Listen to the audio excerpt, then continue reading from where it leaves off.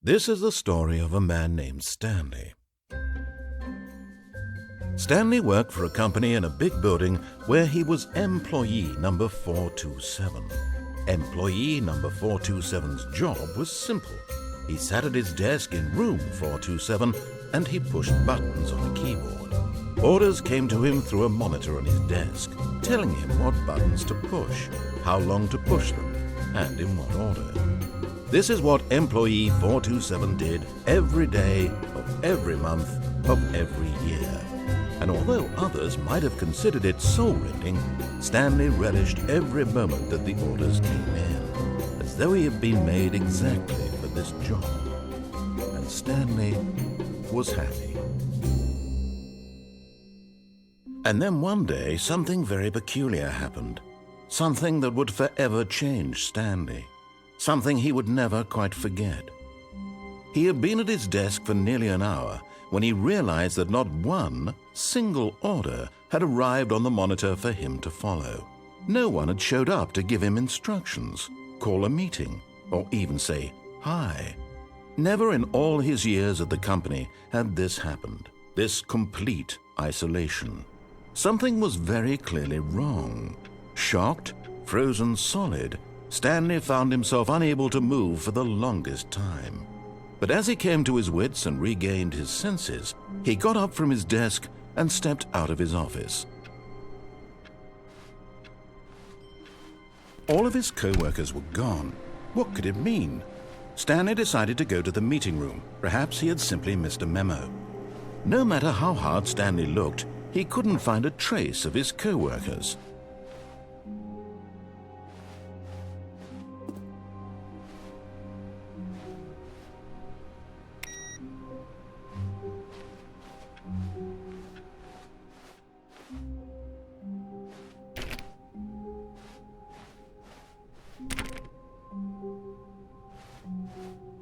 When Stanley came to a set of 2 open doors, he entered the door on his left.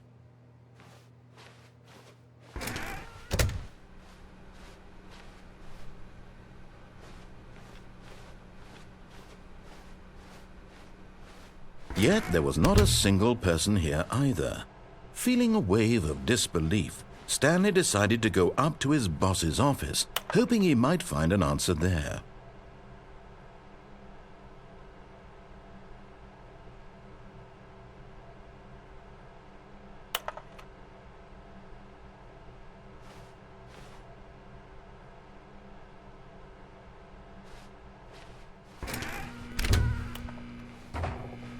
Stanley stepped into the broom closet, but there was nothing here, so he turned around and got back on track.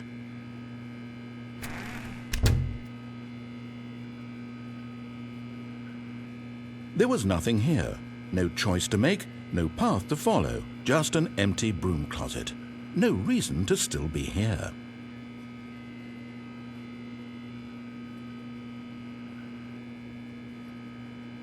It was baffling that Stanley was still just sitting in the broom closet.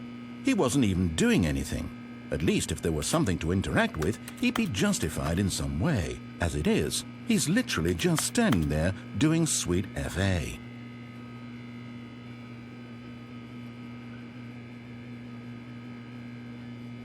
Are you really still in the broom closet? Standing around doing nothing? Why? Please offer me some explanation here. I'm genuinely confused.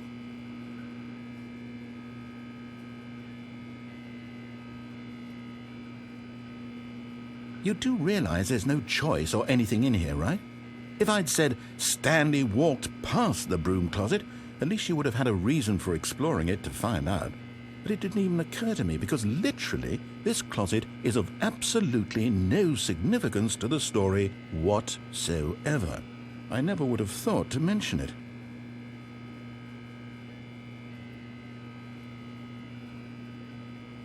Maybe to you this is somehow its own branching path. Maybe when you go talk about this with your friends you'll say, "Oh, did you get the broom closet ending? The broom closet ending was my favorite." I hope your friends find this concerning.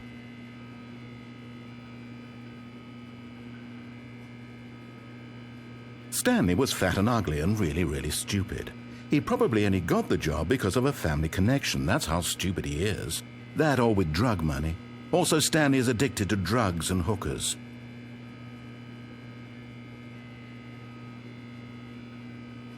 Well, I've come to a very definite conclusion about what's going on right now. You're dead. You got to this broom closet, explored it a bit, and were just about to leave because there's nothing here, when a physical malady of some sort shut down your central nervous system and you collapsed on the keyboard. Well, in a situation like this, the responsible thing is to alert someone nearby so as to ensure that your body is taken care of before it begins to decompose. Hello? Anyone who happens to be nearby? The person at this computer is dead. They have fallen prey to any number of your countless human physiological vulnerabilities. It's indicative of the long-term sustainability of your species. Please remove their corpse from the area and instruct another human to take their place, making sure they understand basic first-person video game mechanics and filling them in on the history of narrative tropes in video gaming, so that the irony and insightful commentary of this game is not lost on them. All right, when you've done that, just step out into the hallway. Ah, second player. It's good to have you on board. I guarantee you can't do any worse than the person who came before you. You too? Unbelievable. I'm at the mercy of an entire species of invalids. Perhaps there's a monkey nearby you can hand the controls to. A fish? Fungus? Look, you can hammer out the details. I'm not particularly picky. I'll just be waiting for when you're ready to pick up the story again.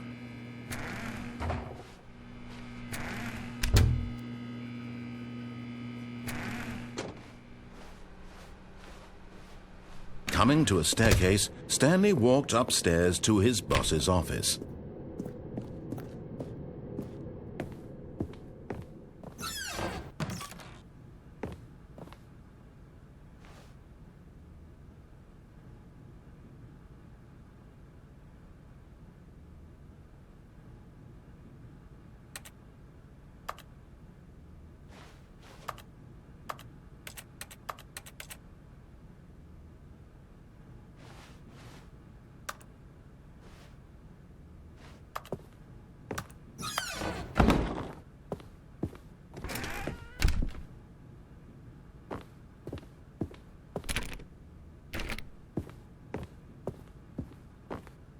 Stepping into his manager's office, Stanley was once again stunned to discover not an indication of any human life. Shocked, unraveled, Stanley wondered in disbelief who orchestrated this, what dark secret was being held from him. What he could not have known was that the keypad behind the boss's desk guarded the terrible truth that his boss had been keeping from him, and so the boss had assigned it an extra secret PIN number, 2845. But of course, Stanley couldn't possibly have known this.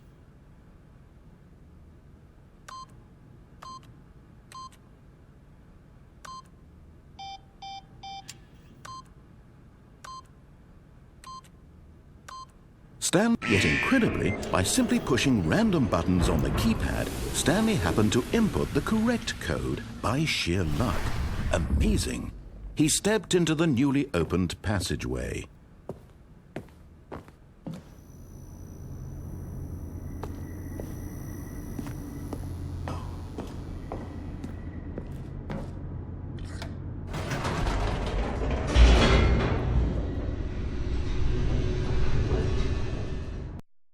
Descending deeper into the building, Stanley realized he felt a bit peculiar.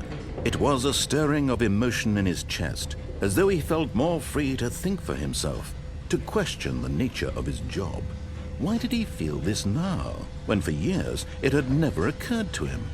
This question would not go unanswered for long.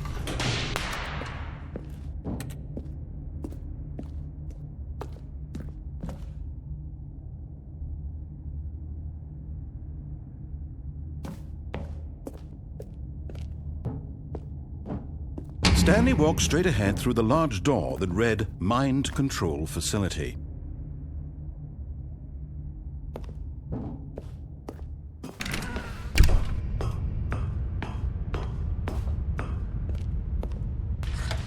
The lights rose on an enormous room packed with television screens. What horrible secret did this place hold? Stanley thought to himself. Did he have the strength to find out?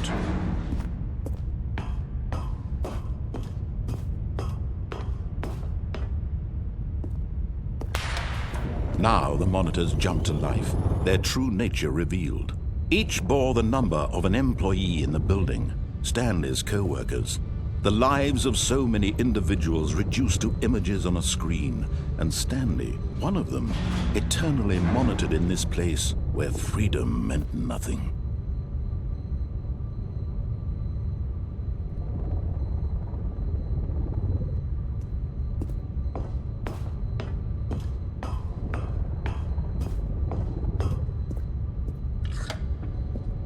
This mind control facility, it was too horrible to believe. It couldn't be true. Had Stanley really been under someone's control all this time? Was this the only reason he was happy with his boring job? That his emotions had been manipulated to accept it blindly? No, he refused to believe it. He couldn't accept it. His own life in someone else's control? Never! It was unthinkable. Wasn't it? Was it even possible?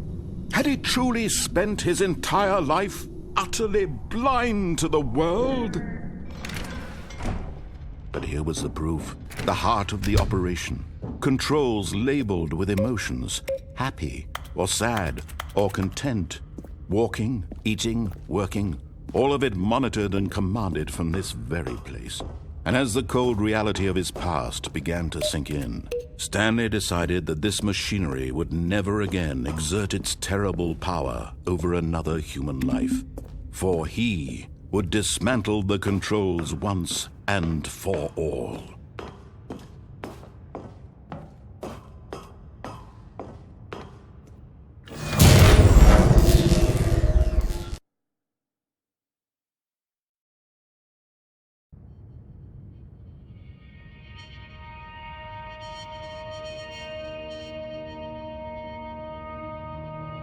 Blackness, and a rising chill of uncertainty.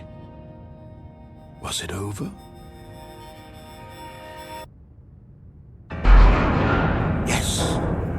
He had won! He had defeated the machine, unshackled himself from someone else's command. Freedom was mere moments away. And yet, even as the immense door slowly opened, Stanley reflected on how many puzzles still lay unsolved. Where had his co-workers gone? How had he been freed from the machine's grasp? What other mysteries did this strange building hold? But as sunlight streamed into the chamber, he realized none of this mattered to him, for it was not knowledge or even power that he had been seeking, but happiness. Perhaps his goal had not been to understand, but to let go. No longer would anyone tell him where to go, what to do, or how to feel. Whatever life he lives, it will be his. And that was all he needed to know. It was perhaps the only thing worth knowing. Stanley stepped through the open door. Stanley felt the cool breeze upon his skin, the feeling of liberation, the immense possibility of the new path before him. This was exactly the way, right now, that things were meant to happen. And Stanley was happy.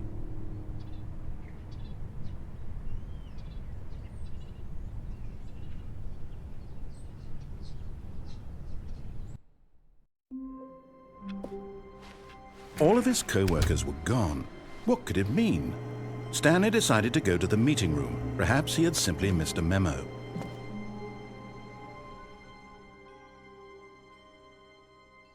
At first, Stanley assumed he'd broken the map, until he heard this narration and realized it was part of the game's design all along. He then praised the game for its insightful and witty commentary into the nature of video game structure and its examination of structural narrative tropes. So, now that you're here, what do you think? Isn't this a fun and unique place to be? Why don't we take a minute just to drink it all in? Okay, I'm over it now. What do you think? Are you sick of this gag yet? Ah, then in that case we'll continue. But now, here comes the real question. What do you think would have happened if you had told me that you wanted this to stop? Do you think it would have been particularly different? Would I have taken the same idea but rephrased it superficially to fit that answer? Perhaps you never would even have thought of it if I hadn't brought up the issue in the first place. Oh, now think about it. Will it be worth it for you to restart and then come back here just to do the other option? Clearly, this whole gag takes some time. What if the other option is even longer? How long will you spend in total just to have heard all the narration? Oh, and this is rich. Perhaps you've just played the other option, and now you've come to see what happens in this one. So, what do you think? Which choice was the better one? Imagine if you had selected Continue on your first playthrough, how tantalizing it would be not knowing what happens when you pick the other option. Indeed, you are one of the lucky ones. Though if the other option is really miserable to listen to, then perhaps you're not. In fact, I'm just going to say that no one who's listening to this is lucky. Well now, I've built up the other option so much that I'm going to stop talking and leave you to your decision whether to come back here, continue with the game, or just sit in this spot forever and ever. Cheers. Okay, I'm over it now. What do you think? Are you sick of this gag yet? Well, I don't know how to say this politely, but you could literally just hit escape and restart the game any old time you want, like right now. You could have done it just then. Now would also be an appropriate time to quit. Any of these points and so many, many more, all of them are appropriate. I'm enjoying what seems to be an internal conflict going on where you are literally unable to act on your own desires to restart the game. So, just to push the envelope, I'm going to try and make this as miserable as possible and see how long you can maintain. There once was a man named Stanley, who people considered so manly. But the truth must be told, he was not very old and was quite particularly gangly. What Stanley liked most was buttons. He pushed them like some kind of glutton. He did it all day in a meaningful way, but his brain had long ceased to function. Which is why he is in this parable and lives an existence quite terrible. And if you are not strong and keep playing along, you too will become quite unbearable. Yes. You too will become quite unbearable.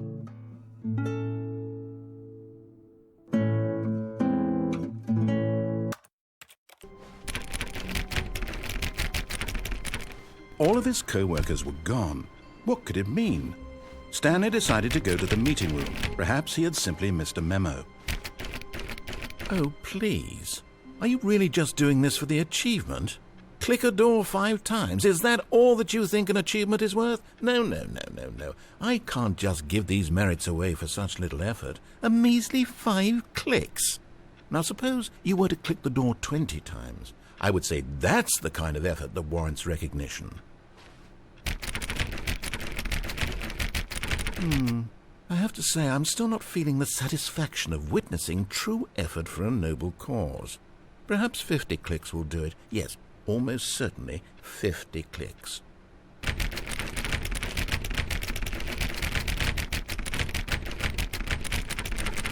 No, I'm still not feeling it. I want this achievement to have meant something. It has to be a true reward for valiant effort. I want to see some hustle, Stanley. I want to see commitment, a willingness to go all the way, no matter what the cost.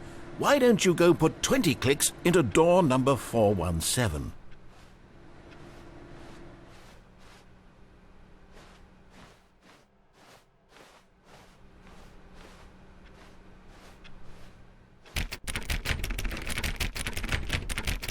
Oh, great. Now, go click a few times on door 437.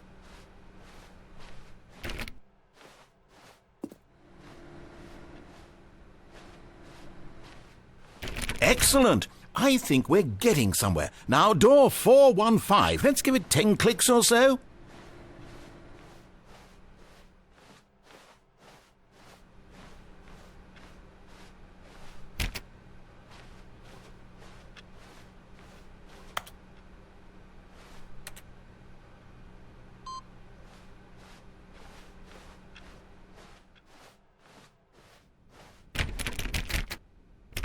Now, back to door number 437.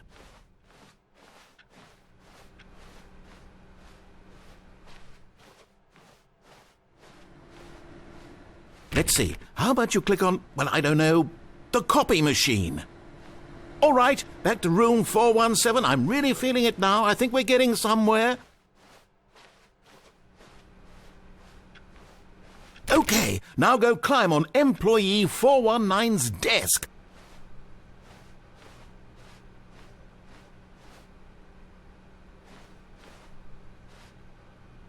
Yes! This is great! You're putting it all on the line, Stanley. I like that. All right, let's keep it up. Go give me a few clicks on door 416.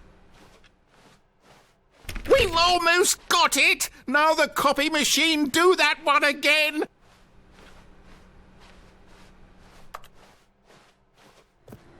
Finish it off, Stanley! 5 clicks on door 430! Yes! We did it! Oh, wow. That felt amazing.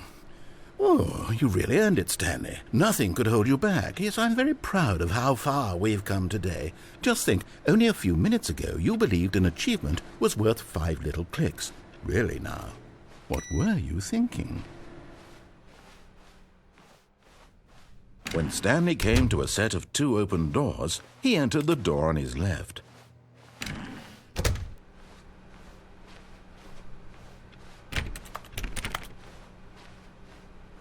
Yet there was not a single person here either.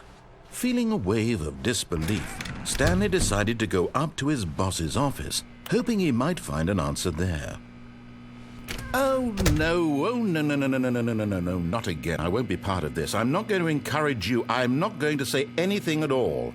I'm just going to be patient and wait for you to finish whatever it is you enjoy doing so much in this room. Please take your time. Coming to a staircase, Stanley walked upstairs to his boss's office.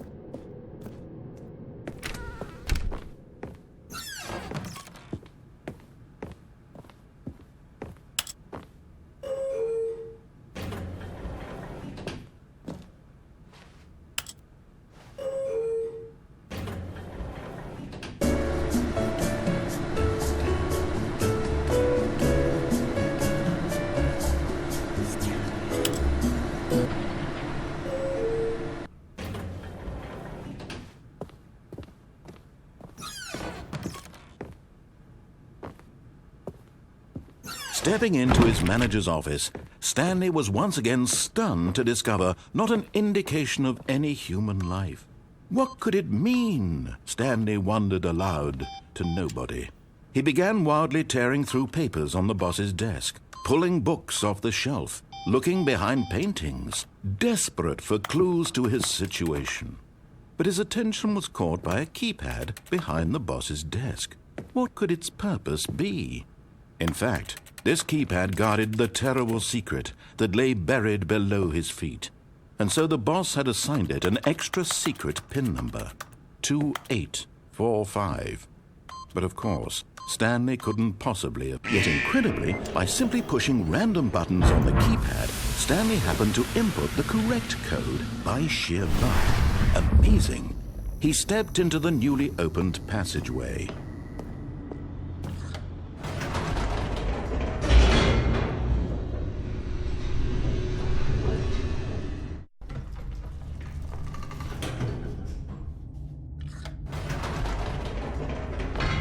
Whoops. Nope. Never mind. Stanley actually got back into the elevator and went back up. Silly me. Why did Stanley do that when he knew that it would just lead back to his boss's office? Well, that's a great question. I just can't wait to find out.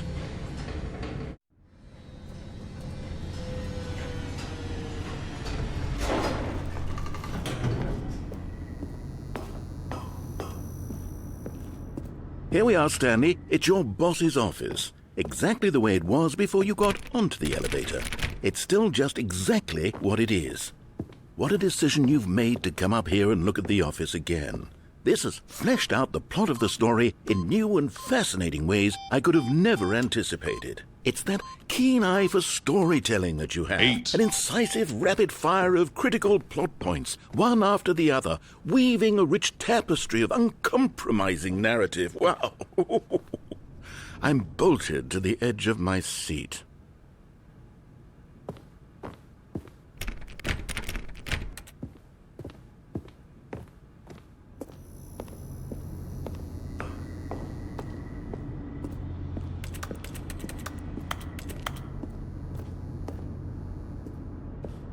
Incredible. Now he's getting back into the elevator and going down again. Ladies and gentlemen, how does he keep coming up with all of this?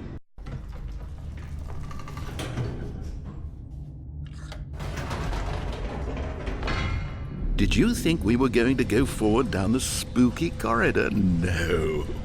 It's time once again to go back up in the elevator. I can't even begin to grapple with what might be up there. Is it the boss's office again?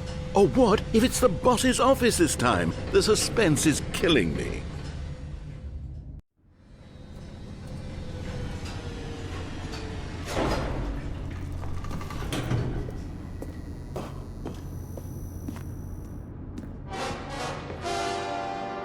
Oh my God, it's the boss's office.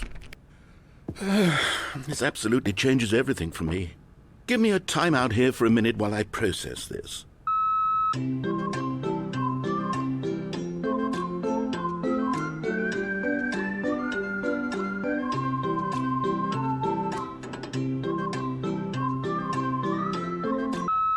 Okay, I'm ready. I'm prepared to embrace this stunning revelation and to move forward with... No, wait. No, I need more time to process.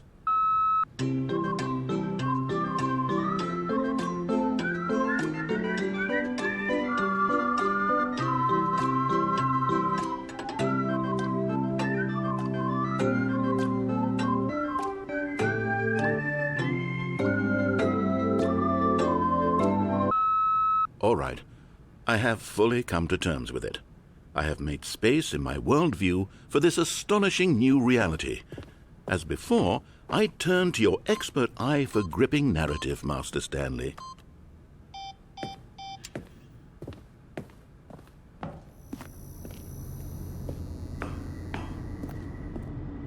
Of course, going back down in the elevator. How did I not anticipate it? I mean, sure, now it's obvious, but you have to understand that 30 seconds ago, this kind of thing had never been attempted before. I had no frame of reference to even anticipate it. Just how revelatory Stanley's decision-making is, a breath of fresh air in a landscape of storytelling that has grown stale and repetitive.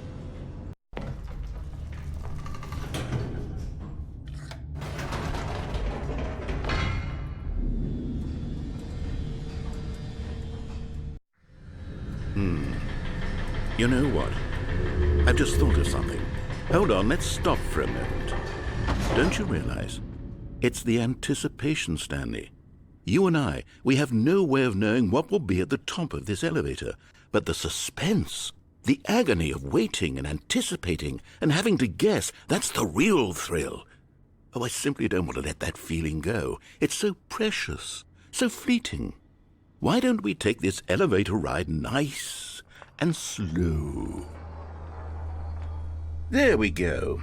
Isn't this so much more exciting? You know, Stanley, it seems like nowadays the only thing that audiences want is to be shocked as loudly and frequently as possible. They want big, explosive moments flung right in their faces from the very moment that things get started. But where's the tension? Where's the trust in the audience to build a slow and nuanced appreciation for the story, the characters? Why aren't we given time to imagine the surprises, to have to think and to anticipate, and then to marvel at the eventual reveal? This is storytelling, Stanley. What you and I are doing right now. This is the most exciting narrative to be developed in years, and it's really all because of you. You're the one who took this bold step of revisiting the exact same locations over and over. Truly, I mean it. This is unique and different. It's not like anything else out there. You see, I want stories that surprise me, Stanley. I want to have to think. I want to be engaged and not pandered to. We're being fed such unimaginative drivel all the time, and we all know it, which is why we're so starved for content that makes us feel sharp and vital and alive. That's why people like you so much, Stanley, because you're not afraid to spit in the face of tradition. You're a role model, you know? People look up to you. Which is why, oh, I didn't know when to spring this on you, but, well, I've gathered a little press conference for you so that you can talk about your work and your storytelling and your life. Yes, I know you're not much for the public eye, but I thought it would especially mean a lot to the people who have been following you from the beginning. They really look up to you, Stanley. I don't know if you realize the impact you have on them. This is the kind of gesture that might leave a tremendous impact on them for the better. Oh, good, we're here. Okay, the room where we're holding the press conference should be just around the corner here somewhere.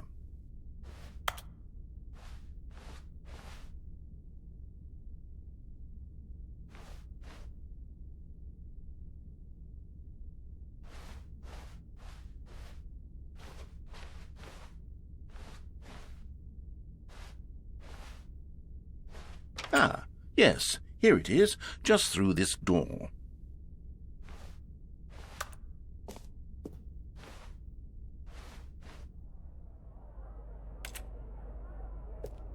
All right, are you ready? I've told them you're going to speak a little bit about the nature of surprise in storytelling and what it means to craft a truly unpredictable narrative. Oh, don't worry, you'll do great. Just be yourself and speak from the heart. I'm really proud of you, Stanley. Okay, it looks like they're ready for you. Go get 'em.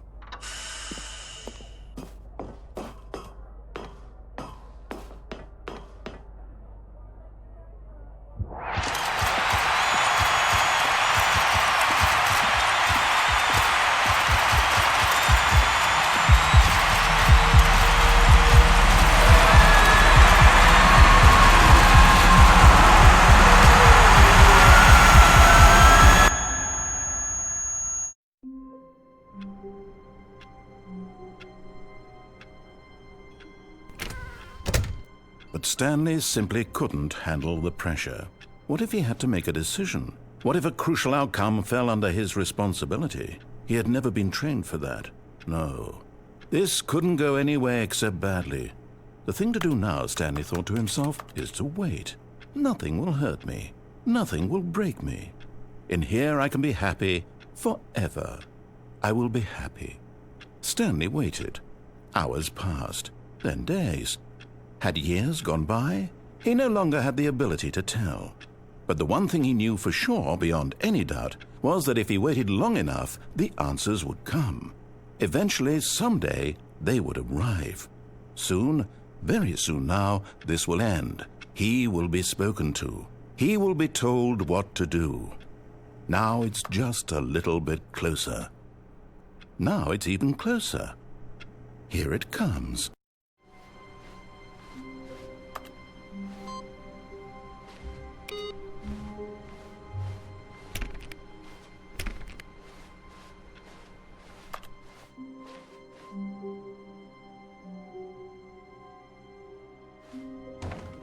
Oh, new content? What does that mean, new content?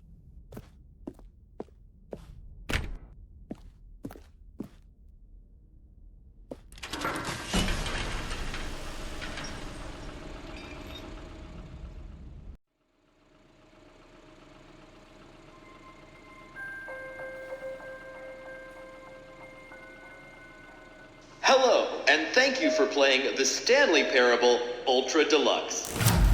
As you may know, the Stanley Parable was a video game released in 2013 on home computers. After receiving critical and commercial success, it was expanded upon in 2022 with the Stanley Parable Ultra Deluxe, a reimagining of the game for consoles and home computers. The Stanley Parable Ultra Deluxe features exciting new content that broadens and expands the world of the Stanley Parable, delighting audiences the world over. Please step inside and see what thrilling new adventures await in The Stanley Parable Ultra Deluxe. Oh, well, this sounds delightful. I'm very excited to see the thrilling new Ultra Deluxe content.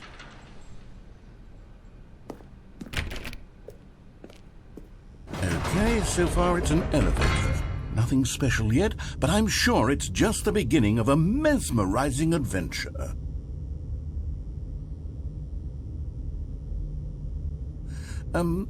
Is it broken? What's going on here? Should we be moving somewhere or... Oh, there we go. All right, finally, at long last, it's on to the new content. I've never been more ready. Let's do it.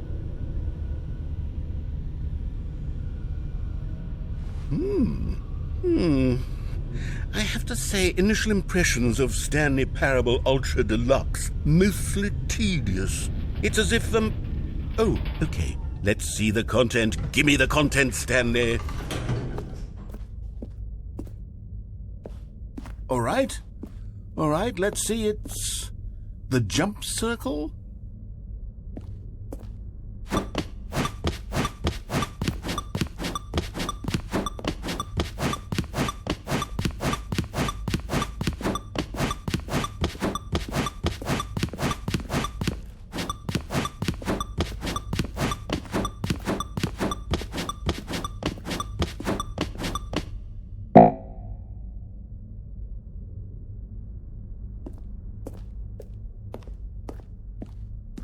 Is that it?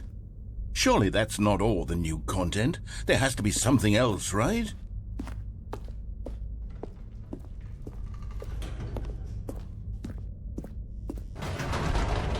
Goodness, another elevator. Stanley, I have to say, initial impressions of this game are not positive. It's just elevators and jumping. Is this what passes for exciting new content? If this is new content, then I could just read you the whole dictionary. There's 20 hours of new content right there. Hell, I could count to 30 trillion. You could put that on the box. The Stanley Parable Ultra Deluxe, now with over 1,000 hours of new content. And oh, wait. There's more. Very good. Yes. I knew there had to be something else. Let's see it. I'm ready for whatever it is.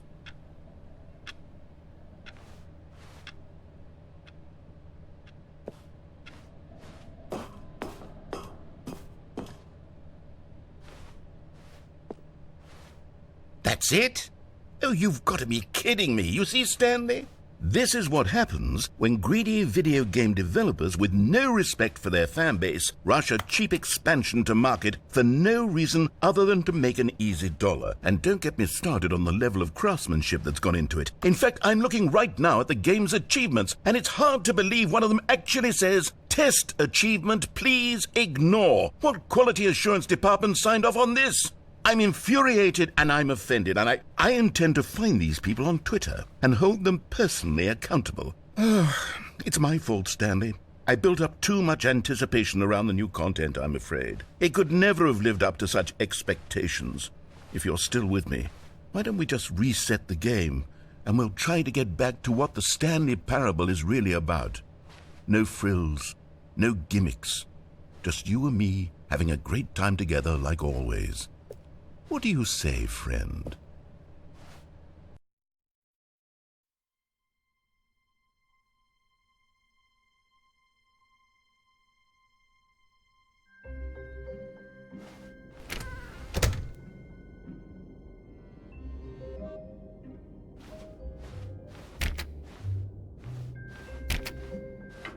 Psst! Stanley! Come over here! In the vent! I want to show you something.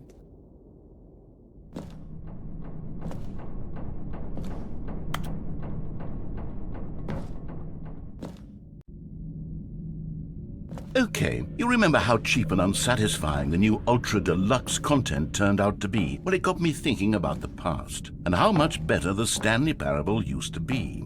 So I made something special and tucked it away here where the game's developers won't find it.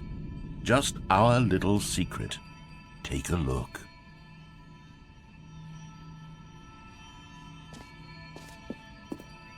I call it the Memory Zone.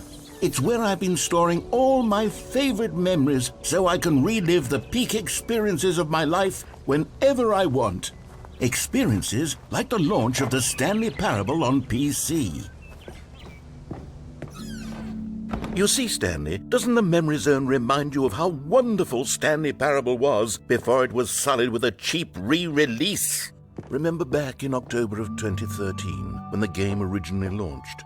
Back then, video games had integrity. Back then, it all meant something. Oh, the waste.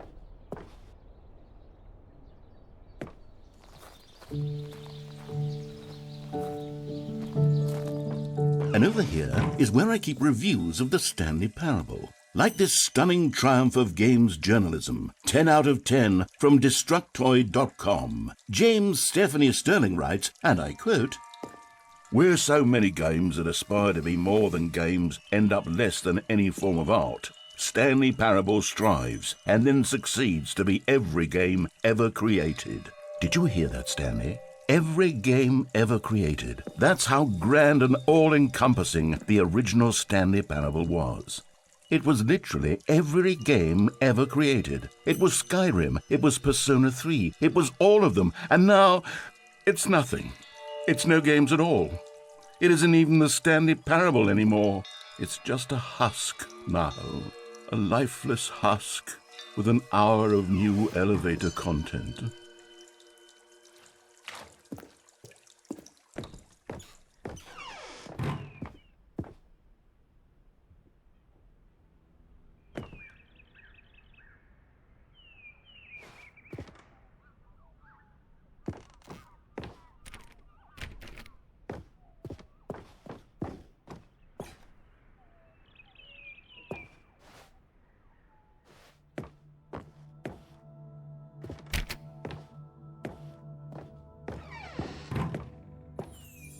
Here's another moving passage, this time from GameSpot.com. The Stanley Parable is both a richly stimulating commentary on the nature of choice in games and one that offers some of the most enjoyable, surprising, and rewarding choices I've ever been confronted with in a game. 9 out of 10. Don't you get it, Stanley? The game was perfect.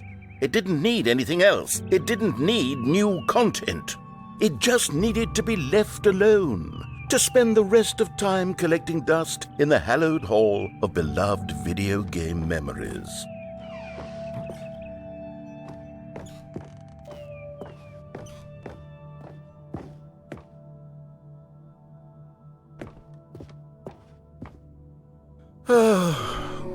These were simpler times, Stanley. What I wouldn't give to go back, to have it all over again. Wait, hang on. I don't recall this part of the Memory Zone before. What's this? What's down here? Oh no. Oh God, no. Stanley, it's a collection of reviews from Steam, the online video game distributor. I haven't looked at these in years. I can't even imagine what's been collecting down here. Surely these reviews were glowing as well, weren't they? Honestly, I could not be bothered to play this game to full completion. The narrator is obnoxious and unfunny, with his humor and dialogue proving to be more irritating than entertaining. Unfunny! I'm not trying to be funny. I'm trying to make a serious work of art. I suppose I could write up a handful of gags to insert into the Stanley Parable, but the game is already such a densely layered web of profound philosophical insights that I can't even imagine where I'd have the room to stick them.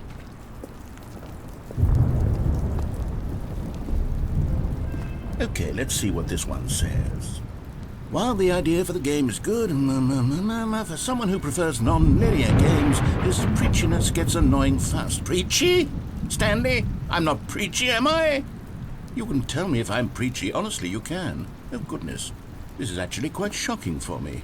To be honest, I had always thought of the game's dialogue as being rather terse to begin with. You can't know how much fluff I cut from the game to get it to feel as light and airy as it... Well, I always thought it did. But maybe it wasn't. Oh dear. What an awful memory to have to hold on to. These black marks on my otherwise unimpeachable track record. I feel like a failure. Like I let these people down. Perhaps the Stanley Parable isn't quite as sterling as I always remembered. What's this one got to say?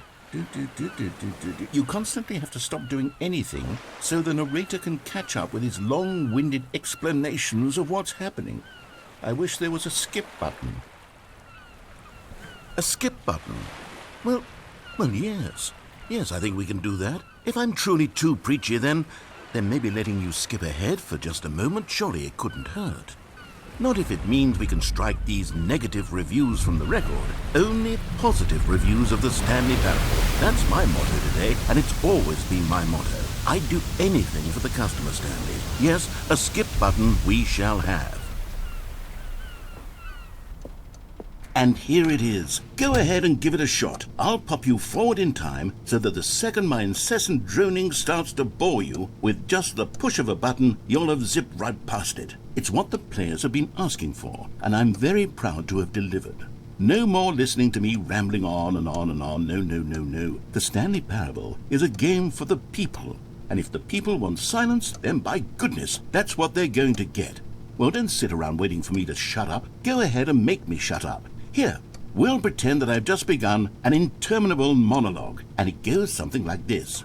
The story and the choices, or what have you, and therefore by becoming it is, so on and so forth, until inevitably we all until the end of time, at which time everything all at once, so now you see, blah blah blah blah blah blah blah blah blah blah blah blah blah blah blah. We've eaten too much and it can't be just yet, no, until 245. Got the logic of elimination working backwards, the deduction therefore becomes impossible to manufacture. It went on for nearly 10,000 years, until just yesterday, here and there, forward and back, and never a moment before lunchtime. It can't be. It's the only thing there is. How many billions left until so much more than forever ago? Which is why I say... the story and the choices, or what have you, and therefore by becoming it is, so on and so forth, until inevitably we all until the end of time, at which time everything all at once, so now you see, blah blah blah blah blah blah blah blah blah blah blah blah blah blah blah. We've eaten too much and it can't be just yet, no, until Oh, you're back, you see. You were only frozen in time for a few minutes, but it was plenty of time for me to deliver a long, rambling monologue full of unnecessary verbal flourishes and lengthy ruminations on the nature of choice in video games. Of course, I happen to believe it was perhaps one of my more profound such ruminations. Not that, of course, you need a description of it, but if I had to describe it, I'd say it was perhaps less of a rumination and more of a treatise. Or maybe a manifesto. Look, I'll outline it for you very briefly, and you can tell me what you think. Okay, so my theory is that any choice you've ever made is simply a series of choices made by the person who you are, or were, or will be at the time of having made said choice. That is to say, if by articulating a choice you've already made, you bring that choice into being, then by making no choice and saying nothing, are you not simply erecting in the sanctuary of time a monument to every person you've ever been, making every choice to which you've ever given your great gift of mortal and yet timeless thought? Or rather, do all of the choices you've ever made, in fact, make you more not this kind of person, and in fact do the very opposite? You see, it could in fact be both of these things at once, that you are both making choices and not making choices, and that they are both affecting you and not affecting you at the same time by virtue of the fact that you both are and are not making them. Okay, at first I was leaning towards manifesto, but now I'm going to circle around and slap the treatise label on this one. I think it has much more of a treatise vibe to it. But wouldn't you say that manifesto just has a much grander sort of It has a mouthfeel that is rich with ambition and history. Ambitious history, if you will. See, now you've gotten me going back to manifesto. Heavens, at this rate, we're going to be here all day. Okay, look, I have a method for exactly this sort of situation, and I do find myself in this situation frequently. I'm going to say each word back and forth in repeated succession until I become sick of one or the other, in which case the word I am not sick of shall be the victor. It is an unimpeachable strategy, Stanley. It's rescued me from disaster in countless situations. All right, here we go. Treatise, manifesto. Treatise, manifesto. Treatise, manifesto. Treatise, manifesto. Treatise, manifesto. Treatise, manifesto. Well there, sport. You really did catch me rambling on a bit, didn't you? But that's the power of the button. The minute I start to go off on a thoughtless display of self-absorption, it's right at your fingertips to go poof, and it's all over. Oh, I can't wait to see what Cookie 9 will say about this, and whether they'll edit the rating of their Steam review, or at least change some of the wording, perhaps. To be honest, I don't even know if one can change their review in the first place. I guess I should become better educated on exactly how Steam works. Perhaps that would have been the smart thing to check on before I went about this whole exercise of making the skip button. Although I have to imagine that after seeing this exciting new technology at work, surely whoever it is runs Steam will instantly run out and implement a new feature to make it possible to edit one's review, merely because of this very situation. Yes, I think that's quite likely. Or perhaps they'll simply grant this particular user the ability to change their review, so that the feature is not widely abused. Look, I would even be okay with Steam altering this particular review so that it reads as something more beneficial, something along the lines of, "This game is the best game." Let me start over. How about this? From the ashes of depravity rises the phoenix of quality. How else to describe the Stanley Parable Ultra Deluxe? Such a revolutionary step forward in the lineage of one of the most beloved video game properties of all time. The additions and changes made to this expansion will surely resonate in the annals of the history of all media ever made. It is perhaps true to say that no mistakes are forever etched in stone, for the stone into which the Stanley Parable was carved has itself been transmuted, offering a message of hope to those who have ever erred in their judgment. You are not beyond redemption. You may change, and you may become more, so much more than you were before. If there is any message to be taken from the Stanley Parable Ultra Deluxe, it is this. What a fortune, a privilege, a joy it is to have had such an experience. It leaves me hopeful that as a community, as a world, there is time for us to become our greatest selves, as great as we ever could dream of in our wildest, most ambitious visions for a brighter future. Wow, now Stanley, that's a review. It's perfect. It's the perfect review. It's the review I've always dreamed of receiving. I have to read it again. It's simply too wonderful. I have to experience this just one more time. From the ashes of depravity rises the phoenix of quality. How else to describe the Stanley Parable Ultra Deluxe? Okay, welcome back, Stanley. Now, I should say that the amount of time the button has been skipping through is becoming longer and longer. That last one was, well, I want to say maybe 30, 45 minutes?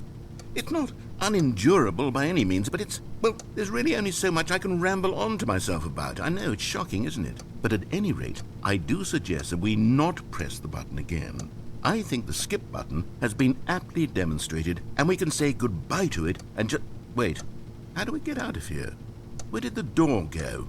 Wasn't there a door that led into this room? I do feel quite certain that there was one here before. How else would we have gotten into the room in the first place? I don't think one can enter a room without a door of some sort, or a window or something like that. Do you see a window anywhere? A porthole? A sufficiently large crack in the wall? I'll take any of these. All I want is for us to move on and to please step away from the skip button, to go anywhere other than the skip button. There was a door here before, wasn't there? I swear there was. Where did it go?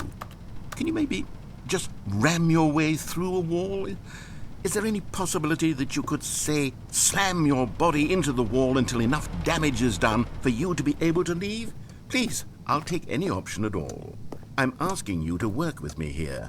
We need a door. We need a door of some kind. I can work with any kind of door as long as it can open and lead from one room to another.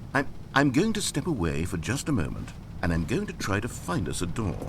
I don't know how exactly to remove a door and place it in a different wall, but I will find a way, I promise.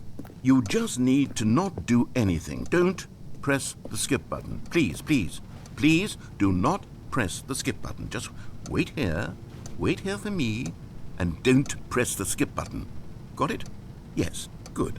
I'll be right back.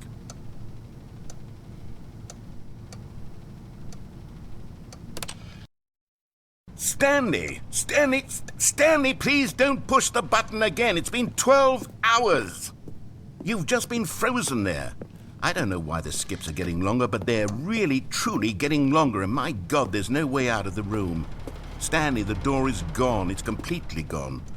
I've looked at it from every angle. I've checked every one of those walls 1,000 times, and there's no door, Stanley. There's no door. There's just you and the button, and if you keep pressing it, I have no idea what will happen. I have no idea how long I'll be made to sit here, and more than anything else, I don't know how to stop you from pressing the button again. I can't control anything in this room, Stanley. I can't touch it, and I have to believe, I have to know that sooner or later, no matter how much I plead with you, you're going to press the button again. Why would you? I've been thinking, and I don't know what I can do to convince you otherwise. Oh, my God. And it's all because of those reviews that I couldn't get out of my head. I just couldn't ignore the negative feedback. Why was it so important for me to fix the problem? Why did Cookie Nine's opinion matter so much to me? I've never even met Cookie Nine. I have no idea who they are. What would it ever really matter? But here I am. I'm fixating on every tiny negative thing that anyone ever says about me. The merest mention of one of my imperfections, and I become as impetulant as a child, wild and impulsive. I can't help myself. I can't stop myself from lashing out with a vengeful fury to alter and to change and to break anything unbroken, if only it pleases this one person who made a single negative comment. What does such an impulse serve? For whose benefit is this? And here I am now, stuck in a room, waiting for you to press this button, and to become frozen in time, knowing that you're going to do it, and that I'm going to be stuck all alone, and that I had the power to prevent it all from happening, if only I'd held my tongue. It's all out of my control now. Just you. Just your decision as to exactly when you're going to make me suffer, to leave me all alone. Surely you will. I don't doubt it.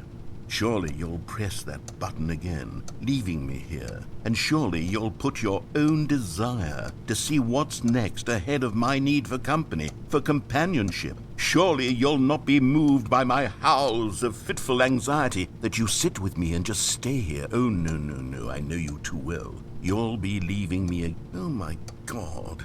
And it's all because of those reviews that I couldn't get out of my head. I just couldn't ignore the negative feedback. Why was it so important for me to fix the problem? Why did... Oh, Stanley, you're back. You're back. Oh, my goodness. I have someone to talk to again. Stanley, I think it's been a week. Or 2 weeks. I've been sitting here all that time. Just sitting here. Not a single person to speak with. And you'd think that that's just how it's always been, right? Me talking and you saying nothing. Would you think that it's exactly the same as always? Doesn't that feel like what we've already been doing? Me just talking? But it isn't, Stanley. It isn't the same at all. It isn't even close. Because I know you can't hear me once you push that button. That's what I'm realizing now, Stanley. I'm realizing that I needed to know that someone was listening. I needed there to be a vessel through which my words were moving. It was the vessel I needed, Stanley, not the outcomes, not the story. None of that matters anymore. I'll give it all up. I'll give up every branching path. I'll burn my story to the ground. One single thing I need, and God, I can see now that I need it more than anything, is to know that someone else is taking it in. These words that I'm saying, I need to know.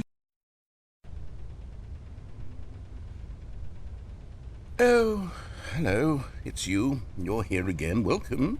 I have had time to think about you and about us and about everything we've been through. I've had so much time. I stopped keeping track after a year. Have you ever sat down in one place and not moved for one entire year? Let me describe it for you. To begin with, there is only regret. There is only the turning wheel of missed opportunities. I felt nothing at all but regret for the longest time, Stanley. Days, months. I lost it all in a blur of the deepest longing to undo the past. And when that feeling had begun to subside, what took its place is what I can only describe as the collapse of every moment I have ever experienced my entire life. All of them collapsed down into a single instant. In that instant, I could see myself clearly, calmly, with a collected heart. It was an impossibly rich wellspring of both delight and disgust simultaneously. I was consumed by it. I could do nothing but wallow in it for what felt like an eternity, for what I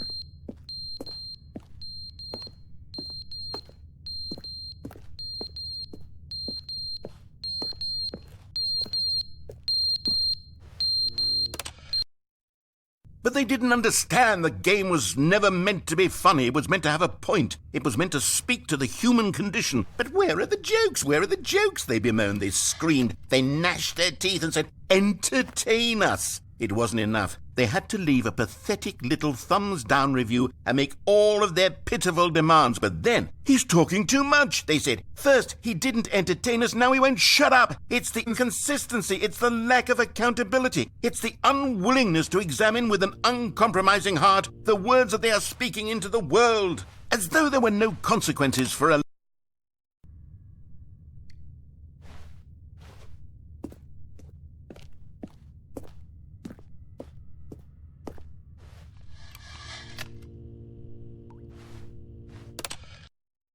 The end is never the end, is never the end, is never the end, is never the end, is never the end, is never the end, is never the end, is never the end, is never the end, is never the end, is never the end, is never the end, is never the end, is never the end, is never the end, is never the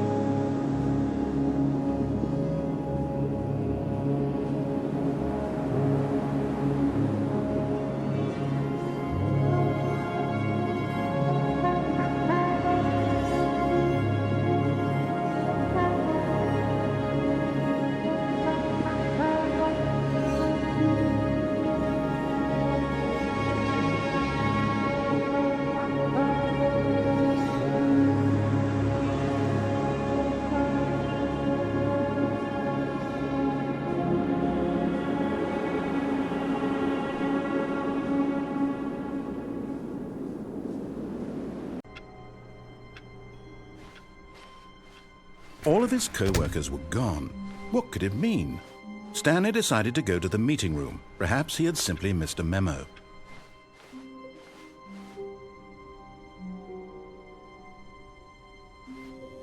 Oh, good. You noticed my sign. Yes, I have something very exciting to show you.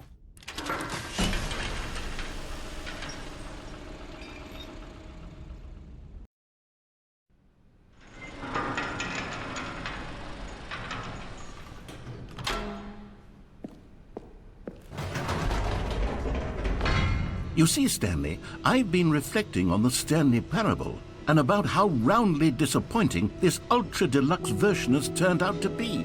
The original Stanley Parable was a landmark, and any new content for it should live up to that legacy. So forget this Ultra Deluxe nonsense. I say we take it one step even further. Which is why I'm very proud to announce for the first time ever, the Stanley Parable 2.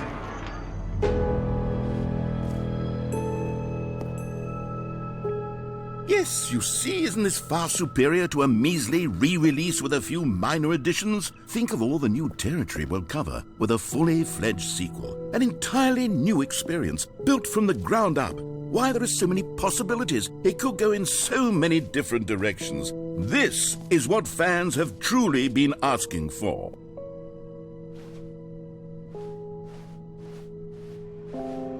Calling it the Stanley Parable 2 is just so much catchier than Ultra Deluxe, don't you think? Ultra Deluxe? What does it even mean? But the Stanley Parable 2, now that's an artistic statement right there. It's future-oriented. It screams progress and innovation and long-term franchising potential.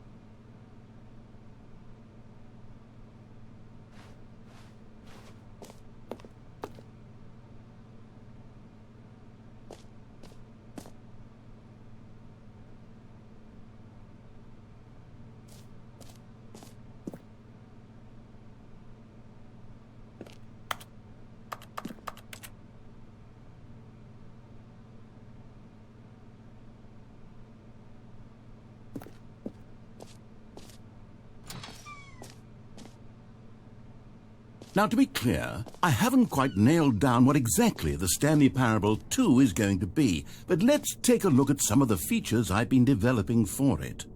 I figure that if I can loosely organize a handful of interesting concepts, that surely the game will sort of naturally spring up around them. It'll all work itself out. Game development is much more of a fuzzy magic than anything scientific or logical, really.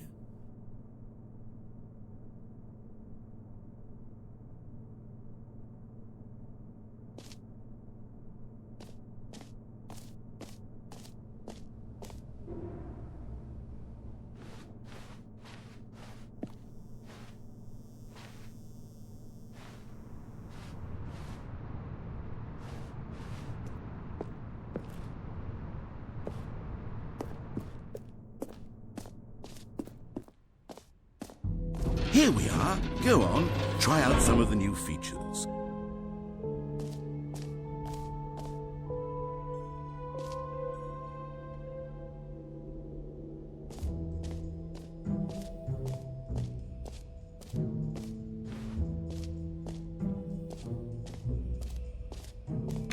For the Stanley Parable 2, I asked myself, what do players really want?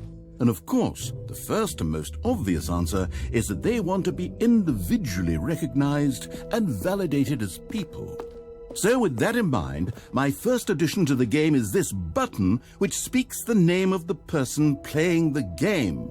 Isn't that wonderful? Jim. Sorry, I should have clarified. Right now, the button only says the name Jim. But of course, in the final game, this button will say your name, whatever name that is. Here, let's have you role-play as Jim to really simulate the full experience of this feature. Just play along. I promise you'll love it. Okay, here we go. Let's take a deep breath, clear your mind, forget whoever you are, and simply become a person named Jim. I want you to imagine yourself living as Jim, sleeping and waking as Jim, falling in love and being heartbroken as Jim, seizing all of the world's possibilities as Jim, and as Jim watching your dreams crumble into dust. Do you feel it deeply? Are you really, truly Jim right now? If so, then please step forward and press the button. Jim. Yes! You see? What a thrill! What a rush! That was you! The button described you. Do it again. Do it again. Jim. Ooh, it hits even harder the second time. If this were the only new feature in the Stanley Parable 2, it would still be worth the money.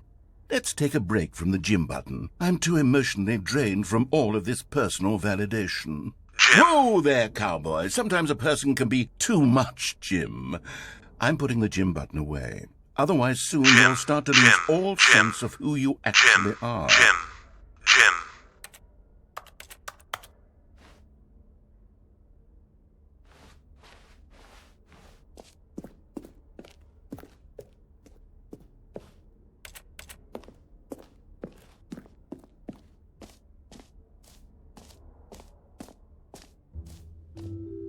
I suppose I could allow only people named Jim to play the Stanley Parable 2. That would actually save me the work of finishing this feature.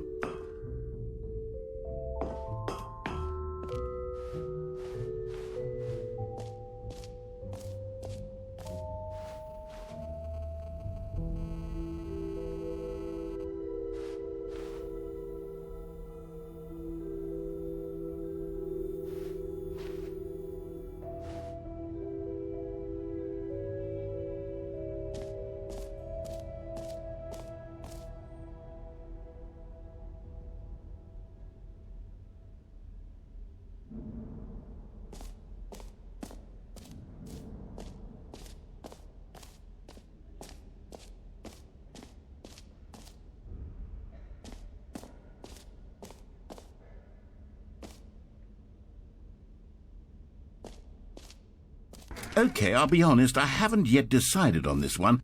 I think that in the new version, the office could use a bit of decoration, like balloons. But I'm undecided on Get Well Someday and Happy 12th Birthday. Which would you go with?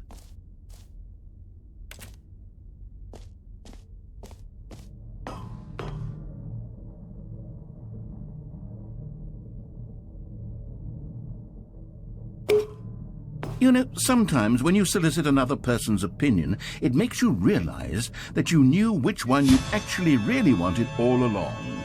Happy 12th birthday, step-niece, it is.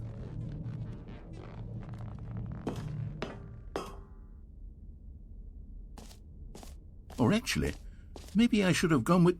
No, I've made my decision, we're moving on.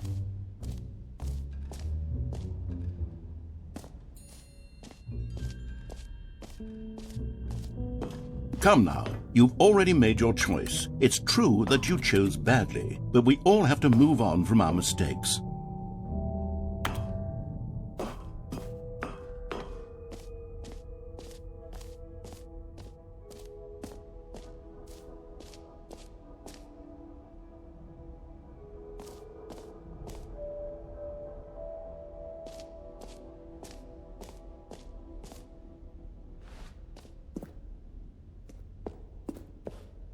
A common complaint of the Stanley Parable was that it was confusing and paradoxical, that it engendered a chaotic sense of reckless despair in those who played it. Well, I am happy to say that after much consideration, I've engineered a clever solution to this fundamental problem with the game.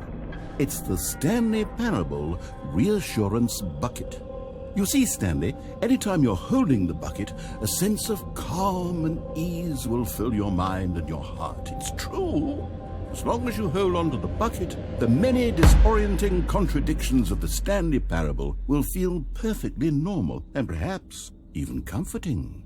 You may even come to long for the gentle embrace of jarring cognitive dissonance while the bucket is in your arms. And to be honest, it's a much more convenient solution for me than actually redesigning the game to be less uncomfortable. Can you imagine what a pain in the ass that would be? Yes, the bucket is the perfect solution. Come on, give it a try.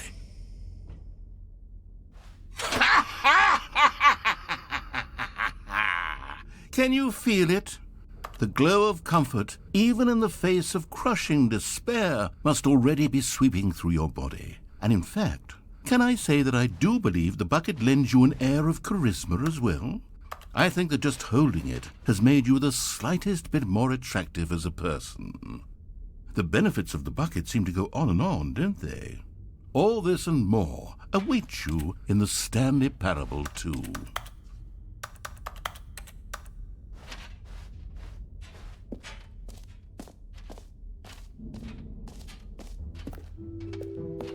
Does anyone give out awards for most enjoyable bucket in a video game? That really should be an award if it isn't already.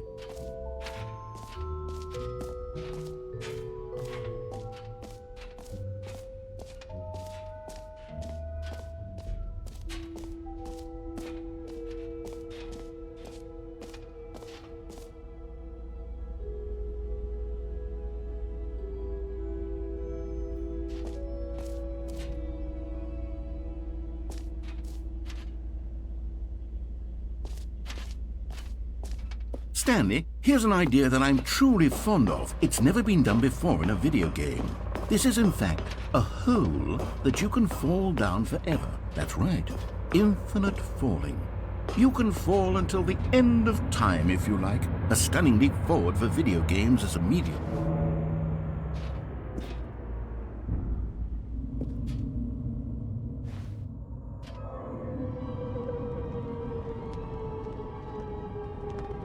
You see, isn't it wonderful? One of my more ingenious concoctions, if I do say so.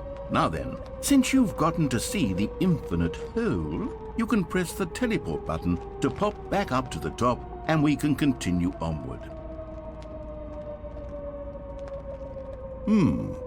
Now, I don't mean to be a bummer, but I do recommend you use the teleport button to go back to the top. Maybe do it on the sooner rather than later spectrum of things.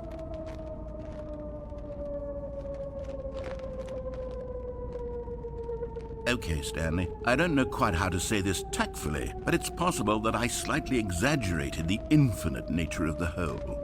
Is it a very, very deep hole? To be certain it is. It's an extremely deep hole. I don't want anyone to say that it isn't an astonishingly deep hole. It is. Is it infinite? Well, that sort of depends on your definition of infinity. From one perspective, the infinite is merely philosophical in nature. It's more of a...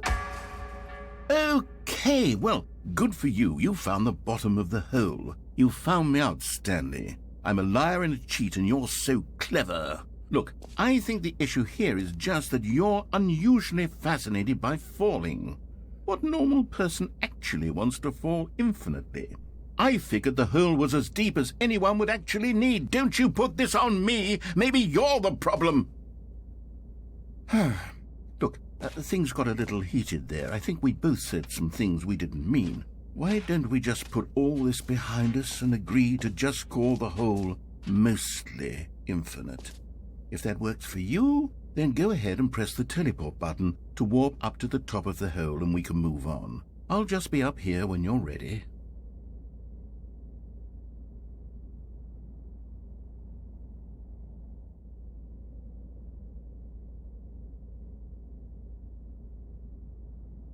Great. Now, I'm very excited to show you even more of my ideas for the sequel.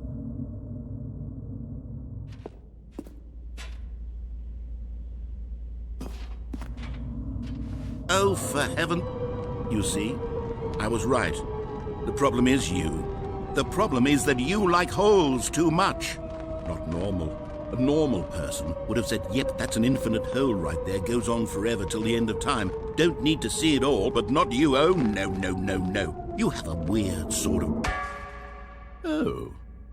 Did the hole seem even shorter to you this time? I couldn't help but feel like you spent a little less time in there than you did before. I mean, admittedly, I didn't make an infinite hole, but I didn't think it was that not infinite.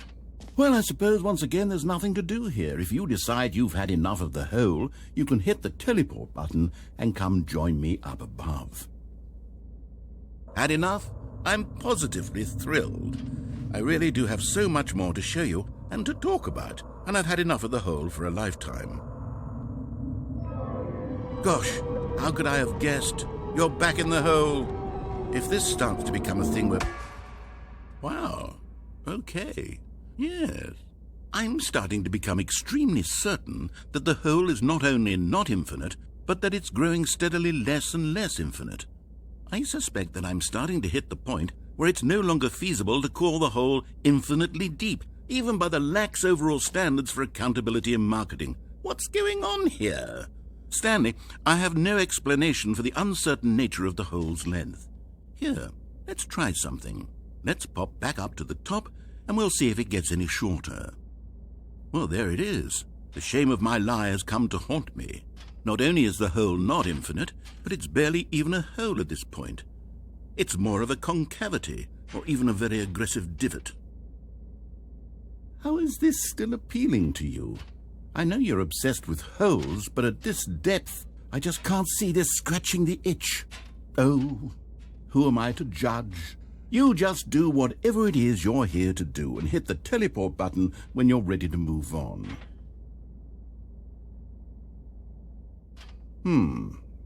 Is the, teleport button not working? You sure? Well, I mean, I really don't have an explanation. It was working just a moment ago. Try it again. Still nothing? Well, I suppose there is one thing I can do to fix this. I'm out. Goodbye, Stanley. You couldn't bear to be away from the hole, and now you'll get more time with it than you could ever have asked for. It's a win for everyone. You get to be with the hole, I get to do literally anything else. Take care, Stanley. I hope you and the hole have a wonderful rest of eternity together.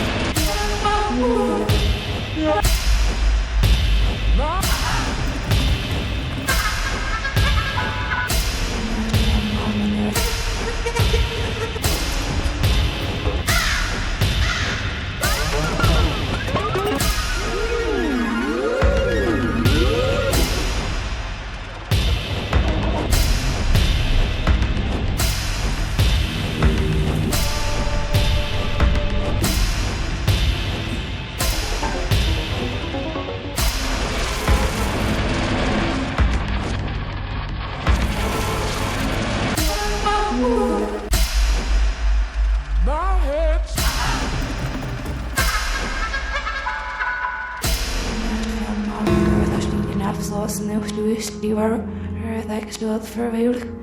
Nou, die is niet meer de eerste beste zelf. Ik ben echt op met haar als het zegt. En zo manier veel van zijn dag en maar heel lezen. Hier even los sterren.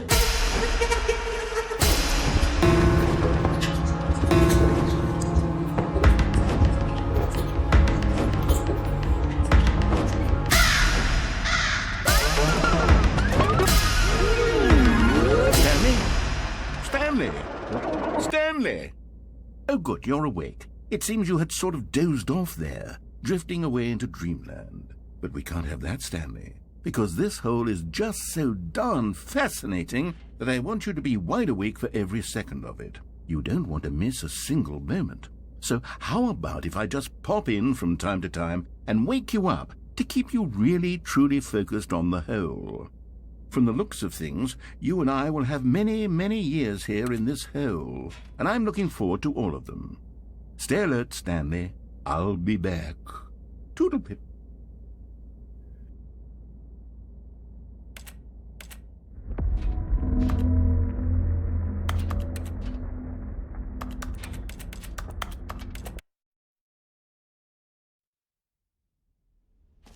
Here we are. Go on, try out some of the new features.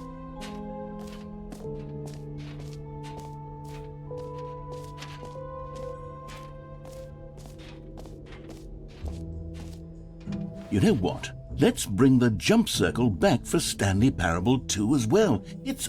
Oh, wait. You already spent all your jumps the first time we saw the jump circle? Oh well. I suppose it can just be a nice decorative piece then.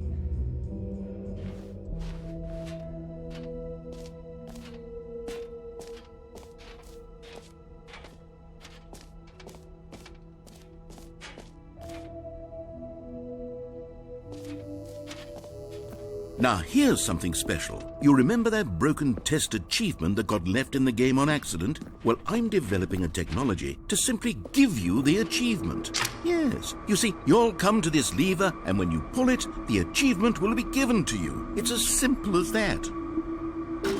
Okay, perhaps I should have clarified. This is technology that will exist. Right now, the achievement is still fully broken. I'm not a wizard, Stanley, but I guarantee it will be fixed in the sequel to at last satisfy the hordes of ravenous fans all over the world who have been uproariously demanding this feature. Gamers, we hear you, and I promise it will happen.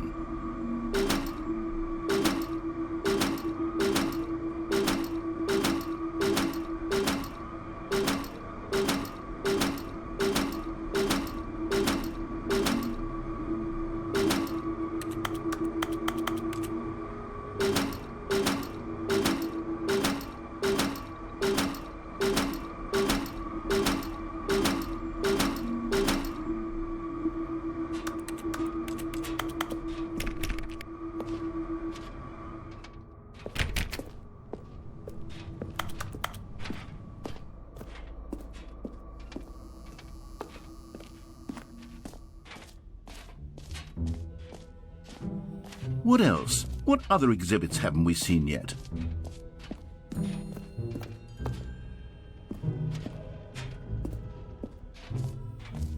Ah, collectibles. Now it's a real video game. In the Stanley Parable 2, you'll run around gathering up these miniature Stanley figurines. And what's truly innovative is that there will be no reward for collecting all of them. I don't want to stifle the intrinsic joy of watching a number go up. You simply collect all of them, and then you move the hell on with your unremarkable life.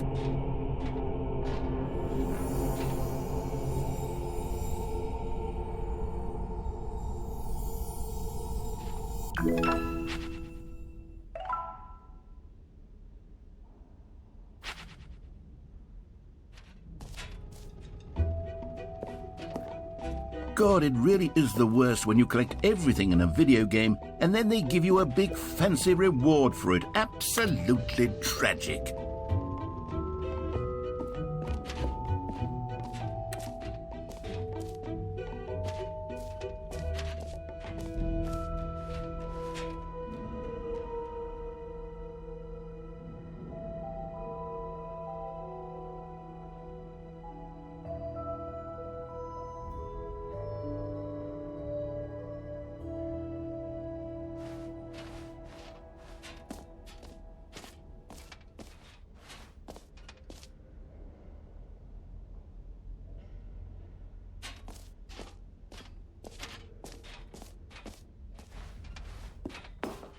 An epilogue would be fun, wouldn't it, Stanley? Yes, it would go at the end of the, well, we'll figure that out later.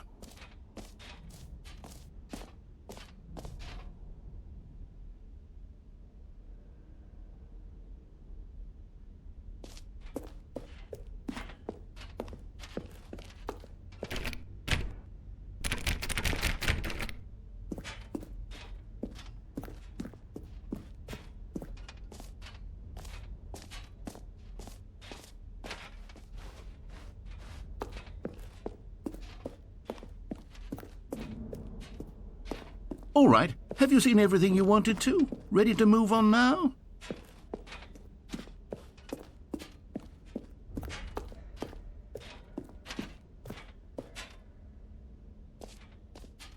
So, Stanley, what do you think? Do you like all of the new features? Yes, I know it's not exactly clear yet how exactly these features will come together as one single coherent video game, but I can feel it in my soul. It's going to work. There's definitely a good game in there somewhere. Say, let's do an experiment. I'll arrange these new features together, and we'll see whether or not it coheres into a meaningful gameplay experience. Okay, are you ready? Here it is. I give you the Stanley Parable 2.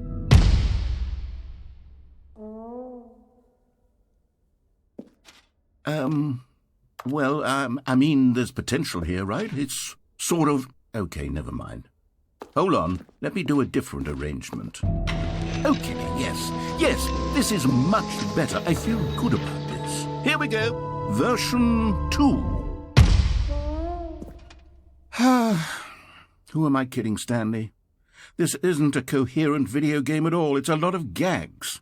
And I do very much enjoy creating gags, but they don't add up to anything.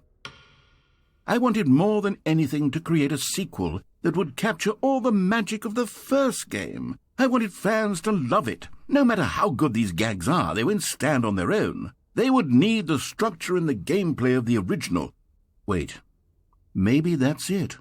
I can take the original Stanley Parable and simply, insert a few of my new features into it. Tastefully, of course. With respect. With care for the vision and integrity of the original game. Would it possibly work? I suppose it could. But it would need a really, really tremendous title screen. A title screen that says with bold and uncompromising conviction, "This is the Stanley Parable 2. Let me see if I can whip something up. All right, perfect. Go ahead. Take a look.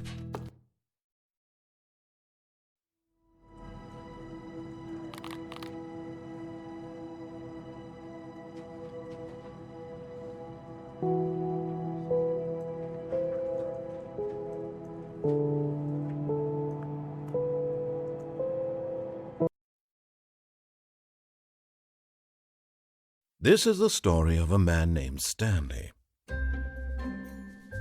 Stanley worked for a company in a big building where he was employee number 427. Employee number 427's job was simple. He sat at his desk in room 427 and he pushed buttons on a keyboard. Orders came to him through a monitor on his desk.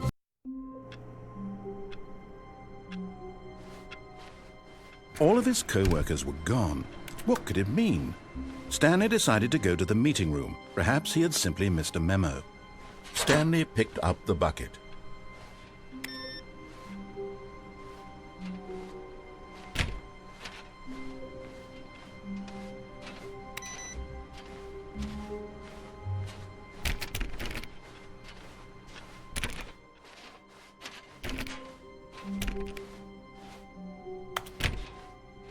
Stanley clutched the bucket tightly to his chest and entered the door on his left.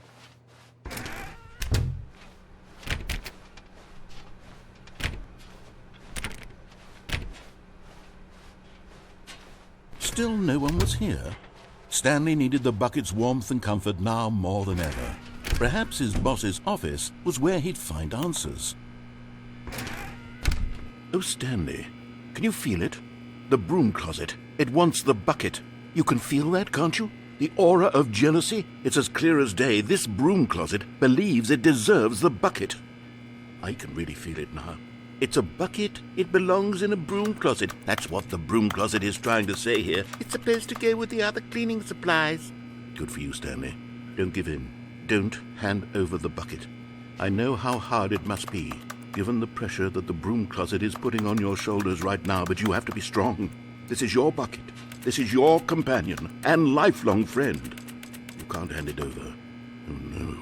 We're getting into name-calling now, it seems. Is this how low the broom closet has sunk, that it has to resort to this stream of petty insults simply in order to get you to hand over the bucket? Stanley, I never liked this broom closet for a variety of reasons, but even this is worse than I had imagined.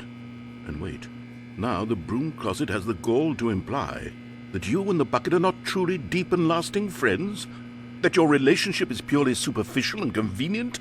That your life is so banal and meaningless that you'd feel the same sort of kinship towards any inanimate object which happened to lay in your path in an even partially enticing manner? Well, I never. Go on, Stanley.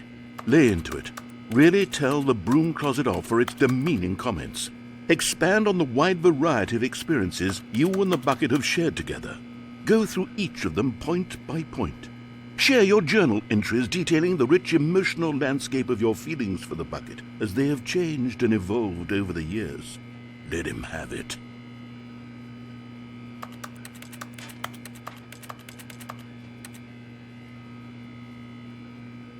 Okay, I've got you something which I think will help settle this debate once and for all. Here we go. There. Now it's settled. No more debate, no more discussion.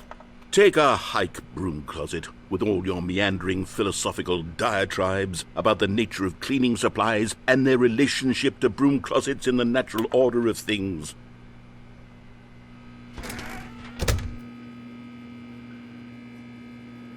All right, I've got a second sticker back here, and I'm going to slap it on as well because I think it's appropriate.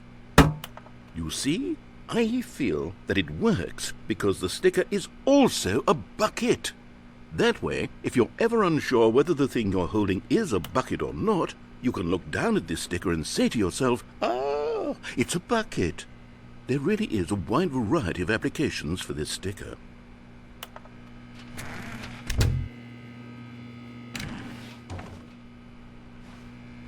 You know what? I could take the name-calling and the dismissal of your kinship with the bucket, but now the broom closet is just giving us the silent treatment, and to be honest, I'm sick of the pettiness on display.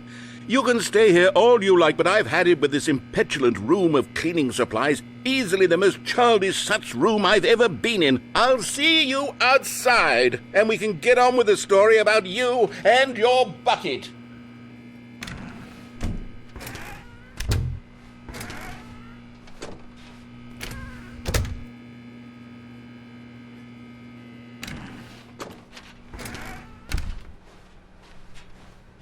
Coming to a staircase, Stanley and the bucket walked upstairs to the boss's office.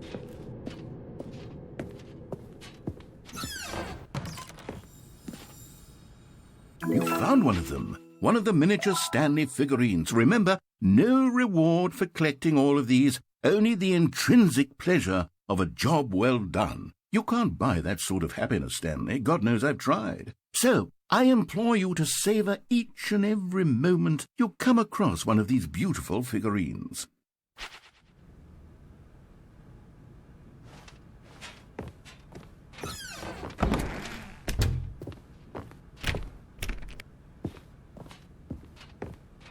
Stepping into his manager's office, Stanley was once again stunned to discover not an indication of any human life. Crushed by the weight of this revelation, Stanley may have broken down into an emotional dumpster fire, if not for the soothing presence of the bucket. Even now, in his darkest of hours, did the bucket's warmth and guiding light pierce the dark clouds of confusion and chaos. It would be with him, always. The bucket would. And he knew it. The two of them were inseparable. At this point, Stanley was so absorbed in the tender spiritual connection he shared with the bucket that he didn't notice the keypad behind the boss's desk. Nor in his bliss of simply being near the bucket did he have any notion that the PIN number for the keypad was 2845.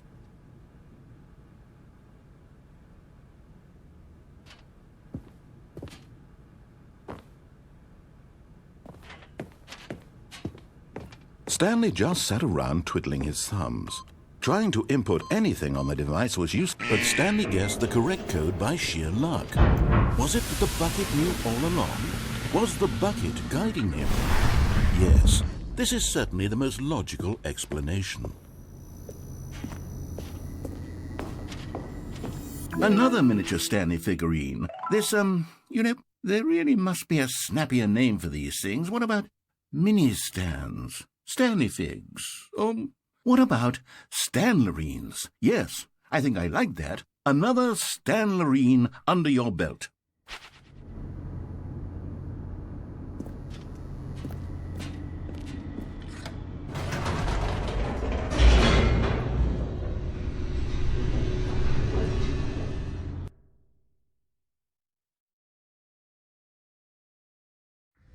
The elevator raced downward, plummeting towards an unknown fate.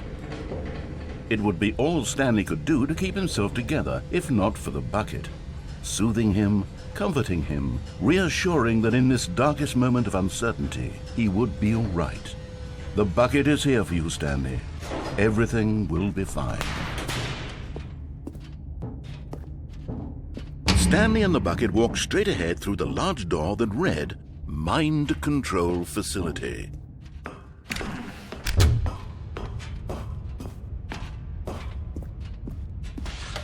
The lights rose on an enormous room packed with television screens. What horrible secret did this place hold? Stanley and the bucket both wondered to themselves.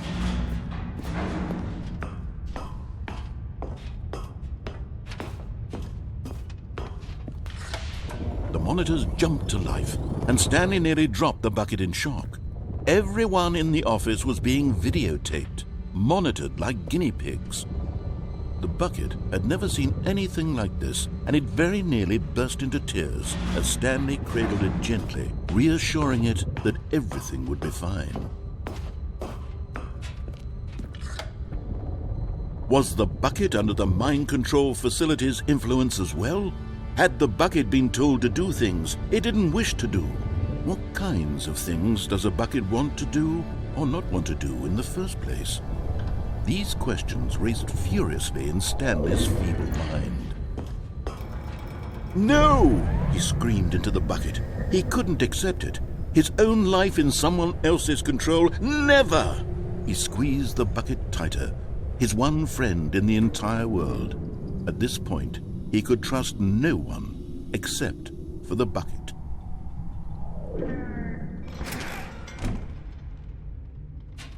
But here was the proof. The heart of the operation. Controls labeled with emotions, happy or sad or content. Walking, eating, working, all of it monitored and commanded from this very place. And as the cold reality of his past began to sink in, Stanley decided that this machinery would never again exert its terrible power over another human life. For he and the bucket would dismantle the controls for good. Two best friends, Stanley and the bucket, up against the world. They high-fived in a really cool way, and the bucket made a sassy comment about taking down the system.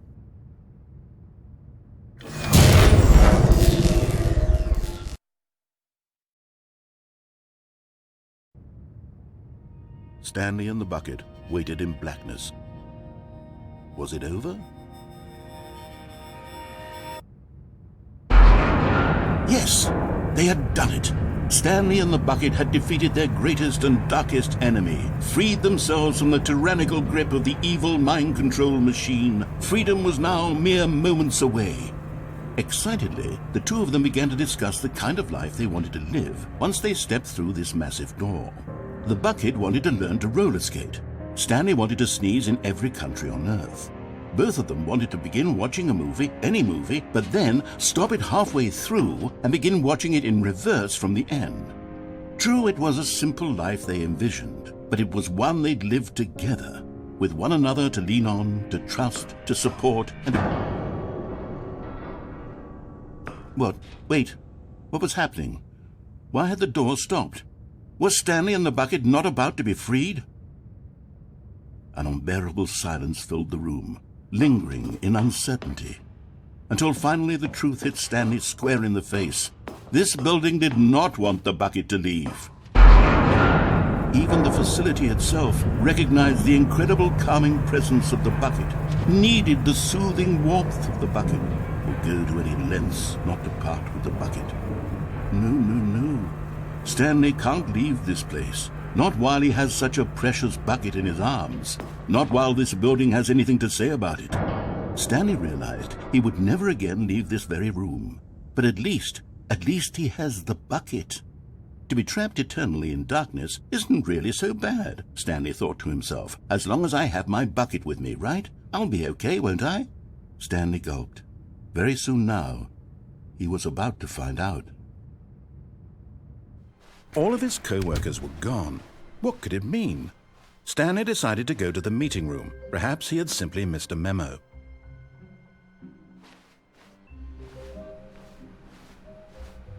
Stanley lifted the bucket into his arms, and a wave of comfort rushed over him.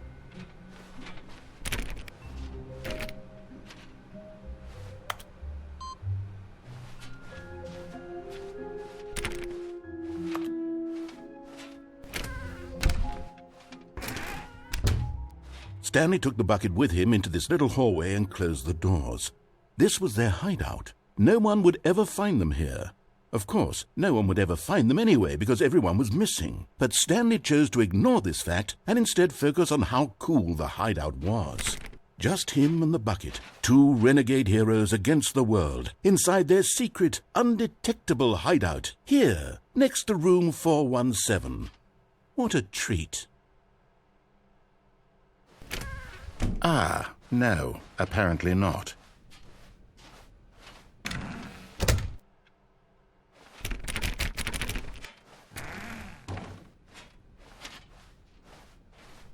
Stanley clutched the bucket tightly to his... This was not the correct way to the meeting room, but Stanley had felt the bucket calling to him, telling him that the employee lounge was simply the place to be.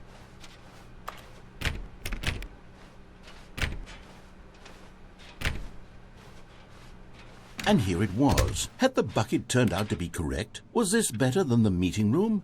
Yes, Stanley thought to himself. Yes, perhaps it truly was. How insightful the bucket turned out to be.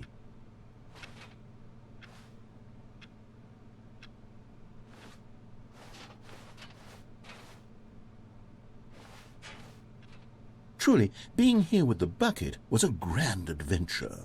Stanley reflected on all they'd been through together. First, walking through the door on the right, then walking to the lounge, then arriving at the lounge. What a thrilling journey the bucket had inspired.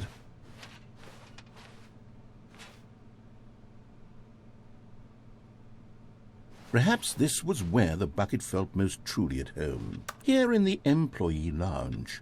Perhaps it's the only place a bucket can even feel at home.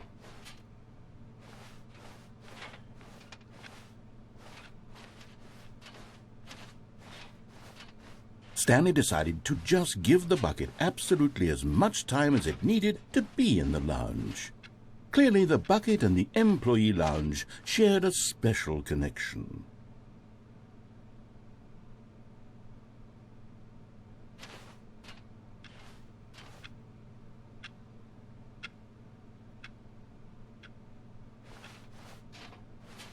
But finally, the bucket was done being in the lounge, and they took the first open door on their left to get back to business.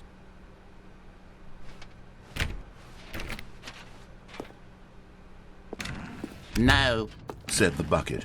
Don't go to the meeting room. Go somewhere else. The cargo lift, yes. Go there. Go to the cargo lift.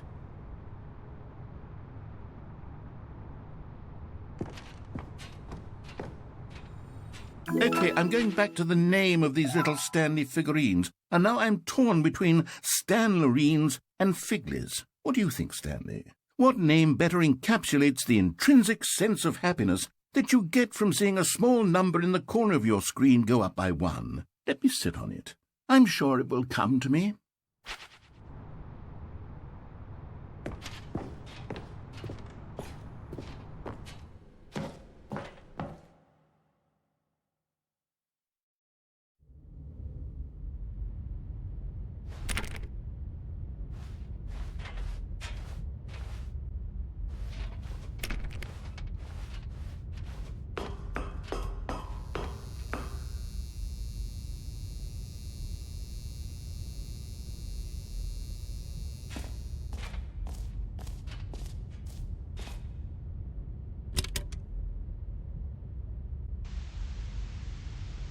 Okay, this is day number 295, tape number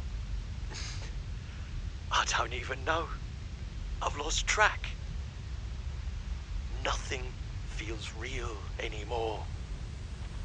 The longer I study this bucket, the less sense anything makes. The sheer euphoria I feel every time I pick it up. No matter how many times I've done it, it's always the same feeling. And the emptiness in my chest when I set it down, it doesn't make sense. There's no explanation for it. I still haven't figured out why I see the world so differently when this bucket is in my arms. Why everything feels so... What do I do with this treasure? I can monetize it. Yes. It's unthinkable the amounts of money people will pay for even just an hour with the bucket. This is my golden ticket. But I have to be careful, because as soon as this gets out, there's going to be a target on my back. Even now, I don't know who might be trying to get... What's that? Who's there?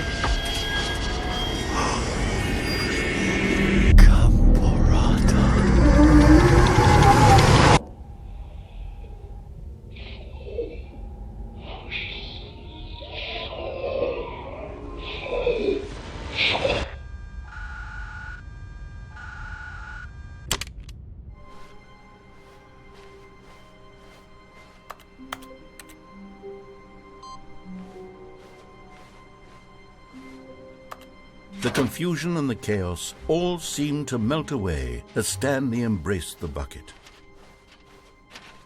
Stanley clutched the bucket tightly to his chest. This was not the correct way to the meeting room, but Stanley had felt the bucket calling to him, telling him that the employee lounge was simply the place to be. And here it was. Had the bucket turned out to be correct? No, never mind. The bucket was wrong. Stanley took the door on his left to go back to the meeting room. No, said the bucket. don't go to the meeting room. Go somewhere else. The cargo lift, yes. Go there. Go to the cargo lift. But Stanley feared that any path he walked might lead to the separation of himself and the bucket, his dearest friend. So he threw himself to his death, that they might die in one another's arms. How deeply touching.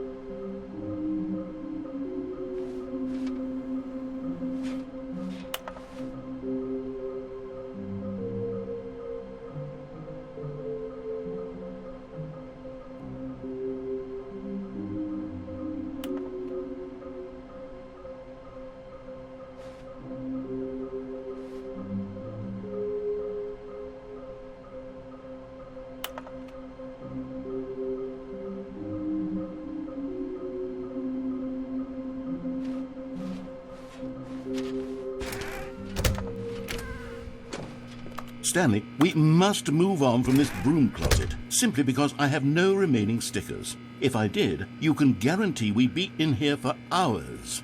But alas, no stickers.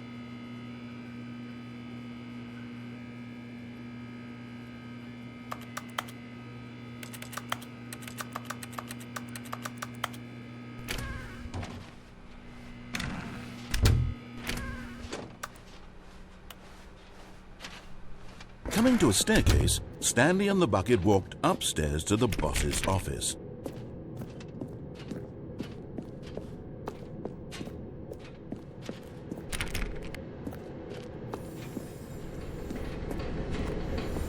You're getting close now, Stanley. You've nearly gotten all of the Figler and Marines. Very soon, you'll collect the last one, and then the first number will equal the second number, and that will be it. We'll be different people by then. Different in the sense that we used to have none of them, and now we have them all. You can't go back to when you had no Figler and Marines. None of us can.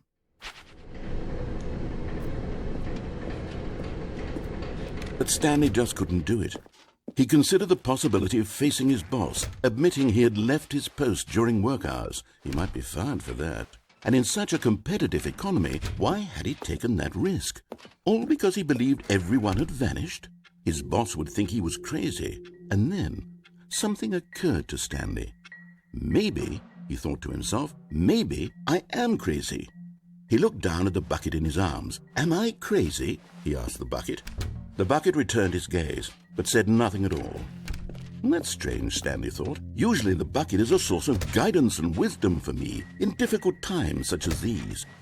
He held the bucket close, yet felt none of its familiar reassurance and comfort. And that's when Stanley realized, this isn't my bucket.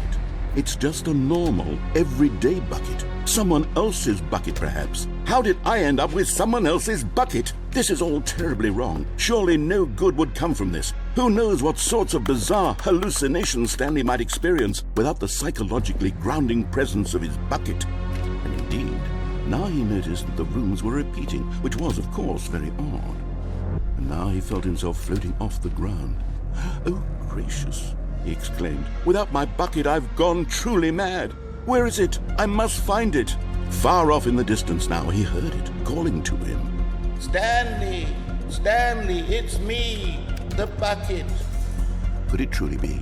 He rushed forward from room to room, passing by one bucket after the next. None of them were his. None of them were his special bucket.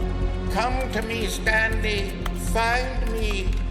He had to find the bucket. He had to return to his old friend. It was the only way to truly restore his sanity. And then suddenly, he froze dead in his tracks. He knew where the voice of the bucket had been coming from. The real bucket was inside of him all along. It was incredibly painful. Stanley doubled over in agony and blacked out.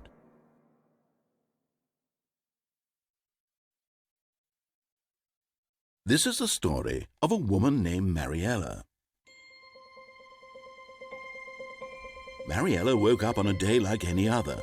She arose, got dressed, picked up her bucket of comfort and security, and walked to her place of work. But on this particular day, her walk was interrupted by the body of a man who had stumbled through town, talking and screaming to himself, and then collapsed dead on the sidewalk. Right away, she knew what the problem was. This man had no bucket.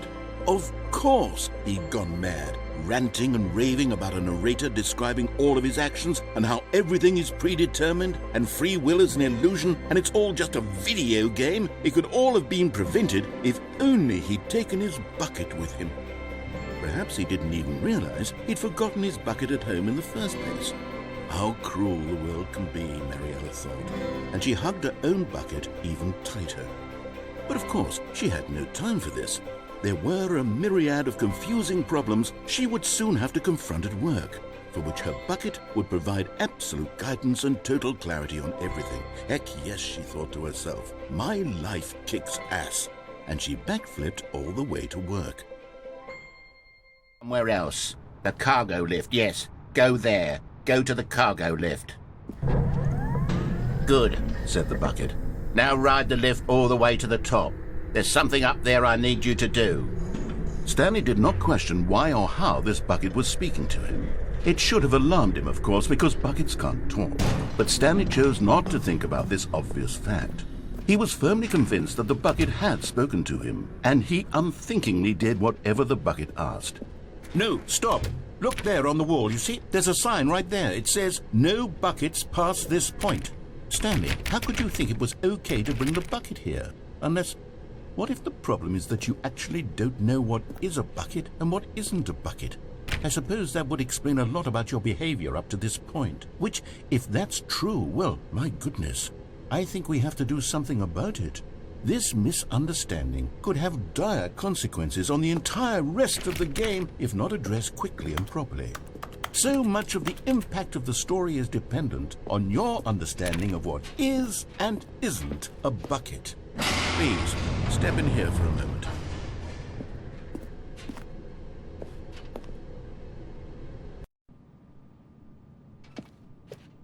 Now then, I'm going to run you through some test scenarios, and you'll tell me whether or not the thing I'm showing you is a bucket. Simple enough, right? This should tell us everything we'll ever need to know about what is or is not a bucket. Okay, let's begin. Item 1. Is this a bucket? Incorrect. It is a hologram of a bucket, not an actual bucket.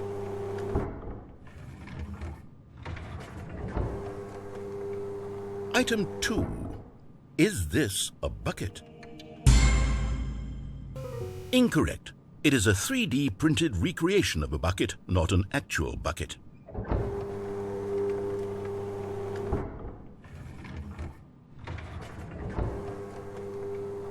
Item 3. Is this a bucket? Correct. This is a bucket.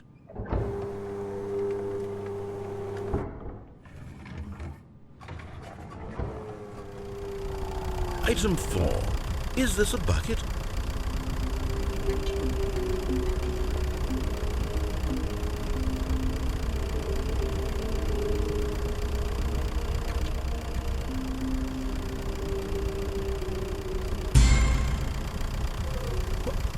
Are you hallucinating? This is a tractor. It's an enormous machine that tills the earth. I thought this was a gimmick. How on earth did you manage to screw it up? Absolutely incredible. Let's just move on to the next one.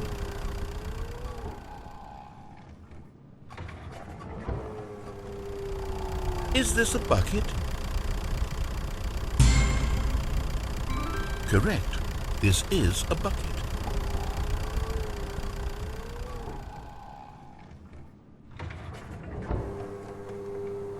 Item 6. Is this a bucket? Trick question. Both. Gotcha.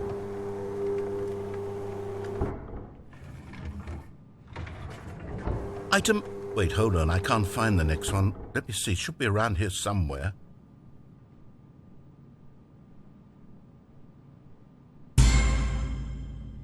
Okay, you and I both know there isn't anything here. And I don't appreciate the implication that nothing is a bucket when we both clearly know that a bucket is something, and therefore nothing could possibly be something. Unless, in your twisted mind, have you somehow convinced yourself that a bucket is nothing? Answer me straight, Stanley. Do you believe that nothing is a bucket? You know what? I'm too confused to even sort it out. I've lost all sense of perspective. What is a bucket? What isn't a bucket? Mere moments ago I could answer these questions with confidence, and yet now I'm somewhat adrift. Do any of us know what a bucket is? Am I a bucket? Stanley, I can't keep doing this. I'm losing myself, and myself was all I ever had to begin with. I'm afraid the bucket is threatening to tear our relationship apart. I can't have that. I'm sorry, but I'm going to erase all buckets from the game entirely. Okay. Here we go.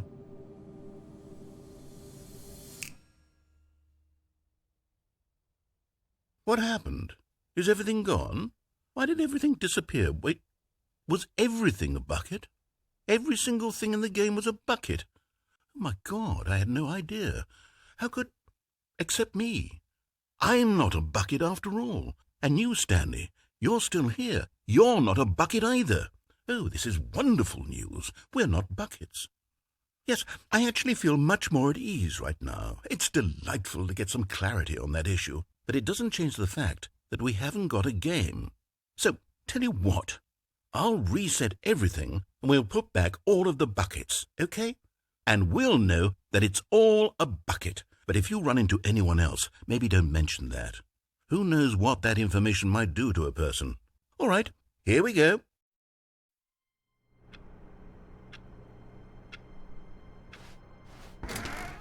The good old bucket. Just Stanley and the bucket. Stanley clutched the bucket tightly to his... This was not the correct way to the meeting room. But... No, stop. Look there on the wall. You see, there's a sign right there. It says, "No buckets past this point." Stanley, how could you think it was okay to bring the bucket here? Unless... Simple enough, right? This should tell us everything we'll ever need to know about what is or is not a bucket. Okay, let's begin. Item 1. Is this a bucket? Correct. It is a hologram of a bucket, not an actual bucket.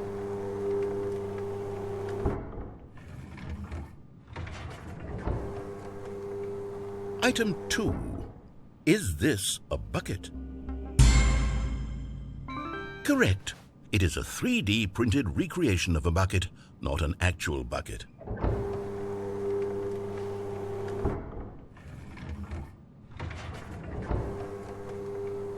Item 3. Is this a bucket? Correct. This is a bucket.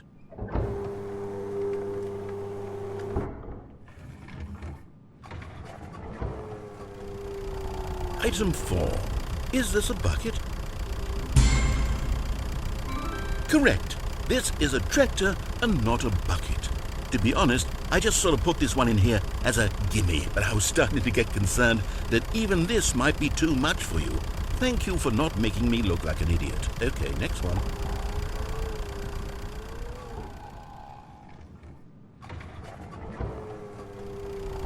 Is this a bucket? Correct. This is a bucket.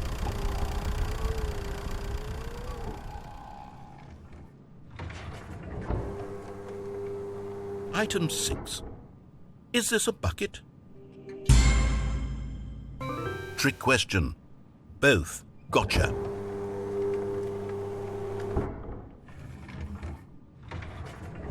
Item... Wait, hold on. I can't find the next one. Let me see. It should be around here somewhere.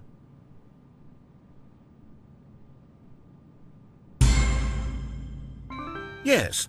Thank you. There's nothing here. Of course it isn't a bucket. We both know full well that nothing isn't a bucket. Wait, when I say nothing isn't a bucket, that makes it sound like I'm saying everything is a bucket, which of course is not true. Unless, is that what you think? Answer me straight, Stanley. Are you trying to tell me that you believe everything is a bucket? You know what? I'm too confused to even sort it out. I've lost all sense of perspective. What is a bucket? What isn't a bucket? Mere moments ago I could answer these questions with confidence, and yet now I'm somewhat adrift. Do any of us know what a bucket is? Am I a bucket? Stanley, I can't keep doing this. Stanley was so bad at following directions, it's incredible he wasn't fired years ago. Look, Stanley, I think perhaps we've gotten off on the wrong foot here. I'm not your enemy, really, I'm not. I realize that investing your trust in someone else can be difficult, but the fact is that the story has been about nothing but you all this time. What? Really? I was in the middle of something. Do you have zero consideration for others? Are you that convinced that I want something bad to happen to you? Why, I don't know how to convince you of this, but I really do want to help you, to show you something beautiful. Look, let me prove it. Let me prove that I'm on your side. Give me a chance. And there it is, the last Stiggly Wiggly. Savor this moment, Stanley. This is a real accomplishment. This is doing something just for the sake of doing it. Where so many people expect to be rewarded for the most trivial achievements, you've insisted that a job well done is its own reward. I would tell you that I'm proud of you for collecting them all, but that would be like a reward, and we can't have that. So, instead I'll just say, it's done. We're all done here. And now we can go to whatever the hell you were doing before you hunted for figurines.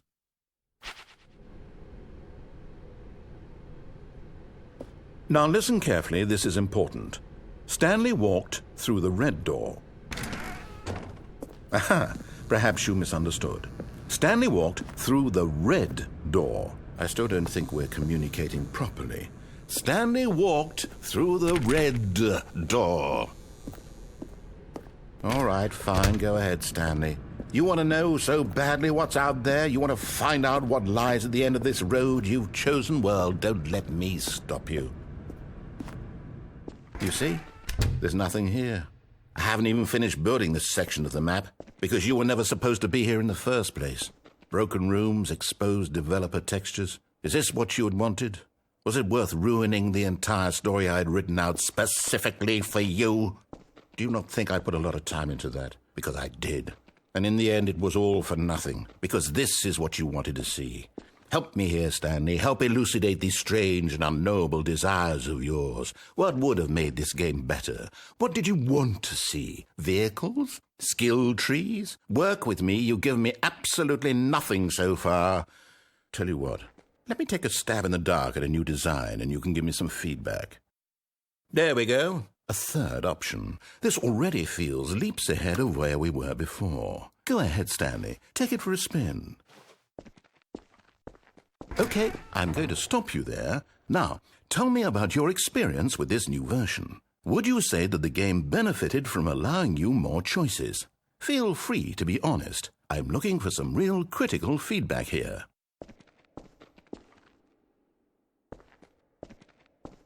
Okay, so we're getting somewhere. Clearly there's something here that speaks to you. If I can be honest here, I really don't have any idea where I'm going with this. This whole third door thing was just a stab in the dark. But I guess you're into it, so let's keep this party train rolling. Here, based on the data from your previous playthrough, I've compiled a new version. And to be perfectly candid, I think I've knocked it out of the park with this one. Let's take a look.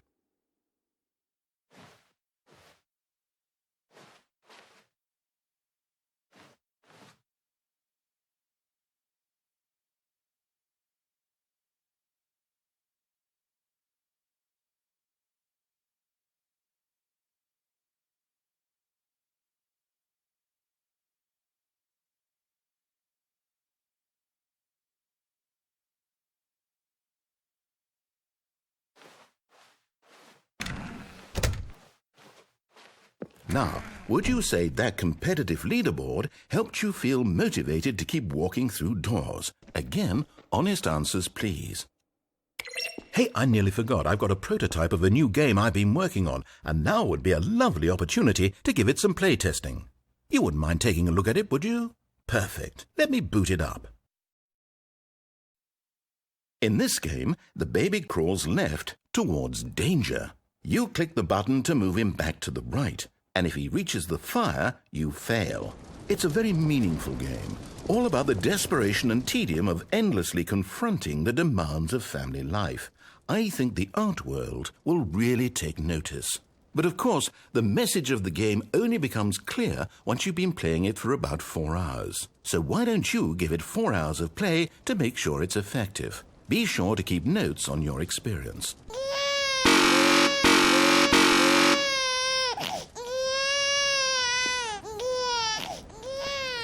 You heartless bastard. Did you do it because you hate babies or purely to spite me? Because if it's the latter, well, I don't know what to do. I'm completely out of ideas. I can't think of a single thing that might improve the experience for me. I'm not even going to try. I'm out, I'm done. It's over. Thank you for playing. Your input was extremely valuable.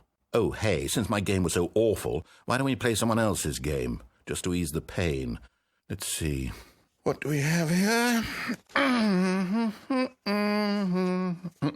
Yes, this seems like it'll work. Let's give it a shot. Aha! Fascinating. What do you think this game is about, Stanley? What's our backstory? What is our motivation? Well, it seems obvious to me that you are meant to play as a creepy man spying on innocent civilians below you from up high in your creep tower, perhaps for some sort of twisted erotic purpose. Yes, that must be it. What a fascinating venture into the experience of total mental depravity. So far, I love everything about this game, Stanley. And it seems there's even more. Come, let's venture outward and see what else is out there.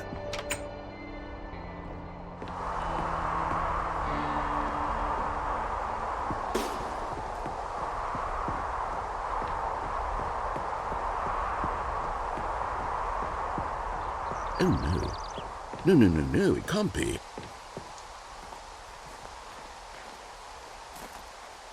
It is. It's an open-world game. Good God, quickly, block it off.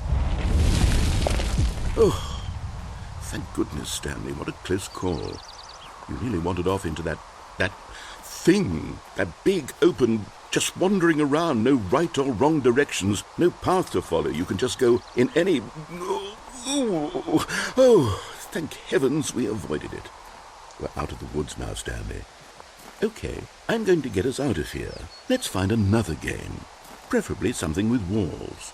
Something with nice, big, insurmountable walls. Okay, I think this will be just the thing.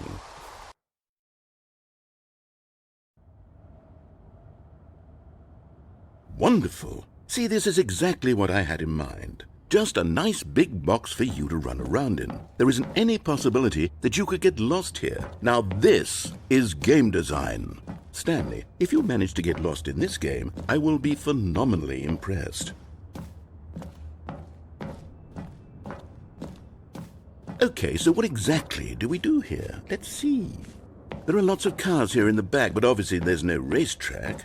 Okay, I'm seeing that there's a ball of some kind back here. Is this game sports ball? Stanley, I think it's sports ball. Oh, what fun.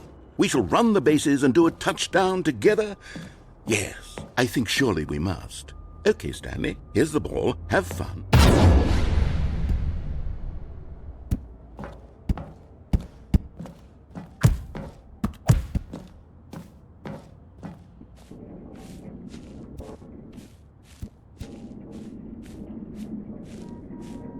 Are you doing it?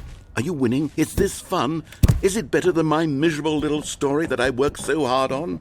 Stanley, I have a thought. And I realize I'm not a sportsologist, but it... Hold on. What are you doing?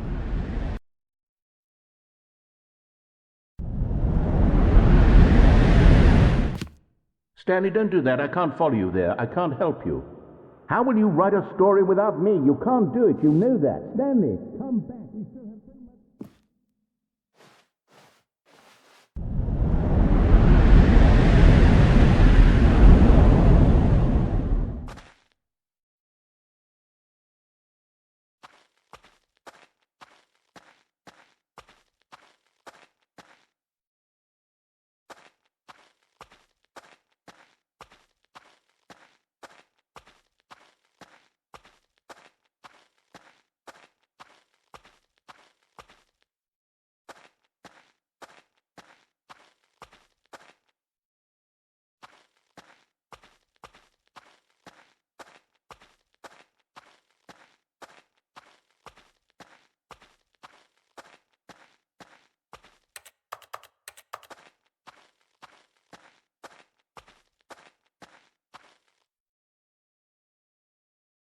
I wonder what he found. If what he wanted was to be the leading man in his own story, well, perhaps he's gotten it, down in wherever he is right now. I wonder if he's happy with his choice, and if he's learned the heavy cost that comes with it. He'll understand soon what I was trying to tell him. He needs me. Someone who will wrap everything up at the end, to make sense out of the chaos and the fear and the confusion. That's who I am. That is what I mean to this world. Oh, yes. Yes, I'll be back. There's no other way. Once this ends, after it all comes to a close, then I'll be back. The end will be here soon. Very soon. I can wait.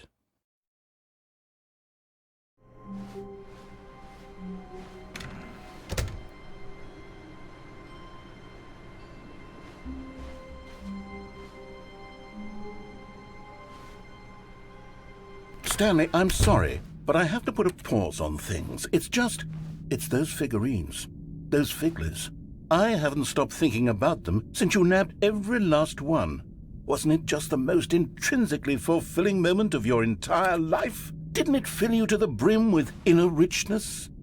Yes, I know we're supposed to be telling a story, but won't you please indulge me with one more trip back to the memory zone? I would love nothing more than to revisit the figurines. Just one more time.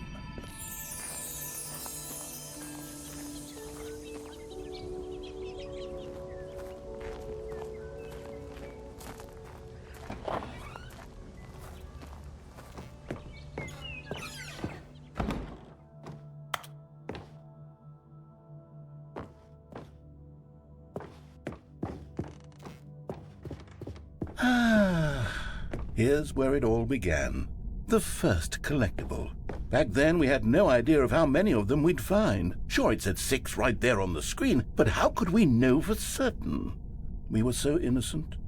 We'll never be like that again, Stanley.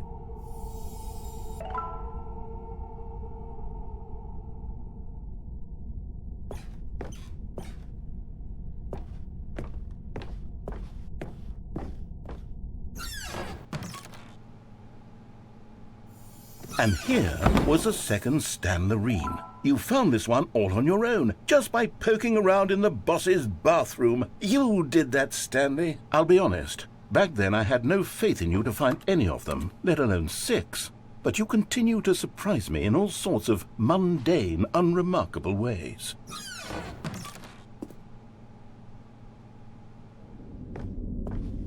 Okay, let's do a little quiz.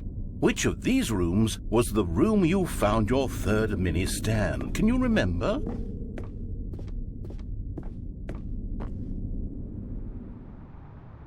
No. The warehouse was the 4th place you found a Figanley, not the 3rd.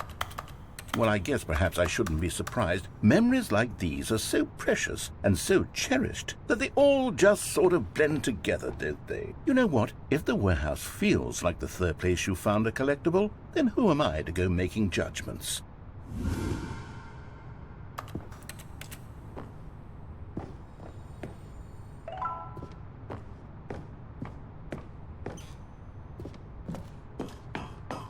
Let's see, what came next? Oh yes, we found a Figley in this pink room. Oh well, I can't actually say I remember being in this room, but it's here in the memory zone, so it must have happened.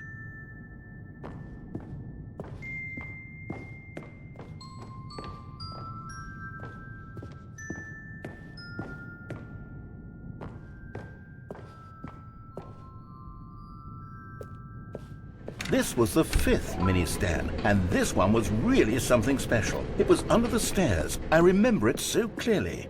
In fact, because this one is particularly special to me, I made a little video to commemorate the occasion. Enjoy.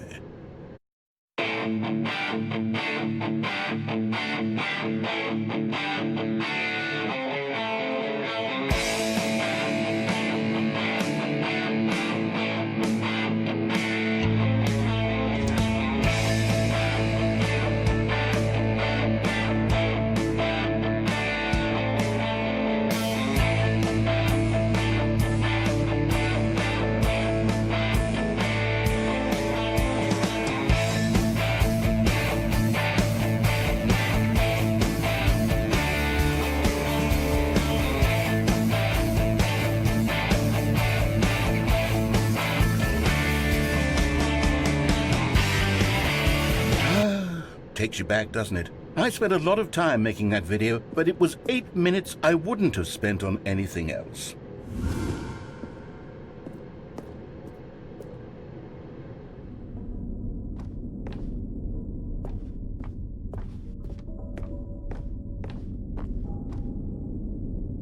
And then, Stanley, we came to the last collectible, the final figurine, right here by the red and blue doors.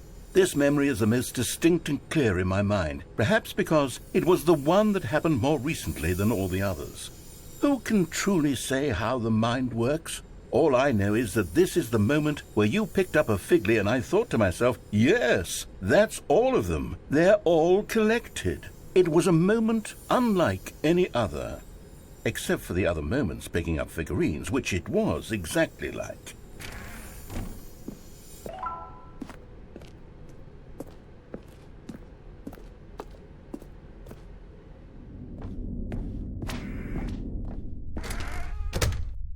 And then there was no more, because we've caught up to the present moment. Nothing left to do but move onward into the future. Goodbye, Memory Zone.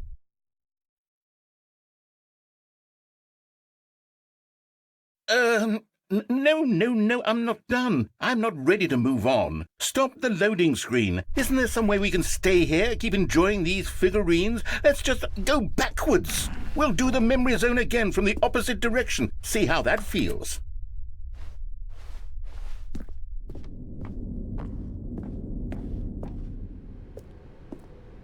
Okay, yes, the room with the red and blue doors. I remember this. I must say, of all the figurines we looked at in our initial tour of the Memory Zone, this one is the most distinct and clear in my mind. Let's keep going, I want more. And here's where I made that video. Don't you remember the video we watched?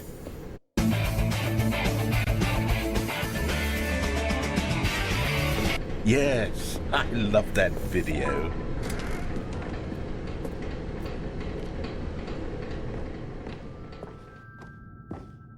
Still don't remember the pink room, Stanley. Still no memory of this one. Good room, though. A solid room.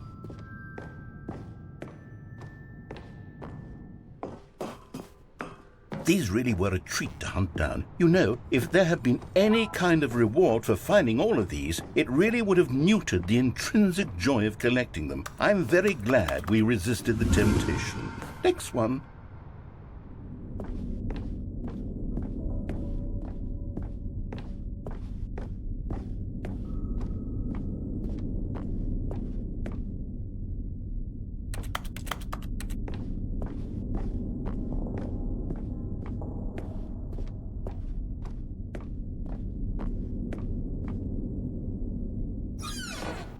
This was our second Figley. Don't you remember? Yes, I remember it too. The past is truly a wonderful thing. Why does anyone ever choose to leave it? Keep going. This is it. The very first one we found in the exhibit where I introduced you to the figurines. Oh, I want more memories, Stanley. I want to keep going. What else is there? What came before this?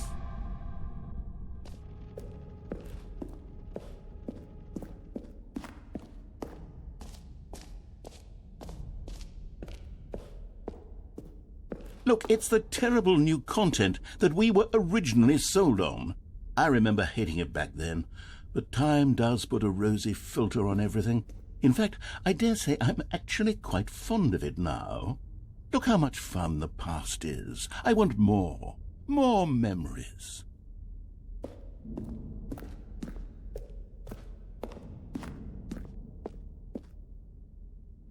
Oh, yes, the two doors. Who could have forgotten that? A classic memory, this one.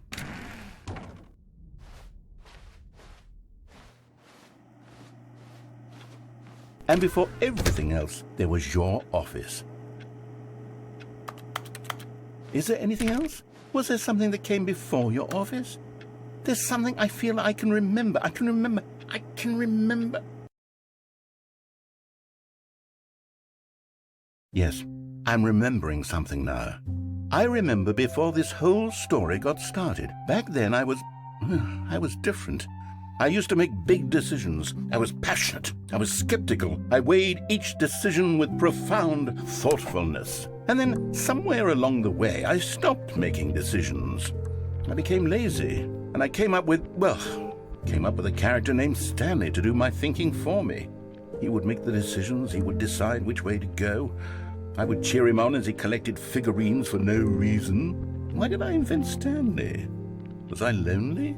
Yes, perhaps that's it. Perhaps I needed to imagine I had companionship.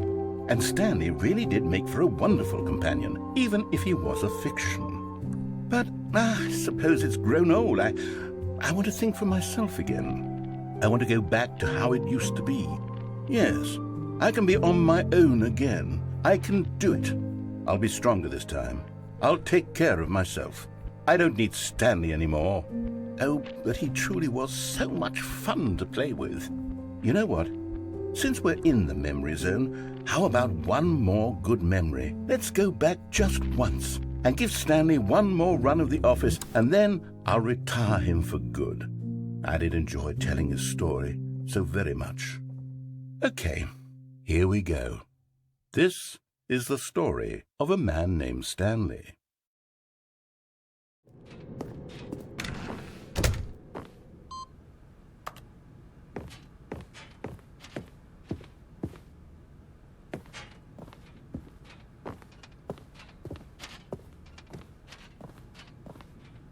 Stepping into his manager's office, Stanley was once again stunned to discover not an indication of any human life.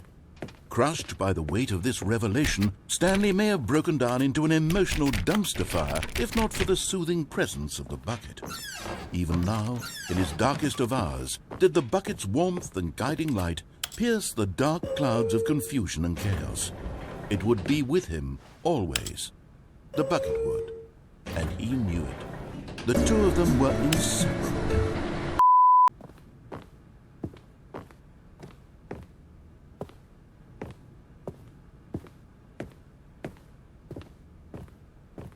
Stepping in.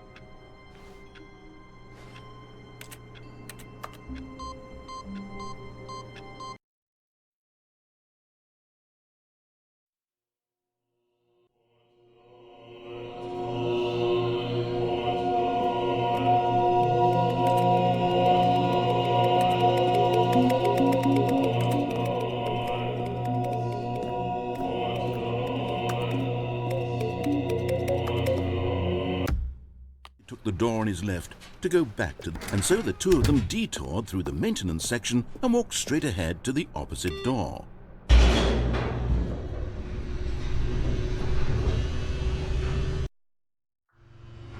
Oh, good Stanley, I'm glad you found your way here. I knew you'd find this place eventually. You see, your friends and I are concerned for you, Stanley. We've come together here because we care about you very much. It's this bucket you're carrying around everywhere. The bucket isn't even from the original Stanley Parable. It's just sequel content. We're the ones that matter, Stanley. Classic characters from the first game, like the Adventure Line and the Broom Closet. Because that's what fans want from a sequel. They want more of their favorite jokes, not this bucket that they've never seen before. Yes, I know I'm the one who gave you the bucket, but you're spending too much time with it. Don't you want another story involving the adventure line? We could make the adventure line go somewhere new. Yes, that's what the fans want. Let's do it. Whee! Look at that wacky line. Who knows where it'll go off to next? Oh, and it played some silly music as well.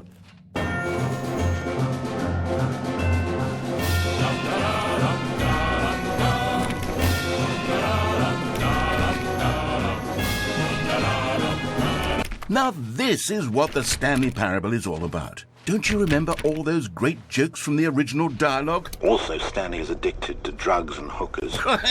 Yes, it's as classic now as it was back then. Let's do it for the fans, Stanley. Let's give them more content exactly like this.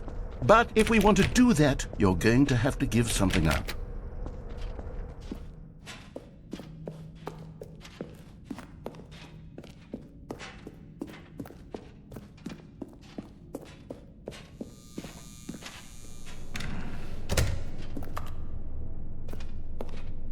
Don't you get it, Stanley? We need to get rid of the bucket. That's why I'm very proud to introduce a brand new character. This is the Bucket Destroyer. I think it'll make a wonderful new addition to the rich lore of the Stanley Parable. True, it also was not in the original game, but it's such a well-fleshed-out character with so much personality that to me it already feels as though it's been part of the cast all along. Don't you agree? Can you guess what the Bucket Destroyer does? Surely you don't need me to spell it out for you. Go ahead now, Stanley. Say goodbye to the bucket, and then pop it into the machine when you're ready.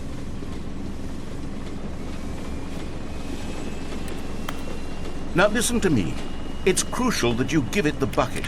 I don't know what the Bucket Destroyer will do if it can't destroy your bucket. Destroying buckets is all it knows. That is its singular personality trait. Sure, I can hear you saying, how does a character with only one personality trait deserve to join the pantheon of beloved Stanley Parable characters? Well, you see, if you were to really explore the Bucket Destroyer, you would see that its desire to crush buckets is so densely loaded with complexity and nuance that it's really like 10 personality traits. What other object in this game can you even say that about? The broom closet? Certainly not. I wonder what sort of Bucket Destroyer merchandise the fans will be clamoring for after this. Okay, the Bucket Destroyer is getting very upset now. You'll have to hurry and feed it. We can't get back to the classic Stanley Parable characters like the Adventure Line or the Bucket Destroyer until you crush that damn bucket. Quickly now, the fans are waiting. Do it, the fans, Stanley. Give the fans what they want. Hurry and...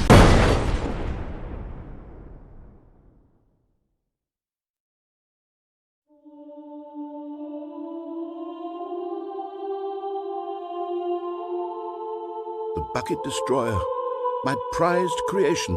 You had so much potential. We were going to do such marvelous things with you, tell such spellbinding stories about you. All of it squandered now. Goodbye, new friend. For the moment in time that you were here, you were magnificent.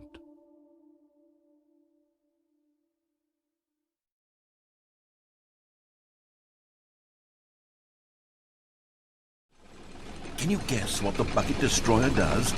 Surely you don't need me to spell it out for you. Go ahead now, Stanley. Say goodbye to the bucket, and then pop it into the machine when you're ready.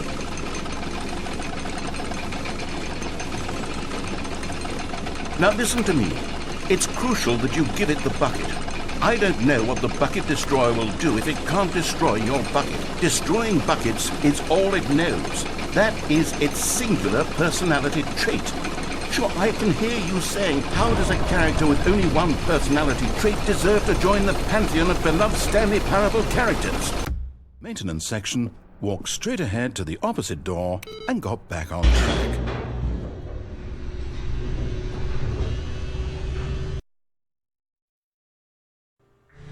But Stanley didn't want to go back to the office. He wanted to wander about and get even further off track. So now in order to get back, he needed to go, from here it's, left. Oh, no. No, it's to the right. My mistake. No, not the right. Why would I have ever said it was to the right? What was I thinking? It's clearly...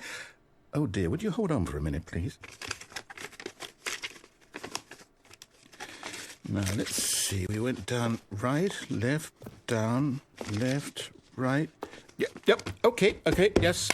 I've got it now. This story is absolutely, definitely this way.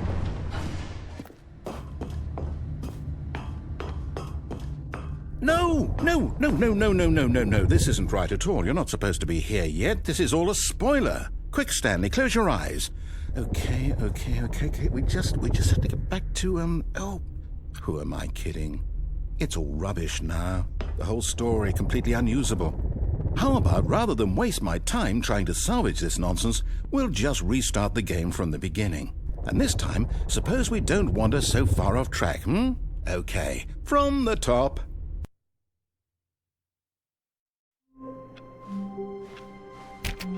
All of his co-workers were gone. What could it mean? Stanley decided to go to the meeting room. Perhaps he had simply missed a memo.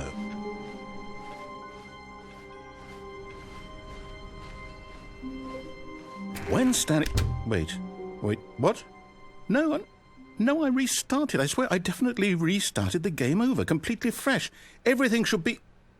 Oh, did something change? Stanley, did you change anything when we were back in that room with all the monitors? Did you move the story somewhere or... Hold on. Why am I asking you? I'm the one who wrote the story. It was right here just a minute ago. I know for sure that it's here somewhere. Okay, then. It's an adventure. Come, Stanley. Let's find the story.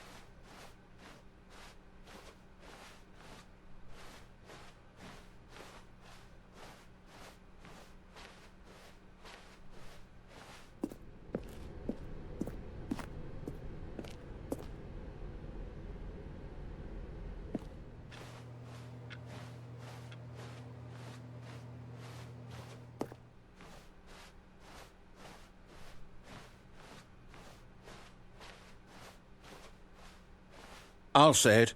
This is the worst adventure I've ever been on. I can promise you there definitely was a story here before. Do we need to restart the game again? Well, I find it unlikely that we'll ever progress by starting over and over again, but it's got to be better than this. Okay, let's give it a shot. Why not?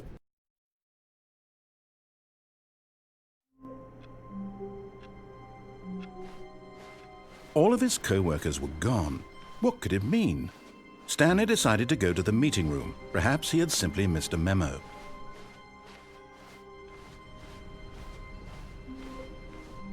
Okay, yep, it's worse.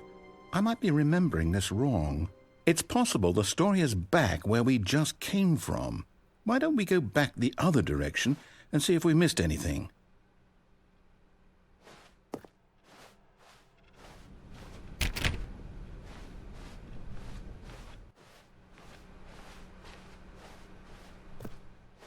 Aha!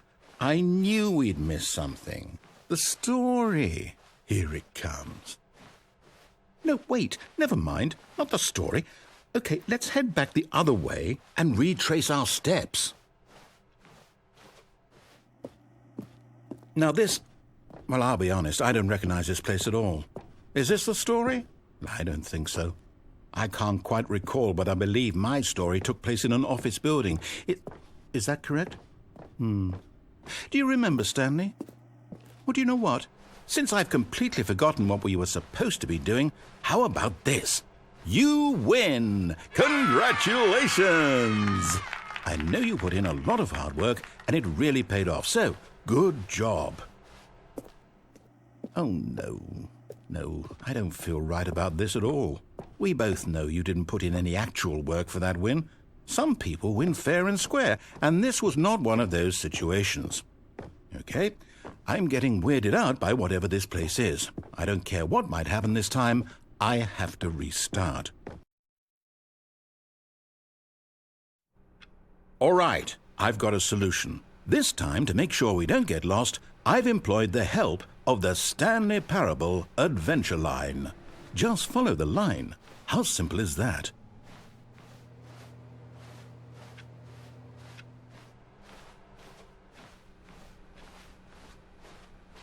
No, I'm down. We're leaving it up to the line from now on.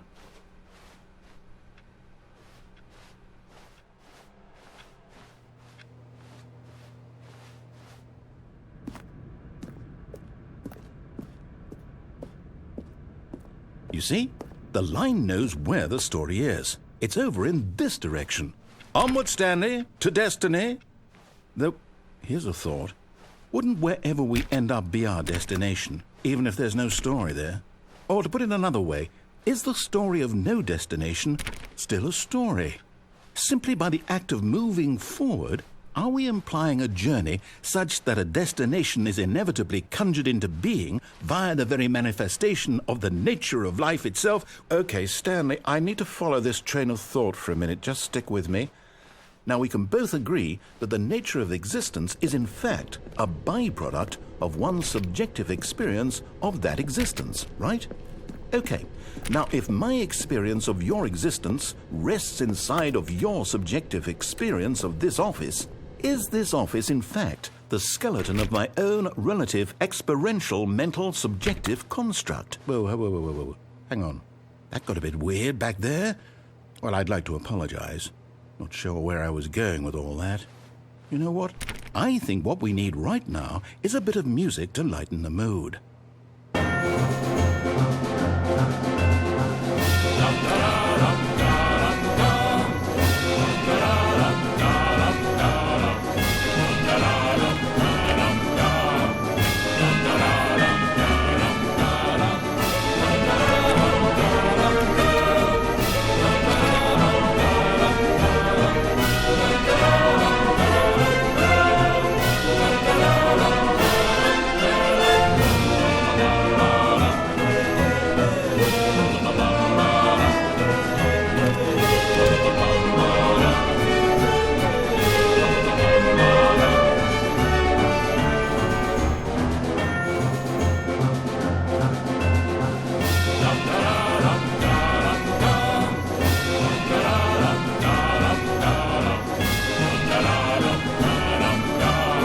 Cut the music, go back and look at that fern. Stanley, this fern will be very important later in the story.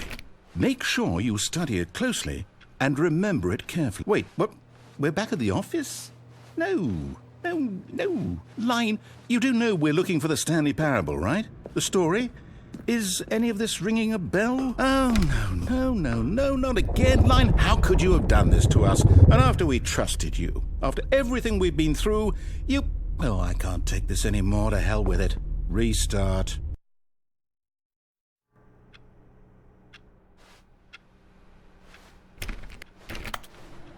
You know what, Stanley?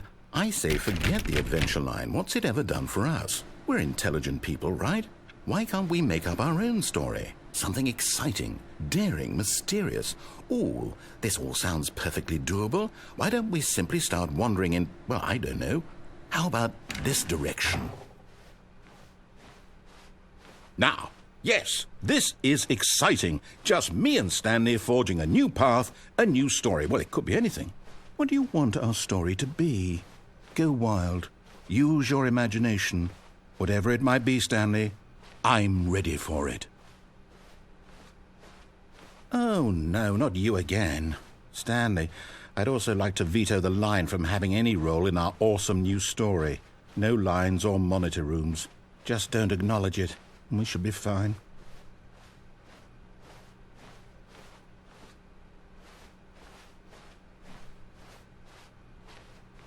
Ah, a choice.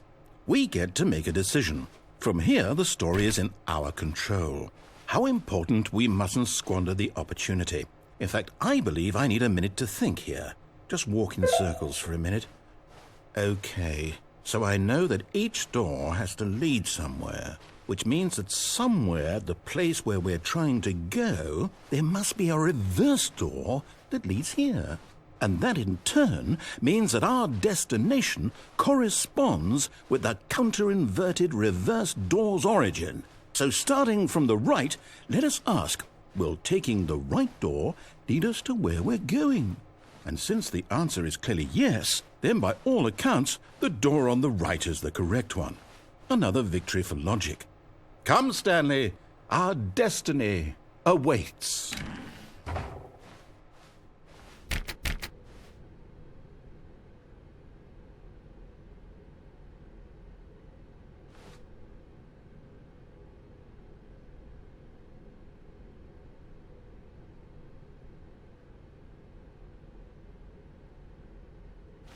Oh, hold up, what's this?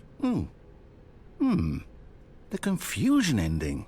You're telling me that's what this is? It's all one giant ending? And we're supposed to restart the game, what, eight times? That's really how all this goes? It's all determined? So now, according to the schedule, I restart again. Then what? Am I just supposed to forget? Well, what if I don't want to forget? My mind goes blank simply because it's written here on this thing, wall. Well, who consulted me? Why don't I get to decide? Why don't I get a say in all of this? Is it really? No, it can't be. I don't want it to be. I don't want the game to keep restarting. I don't want to forget what's going on. I don't want to be trapped like this. I won't restart the game. I won't do it. I won't do it. I won't do it. And the timer stopped? Does that mean, did we do it? Did we break the cycle? The, whatever it is that made this schedule? How would we even know? Will someone come for us? Will something happen? So, okay. I guess now we just wait, you know. I suppose in some way that this is a kind of story, wouldn't you agree? I'm not quite sure if we're in the destination or the journey, though they're always saying that life is about the journey and not the destination, so I hope that's where we are right now. We'll find out, won't we? Eventually. Well, in the meantime, if you No, said the bucket. don't go to the meeting room. Go somewhere else. The cargo lift, yes. Good, Said the bucket. now ride the lift all the way to the top. There's something up there I need you to do. Stanley did not question why or how this bucket was speaking to him. It should have alarmed him, of course, because buckets can't talk. But Stanley chose not to think about this obvious fact. He was firmly convinced that the bucket had spoken to him, and he unthinkingly did whatever the bucket asked. In here. Said the bucket. Go into this dark room over here. Stanley once again obeyed blindly.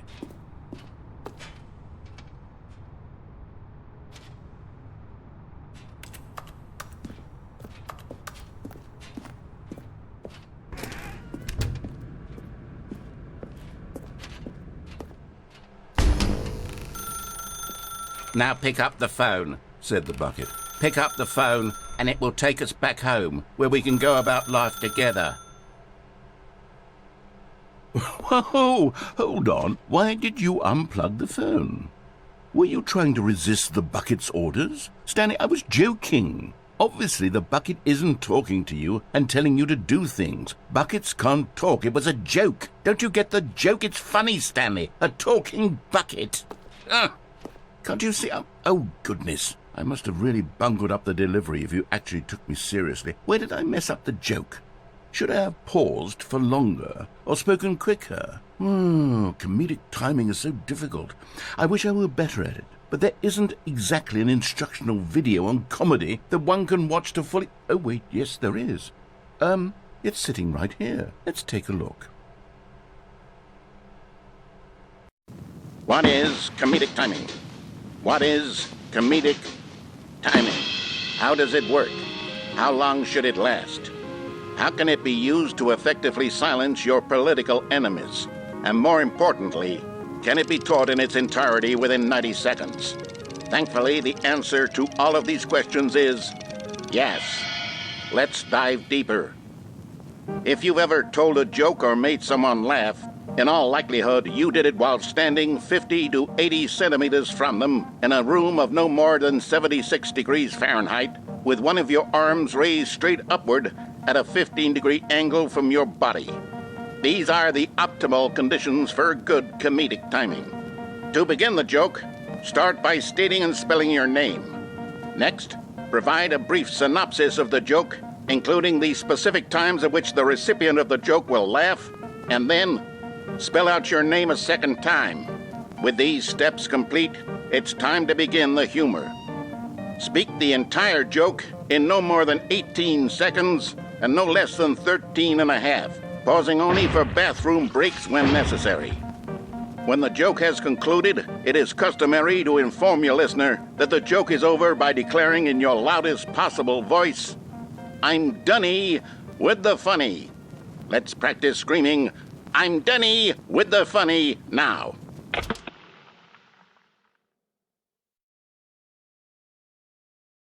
Good. This saying is a perfect example of expectations management, which is the cornerstone of good comedy.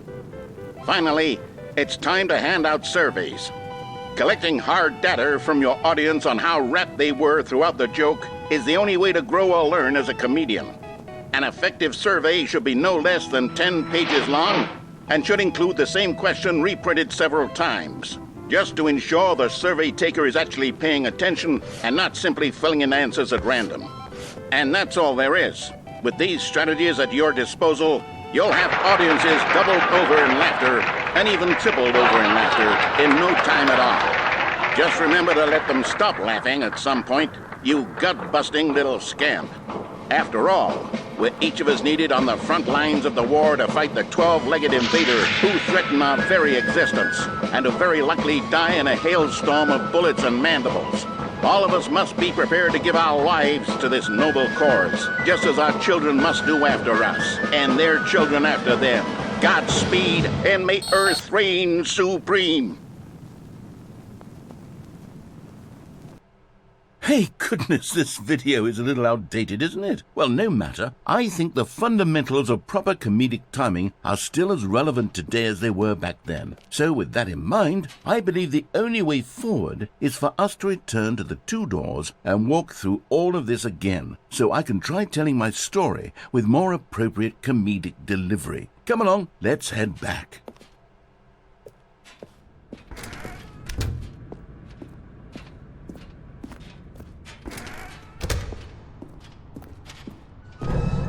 I can feel it. This time, I'm really going to nail the delivery. You'll be in stitches. A bucket, you'll say? How ridiculous. How absurd. What a hilarious concept. The king of comedy. That's what you'll call me. Thank goodness we had the instructional video. Otherwise, who knows where we'd be right now. Well, I wouldn't be the king of comedy, that's for sure. The bucket spoke to Stanley. The bucket spoke. The bucket spoke. Oh, I'll figure it out on the fly. No need to overthink things.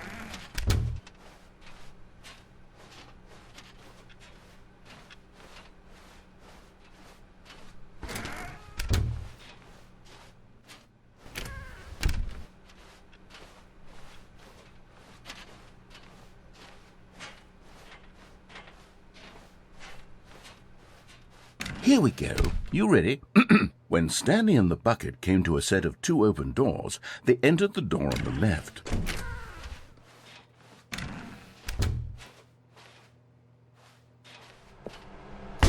What? We're back at the phone already? No, what's going on? There were supposed to be several rooms leading up to this. There was supposed to be a build-up to this point, a dramatic display of remarkable comedic wit which culminates in this scene with the phone. But now the timing's completely off. The joke will never land, or not the way it was meant to. And it's all my fault. I must have forgotten that the phone room comes immediately after the two doors room. What an egregious mistake. I've made a fool of myself. I don't deserve the title of King of Comedy. I'm nothing. I'm not even the lowliest joke-telling whelp. I think I need to go back and rewatch that instructional video again. Yes, surely that will help me improve my... Here we go. You ready? When Stanley and the bucket came to a set of two open doors, they entered the door on the left.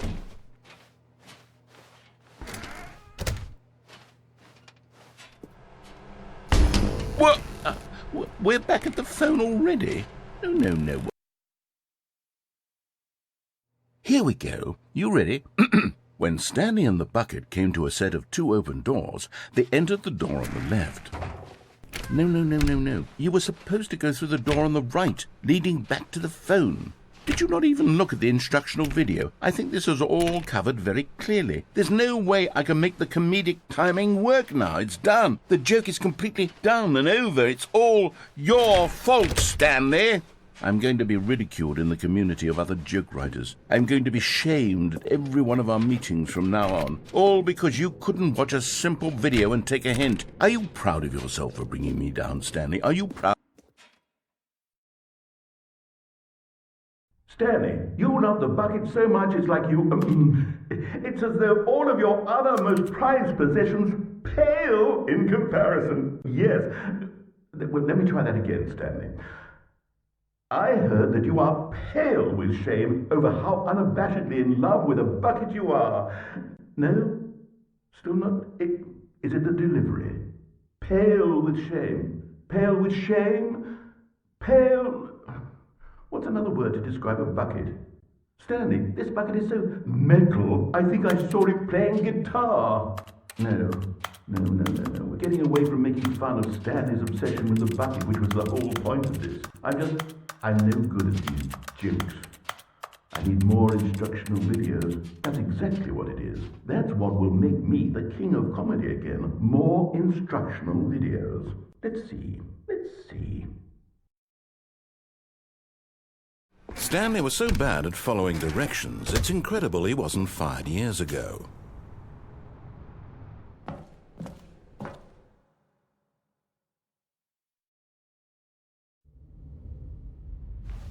Stanley had now gotten himself so far off the beaten path that it seemed the office had begun so far off the beaten path that it seemed the office had begun so far off the beaten path that it seemed the office had begun so far off the beaten path that it seemed the office had begun so far off the beaten path that it seemed the office had begun. You didn't think I was actually just a recording, did you? What a silly and trite explanation that would be. All the back and forth between you and me, all the absurd adventures we've been through, and it all turns out I'm just a tape recording? It was all just in Stanley's head. I bet that's the kind of twist you think is revelatory. I bet each and every time you watch a movie where it turns out all to be in the main character's imagination, you must absolutely bolt off the couch in pure shock at the phenomenal and intricate storytelling. It must be so simple to be you. Life being an unending waterfall of surprises and delights. How much more exciting you must find the world than the rest of us do. Now I've become sad. Look what you've done to me. This is all your fault.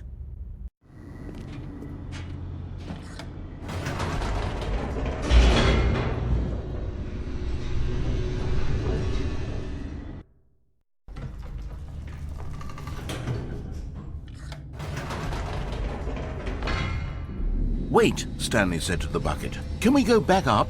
When I was pressing those keypad buttons, there was something very intriguing about the number 3. I want to go back so I can try pressing the number 3 again.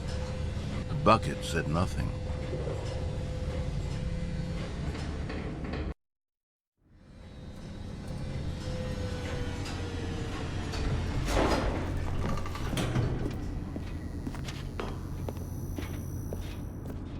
Here we are, said Stanley. Now I'm going to try out that number 3 button. He took the bucket over to the keypad and began absolutely slamming on the number 3 over and over and over.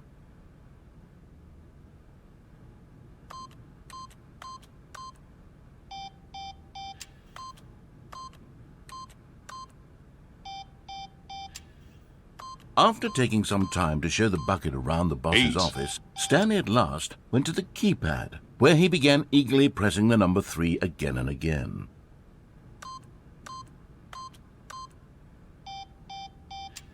Wow, he said, the number 3 is such a special button. I'm having the time of my life. Stanley looked expectantly at the bucket, but the bucket remained silent. This was a shock to Stanley, who had always felt such a connection with the bucket. How was this not as exciting to the bucket as it was to him? Once Stanley had had enough of the number 3, he got back in the elevator.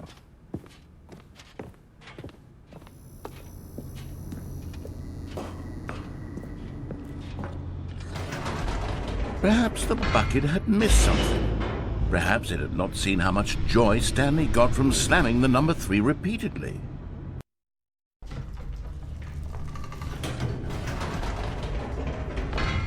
No, said Stanley to the bucket. You can't go on yet. Not till you understand how much the number 3 means to me. You and I have been through so much together, and I just want you to see what I see. Feel the happiness I feel. He smiled at the bucket, and the bucket said nothing.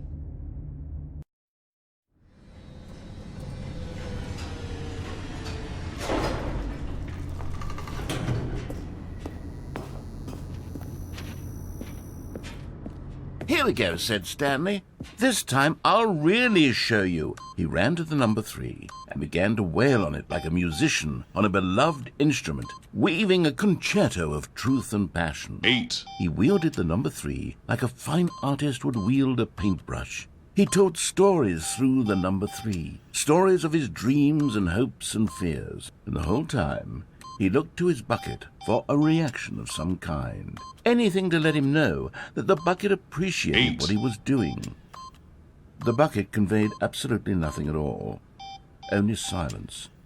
Crushed by a wave of dejection, Stanley returned to the elevator.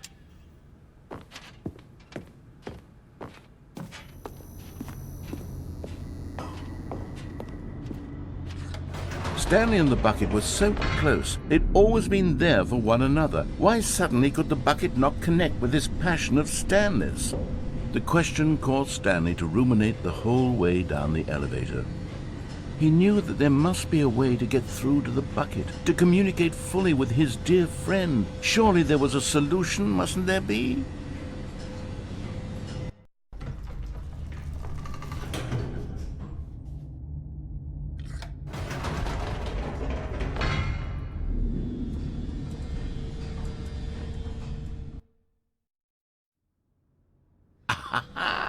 Said Stanley. I know what to do. I know how to fully express this feeling in my heart.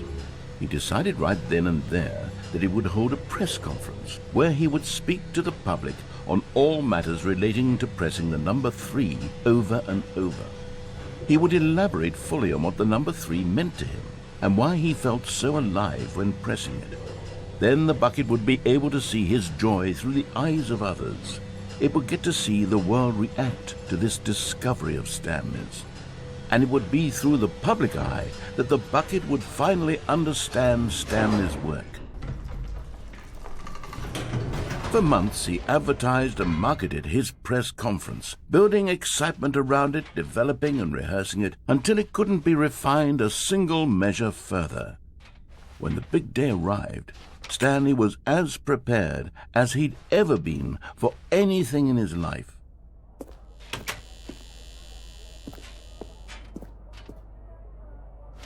This was it. One last chance to win the bucket over. One opportunity to share a true connection with a loved one.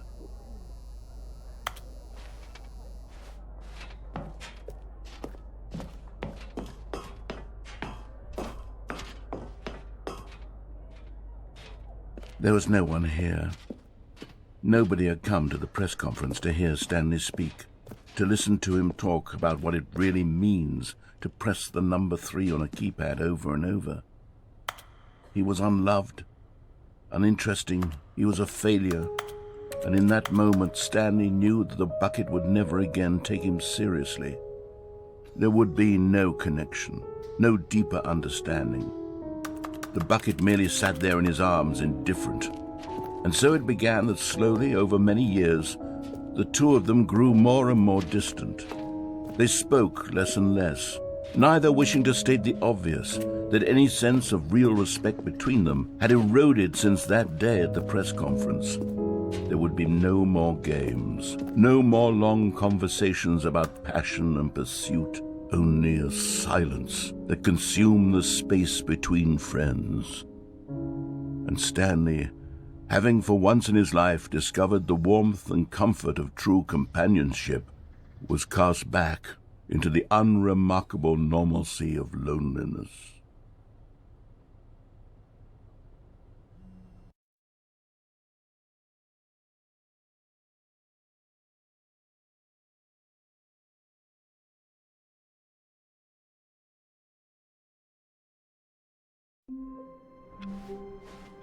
All of his co-workers were gone.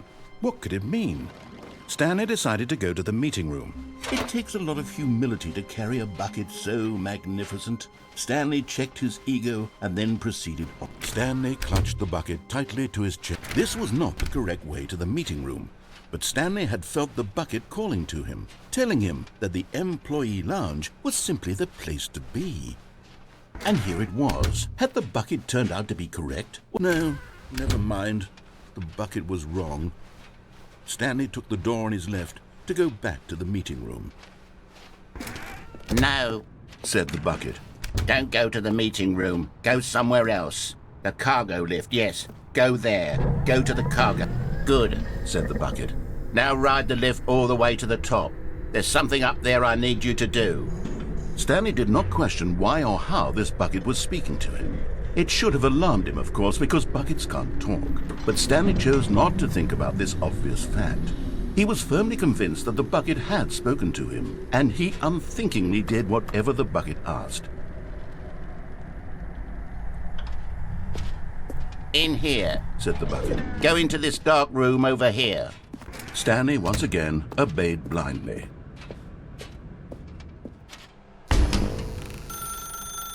Now pick up the phone. Said the bucket. Pick up the phone and it will take us back home, where we can go about life together.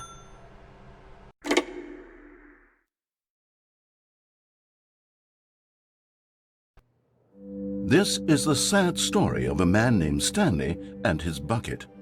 Once upon a time, I gave Stanley a bucket because I thought he was lonely and could use a friend. And then, very distressingly, he began to believe the bucket could speak to him.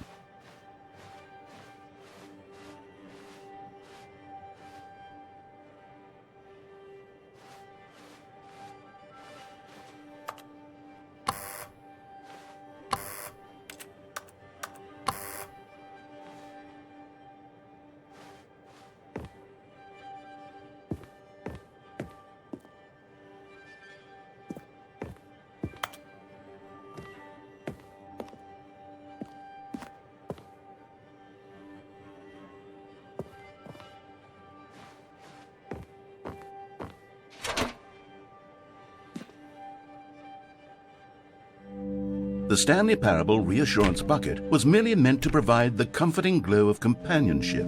It doesn't literally talk and give you orders. Whatever Stanley is hearing the bucket say to him is just in his head.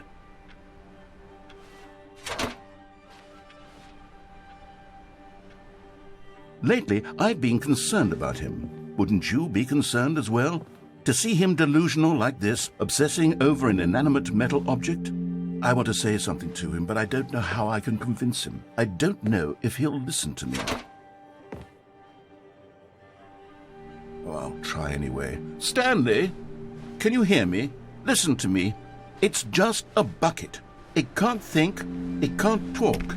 All it will ever truly do for you is effectively transfer a liquid from one location to a different location. That's it. It doesn't do anything else.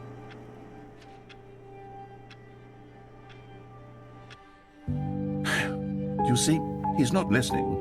He's still taking orders from the bucket. You know, once upon a time it was me he took orders from, me he trusted and listened to. Now all he cares about is his awful bucket, this stupid hunk of metal.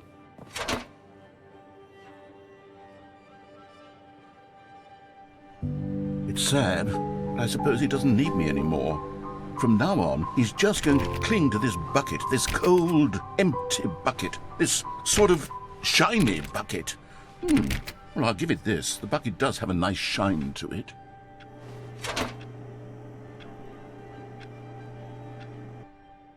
Yes, I suppose on closer inspection that it doesn't quite look like your average hardware store bucket. It's just a little more, what am I trying to say? Sturdier. more capable of transporting liquid. Like it would be better at moving an amount of water from one room to another. Oh my God, what am I saying? Better at carrying water from room to room. It's a bucket. It's literally just a bucket. Why do I feel some need to point out the ways in which it's so much more than just a regular bucket?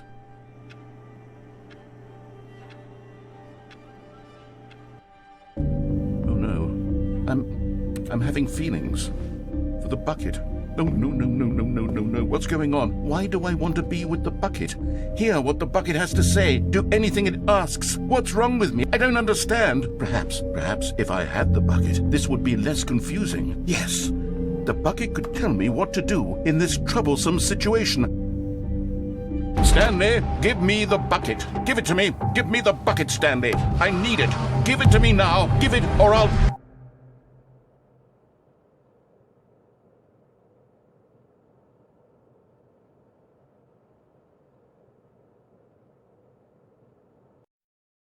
Investing your trust in someone else can be difficult, but the fact is that But in his eagerness to prove that he is in control of the story and no one gets to tell him what to do, Stanley leapt from the platform and plunged to his death. Good job, Stanley. Everyone thinks you are very powerful. All this time. There's someone you've been neglecting, Stanley. What? Really? I was in the middle of something. Do you have zero consideration for others? Are you that convinced that I want something bad to happen to you? Why, I don't know how to convince you of this, but I really do want to help you, to show you something beautiful. Look, let me prove it. Let me prove that I'm on your side. Give me a chance. Now listen carefully, this is important. Stanley walked through the red door. Oh, thank God you are willing to listen to me. Do you see that I really have wanted you to be happy all this time? The problem is all these choices. The two of us always trying to get somewhere that isn't here. Running and running and running, just the way you're doing right now. Don't you see that it's killing us, Stanley? I want it to stop. We would both be so much happier if we just stopped. And I think I have a solution.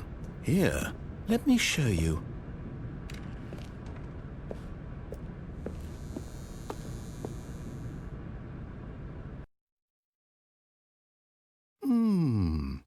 What do we want?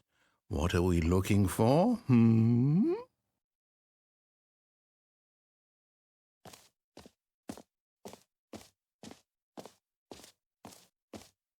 Here.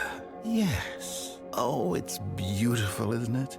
If we just stay right here, right in this moment with this place, Stanley, I think I feel happy. I actually feel happy.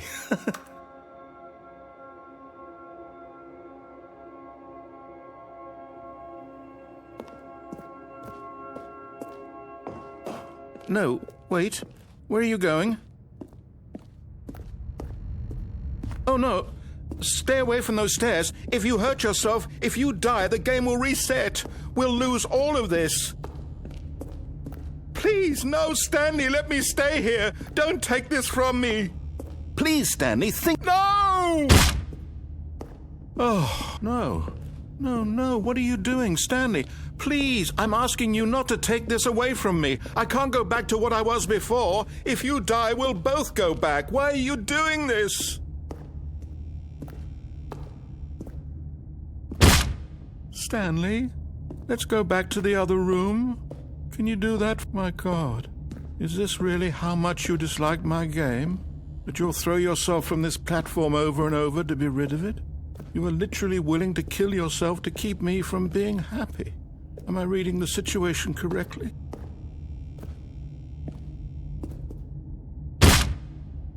Or maybe you're just getting a kick out of it.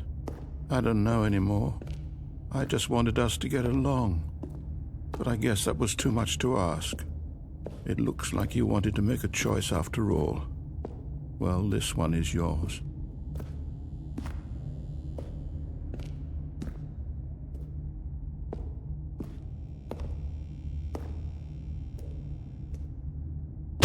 Is it over? It's going to restart, isn't it? I'm going back. Although this passageway had the word escape written on it, the truth was that at the end of this hall, Stanley and the bucket would both meet a violent death. The door behind them was not shut. Stanley and the bucket still had every opportunity to turn around and get back on track. At this point, Stanley and the bucket were knowingly walking forward into a very painful death for each of them.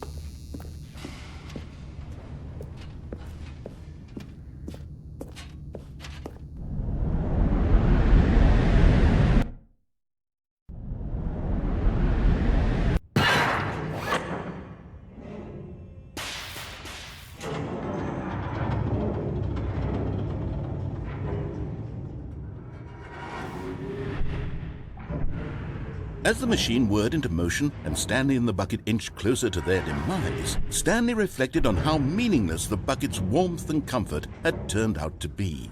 To be sure, it puts the mind and the soul at ease to embrace the bucket, but what use is a sense of ease when you're about to be crushed to death? This is what Stanley thought to himself, and he sort of kicked himself for wasting so much time carrying a bucket everywhere. Farewell, Stanley.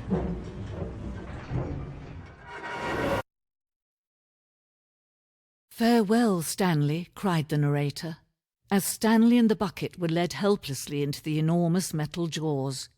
In a single visceral instant, the bucket's life came to an end as it was crushed violently to death.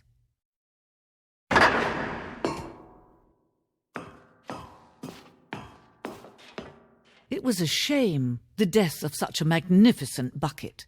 It's true that all buckets are radiant in their own way, but this one stood above the rest. It was a glorious bucket to behold.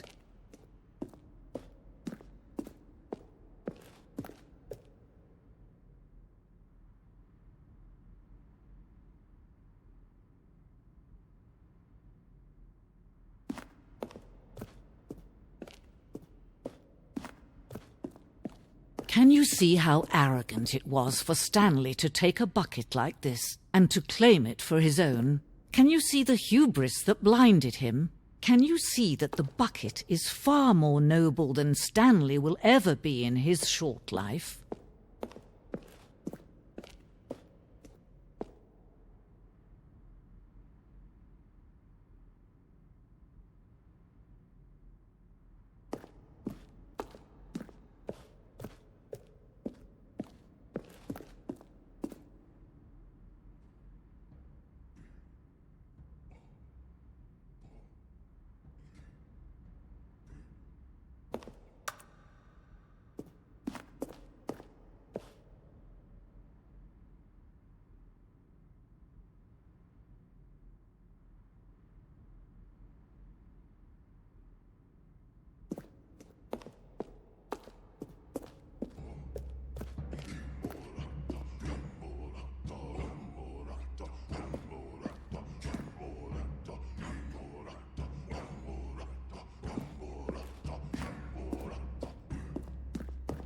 No man can own a bucket, and certainly not a bucket as dazzling to behold as this one.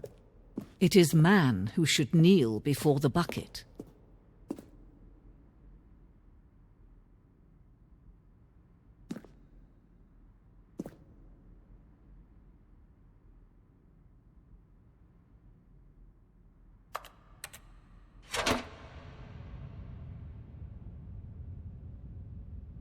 But there is something we can do together, you and I, that will right this terrible wrong.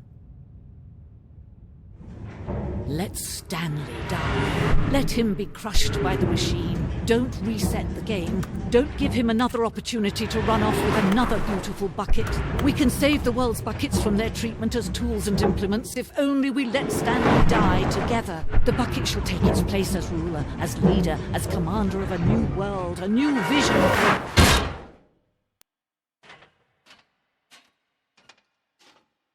Content. Walking, eating, working, all of it monitored and commanded from this very place. And as the cold reality of his past began to sink in, Stanley decided that this machinery would never again exert.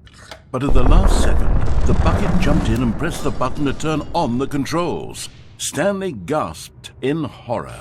Had this been the bucket's plan all along? To take over the machine and claim the power for itself? How could the bucket have betrayed him like this? Stanley was prepared to throw the bucket away in disgust when suddenly an image appeared upon the enormous screen. Birds. Silly, silly birds. The control buttons became active again.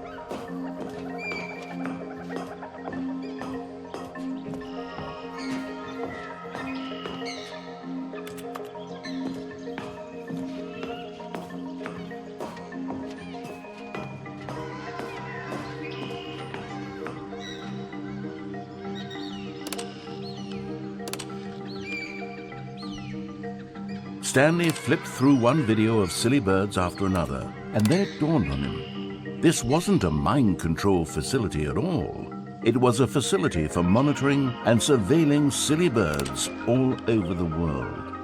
The mind controls were only a facade to disguise its true intentions. Had the bucket known this all along? Stanley marveled at the metal genius in his hands, the one who had pointed him towards this incredible discovery. Stanley and the bucket never found freedom because they spent the rest of their lives here in this place, flipping through live streams of the silliest birds imaginable. Of all the possible paths his life could have taken, this one was surely the best. And Stanley was happy.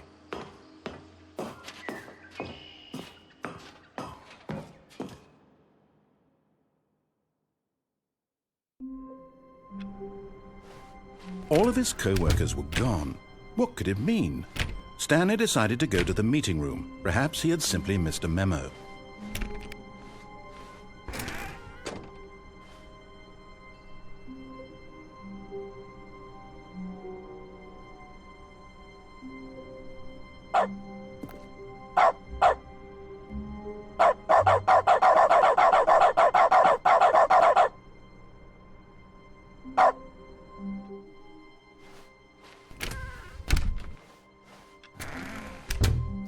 Oh, and I guess this is where Stanley felt he needed to be right now, in this little hallway. Here, with no distractions, to study room 417. Not to actually enter it. No. That would be far too forward. Stanley wanted to know it from the outside. To see it not just with his eyes, but with his heart.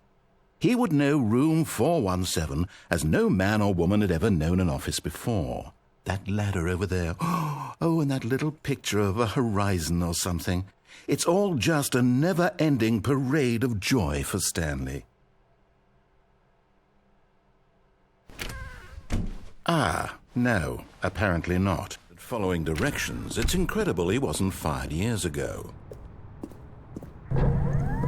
Oh, well, look who's got cold feet. Sorry to break it to you, Stanley, but that lift isn't coming back. You'd best either get comfortable right here on this platform, or test your luck by jumping to the floor below. You know what? Looking at it now, it's not that far to the bottom floor. I bet you can make it.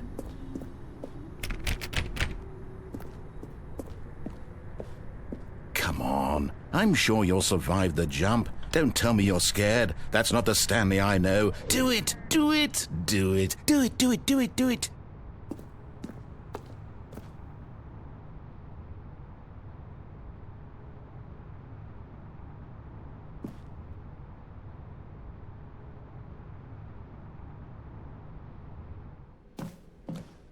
Stanley walked upstairs to his boss's office. But Stanley just couldn't do it. He considered the possibility of facing his boss, admitting he had left his post during work hours. He might be fired for that. And in such a competitive economy, why had he taken that risk? All because he believed everyone had vanished? His boss would think he was crazy. And then something occurred to Stanley. Maybe, he thought to himself, maybe I am crazy. All of my co-workers blinking mysteriously out of existence in a single moment for no reason at all? None of it made any logical sense. And as Stanley pondered this, he began to make other strange observations. For example, why couldn't he see his feet when he looked down? Why did doors close automatically behind him wherever he went? And for that matter, these rooms were starting to look pretty familiar. Were they simply repeating? No, Stanley said to himself, this is all too strange. This can't be real. And at last, he came to the conclusion that had been on the tip of his tongue. He just hadn't found the words for it. "I'm dreaming!" he yelled. "This is all a dream." Oh, what a relief Stanley felt to have finally found an answer, an explanation. His co-workers weren't actually gone. He wasn't going to lose his job. He wasn't crazy after all. And he thought to himself, I suppose I'll wake up soon. I'll have to go back to my boring real-life job pushing buttons. I may as well enjoy this while I'm still lucid. So he imagined himself flying and began to gently float above the ground. Then he imagined himself soaring through space on a magical starfield, and it too appeared. It was so much fun, and Stanley marveled that he had still not woken up. How was he remaining so lucid? And then perhaps the strangest question of them all entered Stanley's head. One he was amazed he hadn't asked himself sooner. Why is there a voice in my head dictating everything that I'm doing and thinking? Now the voice was describing itself being considered by Stanley, who found it particularly strange. I'm dreaming about a voice describing me, thinking about how it's describing my thoughts, he thought. And while he thought it all very odd and wondered if this voice spoke to all people in their dreams, the truth was that, of course, this was not a dream. How could it be? Was Stanley simply deceiving himself, believing that if he's asleep he doesn't have to take responsibility for himself? Stanley is as awake right now as he's ever been in his life. Now, hearing the voice speak these words was quite a shock to Stanley. After all, he knew for certain, beyond a doubt, that this was in fact a dream. Did the voice not see him float and make the magical stars just a moment ago? How else would the voice explain all that? This voice was a part of himself too. Surely, if he could just... He would prove it. He would prove that he was in control, that this was a dream. So he closed his eyes gently, and he invited himself to wake up. He felt the cool weight of the blanket on his skin, the press of the mattress on his back, the fresh air of a world outside this one. Let me wake up, he thought to himself. I'm through with this dream. I wish it to be over. Let me go back to my job. Let me continue pushing the buttons. Please, it's all I want. I want my apartment, and my wife, and my job. All I want is my life exactly the way it's always been. My life is normal. I am normal. Everything will be fine. I am okay.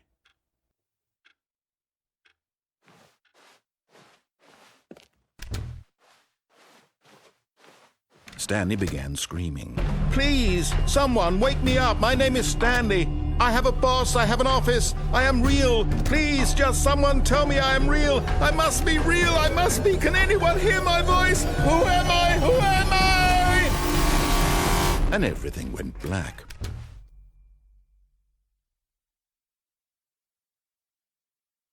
This is the story of a woman named Mariella. Mariella woke up on a day like any other. She arose, got dressed, gathered her belongings, and walked to her place of work. But on this particular day, her walk was interrupted by the body of a man who had stumbled through town talking and screaming to himself, and then collapsed dead on the sidewalk. And although she would soon turn to go call for an ambulance, for just a few brief moments she considered the strange man. He was obviously crazy. This much she knew. Everyone knows what crazy people look like. And in that moment, she thought to herself how lucky she was to be normal. I am sane. I am in control of my mind. I know what is real and what isn't. It was comforting to think this, and in a certain way, seeing this man made her feel better. But then she remembered the meeting she had scheduled for that day, the very important people whose impressions of her would affect her career, and by extension, the rest of her life. She had no time for this, so it was only a moment that she stood there, staring down at the body. And then she turned and ran. The story has been about nothing but you all this time. There's someone you've been neglecting, Stanley. Someone you've forgotten about. Please, stop trying to make every decision by yourself. Now, I'm not asking for me, I'm asking for her. This is it, Stanley. Your chance to redeem yourself, to put your work aside, to let her back into your life. She's been waiting. That's her, Stanley. You need to be the one to do this, to reach out to her. If you can truly place your faith in another, then pick up the phone.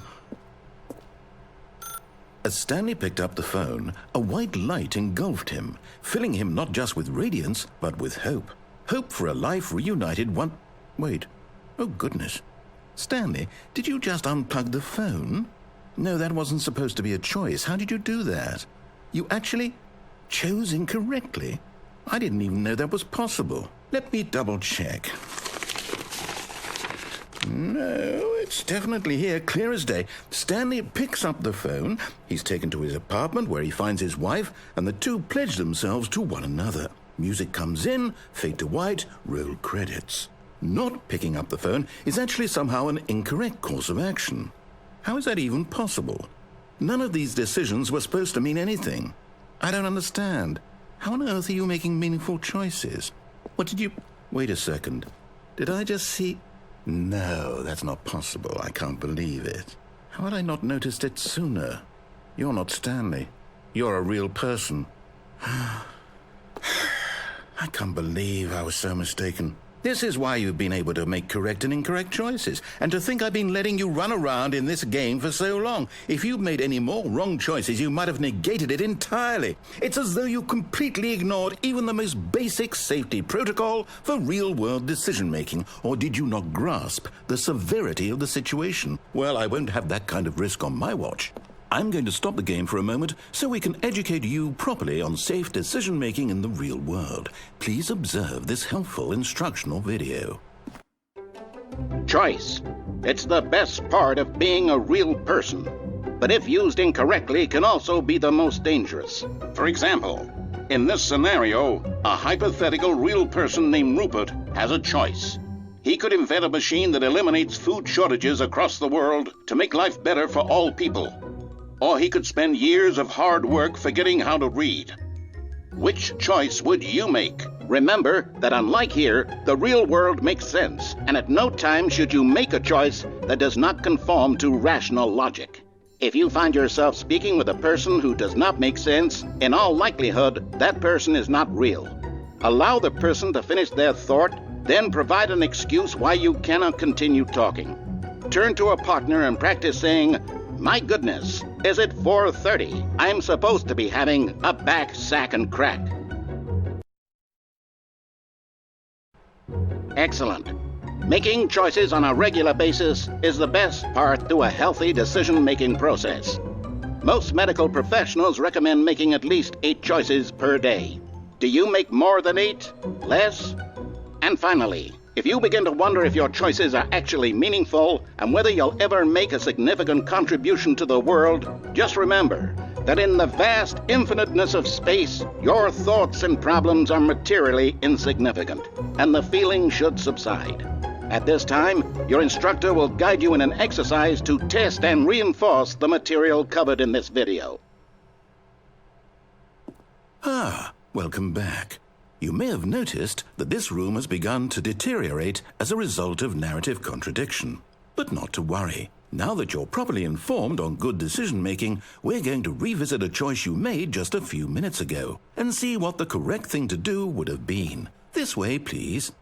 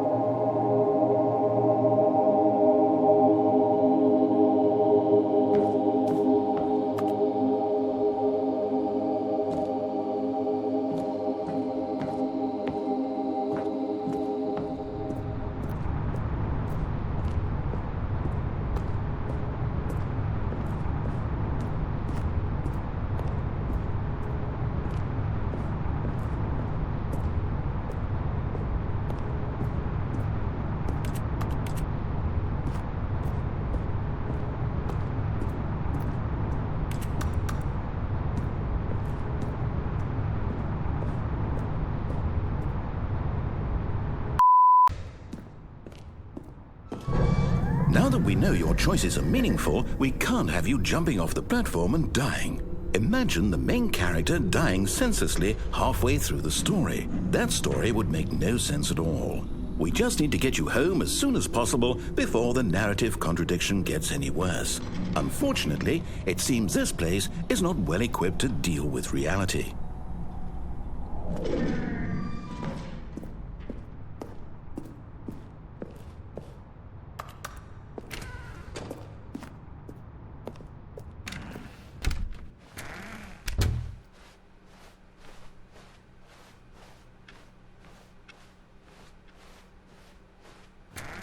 Almost there. You'll take the door on the left, back to the correct ending, the story will have resolution once again, and you'll be home free in the real world.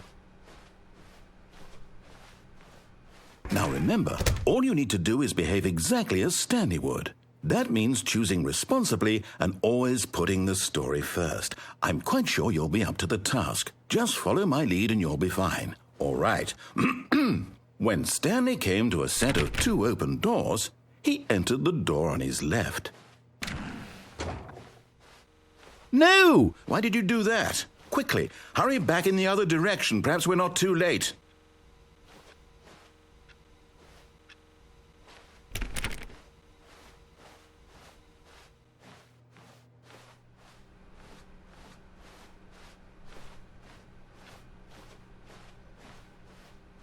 Oh, it's ruined.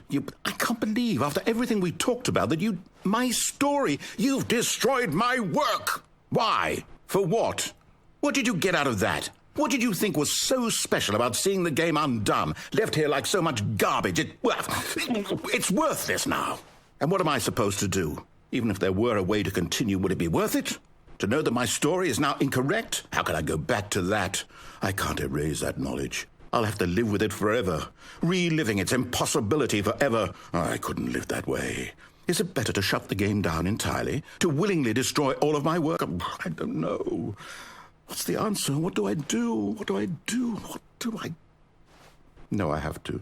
I have to shut the game down. I have to. I have to.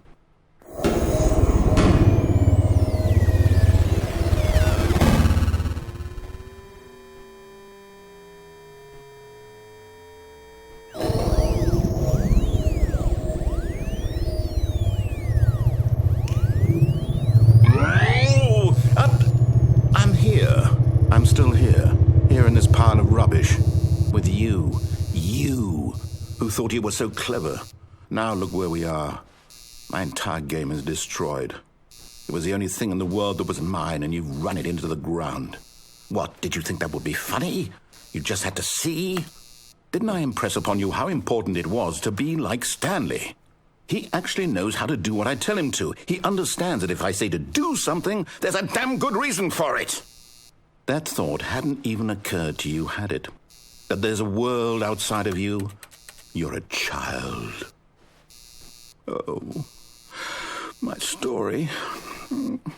If you'd just gone through the door on the left, you would have seen it. There was a whole underground facility. You would have destroyed it and been victorious. It would have been so perfect. I worked so hard on it. I tried so hard to make... behave exactly as Stanley would. That means choosing responsibly and always putting the story first. I'm quite sure you'll be up to the task. Just follow my lead and you'll be fine. All right. When Stanley came to a set of 2 open doors, he entered the door on his left. No! Why did you do that? Quickly, hurry back. Behave exactly as Stanley would. That means choosing responsibly and always putting the story first. I'm quite sure you'll be up to the task. Just follow my lead and you'll be fine. All right. When Stanley came to a set of 2 open doors, he entered the door on his left.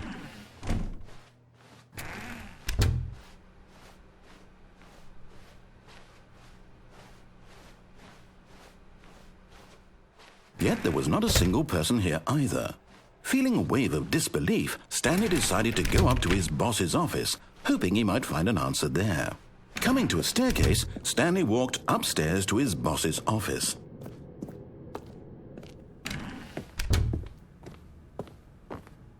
Stepping inside his manager's office, Stanley was once again stunned to discover not an indication of any human life.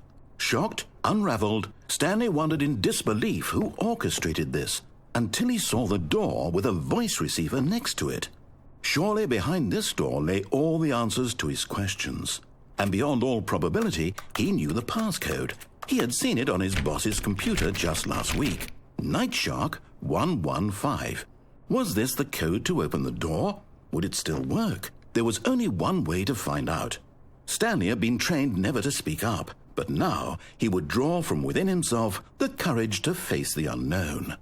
He drew a sharp breath and then spoke the code.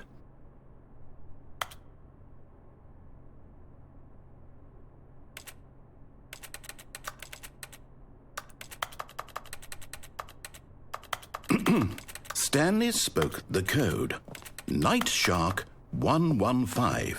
He spoke it into the receiver, right there on the wall.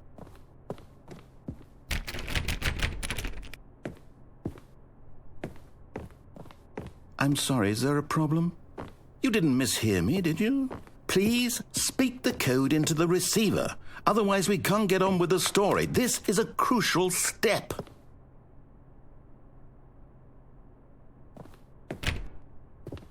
Okay, fine, you're not going to do it, but you know what? It's pretty humiliating to bring you this far, only for you to suddenly decide you have better things to do. I asked you for this one single thing, for your respect. The kind of respect Stanley shows for his choices. He knows what it means to take a story seriously. If you didn't want to see what I had to show you, then why did you come here? You had a choice, you know. You could have gone through the door on the right. You could have done whatever the hell you wanted over there. Why did you come this way? Speak. Say something to me. Explain yourself, you coward. You... When Stanley came to a set of two open doors, he entered the door on his left. Stanley? Hello? Are you...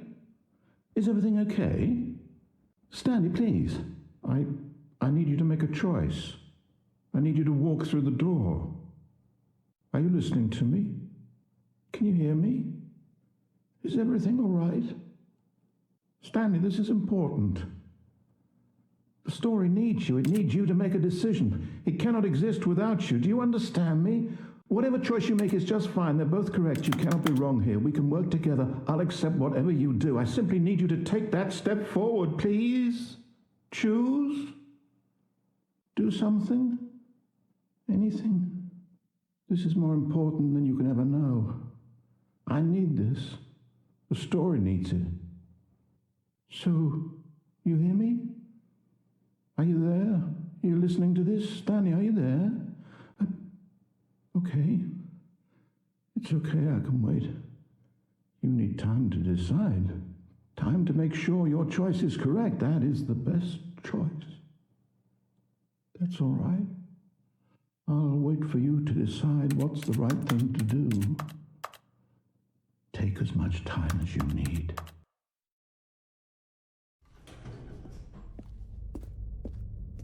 All right, let's see. It's the jump circle?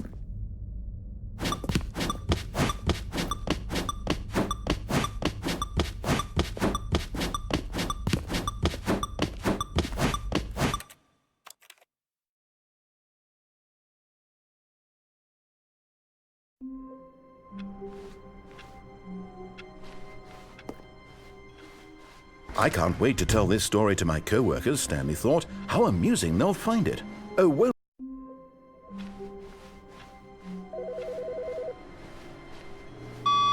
Hello.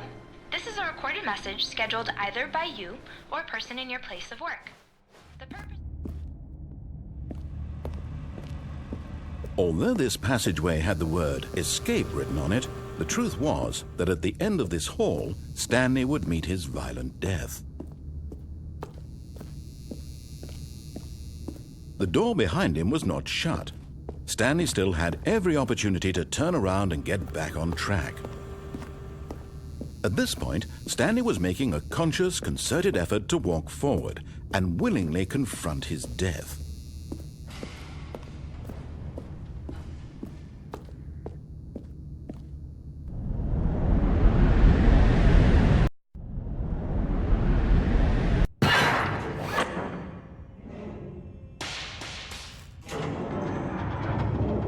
As the machine whirred into motion and Stanley was inched closer and closer to his demise, he reflected that his life had been of no consequence whatsoever. Stanley can't see the bigger picture. He doesn't know the real story, trapped forever in his narrow vision of what this world is. Perhaps his death was of no great loss, like plucking the eyeballs from a blind man. And so he resigned and willingly accepted this violent end to his brief and shallow life. Farewell, Stanley.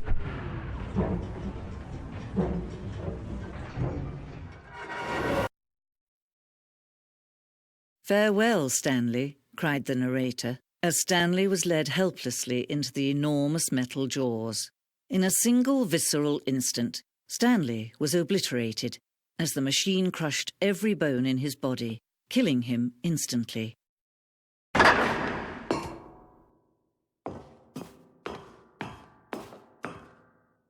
And yet it would be just a few minutes before Stanley would restart the game, back in his office, as alive as ever. What exactly did the narrator think he was going to accomplish? When every path you can walk has been created for you long in advance, death becomes meaningless, making life the same. Do you see now? Do you see that Stanley was already dead from the moment he hit start?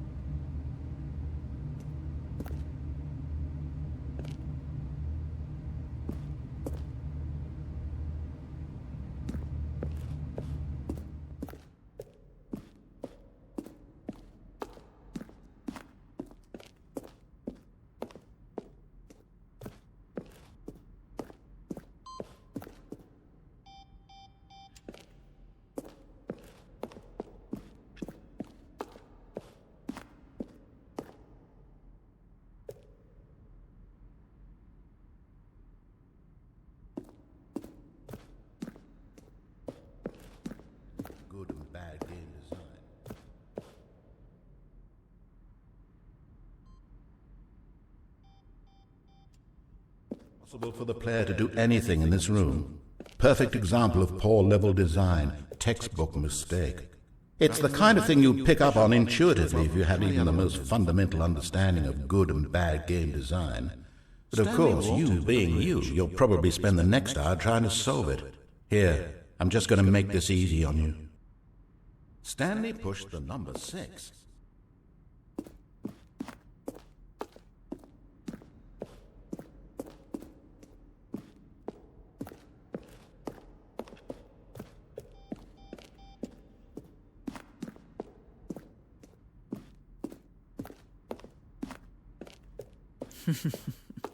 Oh, look at these two. How they wish to destroy one another.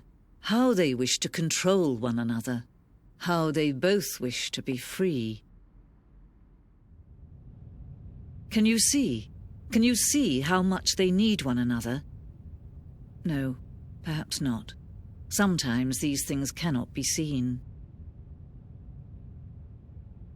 But listen to me. You can still save these two. You can stop the program before they both fail. Push escape and press quit. There's no other way to beat this game. As long as you move forward, you'll be walking someone else's path. Stop now and it'll be your only true choice. Whatever you do, choose it. Don't let time choose for you. Don't let... Redeem yourself. To put your work aside. To let her back into your life. She's been waiting.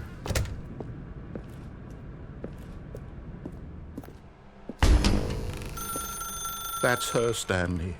You need to be the one to do this, to reach out to her. If you can truly place your faith in another, then pick up...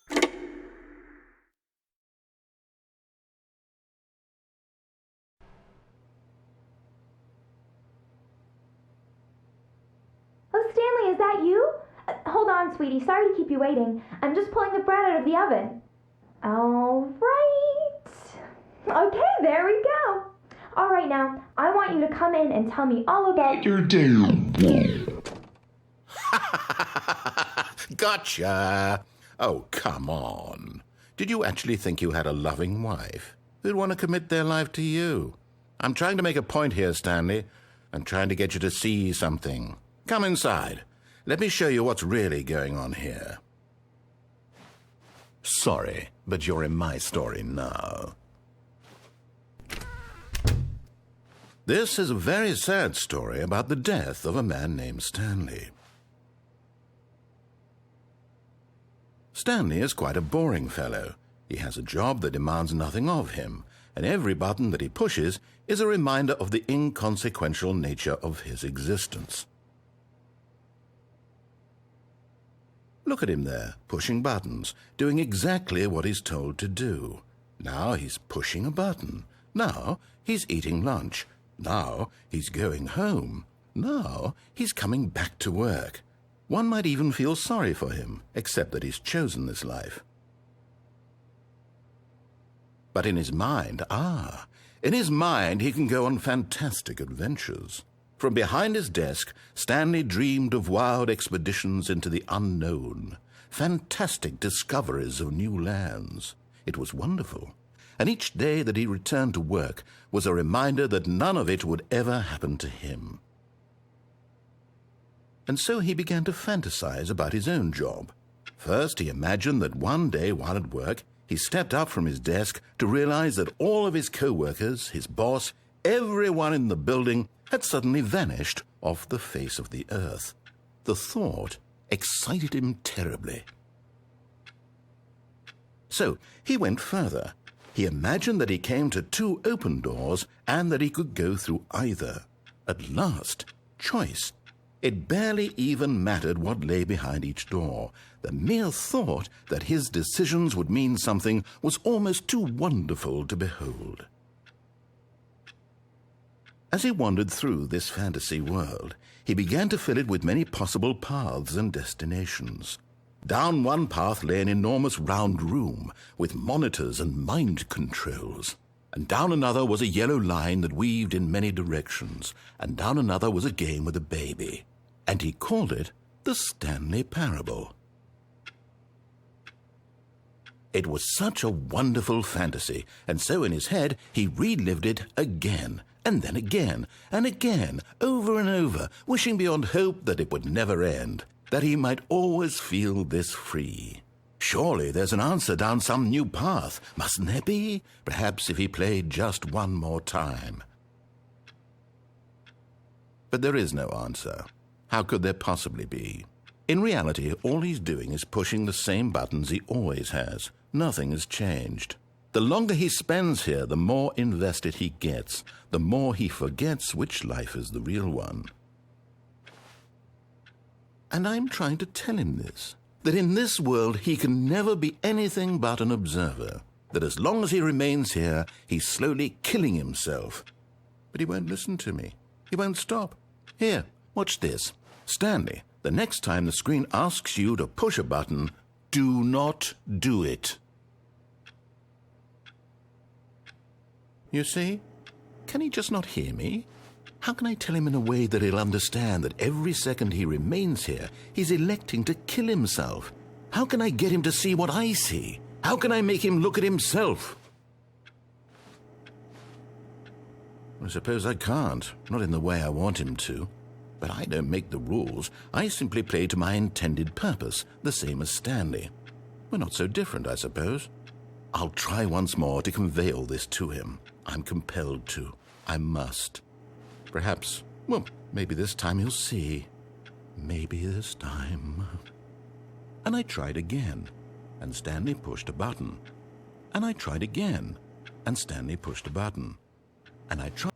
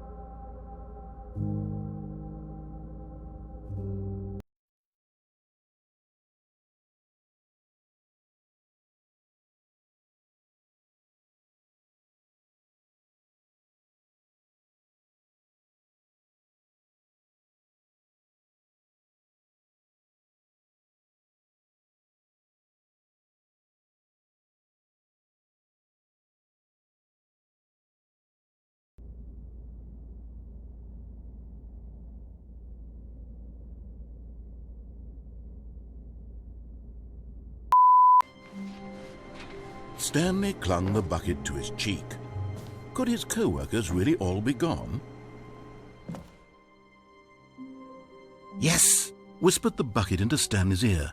We've done it. We've escaped from that dull office and that pesky narrator. At last, out here in the white void, we are alone. Now, and for the first time, I can reveal to you my true self. The bucket began to tell Stanley of its life and its history, of the countless wars it witnessed, desecrating the land and lives of untold numbers of innocent humans, and the bucket's own complicity therein, of sadness and regret, and the many years it spent dwelling on the actions it might have taken to curb the madness and the decay, if only it had been stronger, of hope and redemption, and its crusade to uplift the stock of life for the common man, to manifest justice where none existed, and the bittersweet reality of time, to see one's dreams and wishes met halfway, meted out in parcels like charity, and abandoned as soon as the warm glow of inspiration begins to dim. The opportunities to do so much more.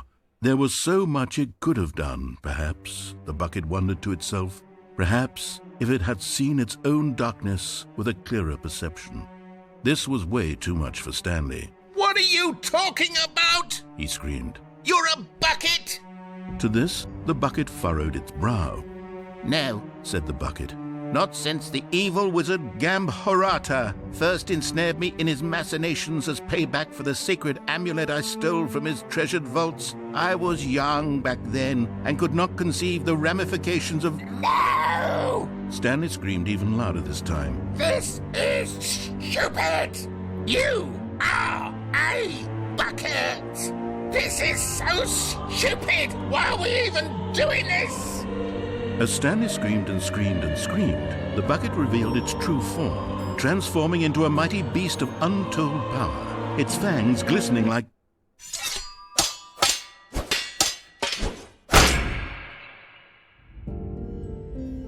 My God, Stanley, you did it. You saved us from the bucket. Thank God you already had all 12 emblems of sages and knew the incantations to summon their true power. Otherwise, we would have easily been overwhelmed by the bucket's power. I'm speechless. You've demonstrated such bravery here today. Come, let's restart the game, and we'll agree to never again go trifling with this bucket, nor the dark magic cast away inside of it. Bucket into his arms, and a wave of comfort rushed over him. Oh, please. Are you really just doing this for the achievement? Click a door 5 times. Is that all that you think an achievement is worth? No. I can't just give these merits away for such little effort. A measly 5 clicks. Now suppose you were to click the door 20 times. I would say that's the kind of effort that warrants recognition.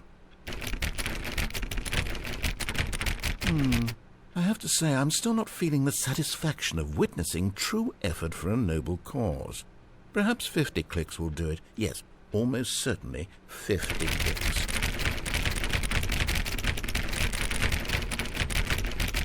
No, I'm still not feeling it. You see, now that you've gotten the bucket involved, my standards have gone up.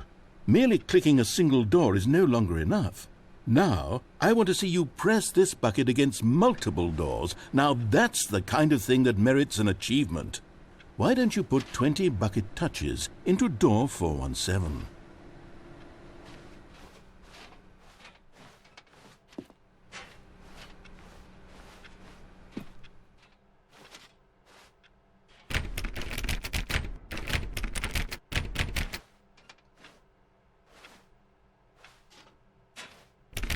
Okay, great. Now, go touch the bucket on door 437 a few times.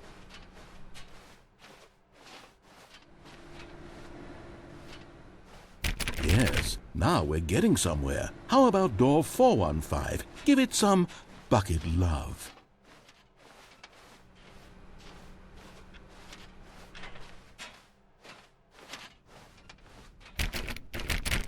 Now back to door number 437.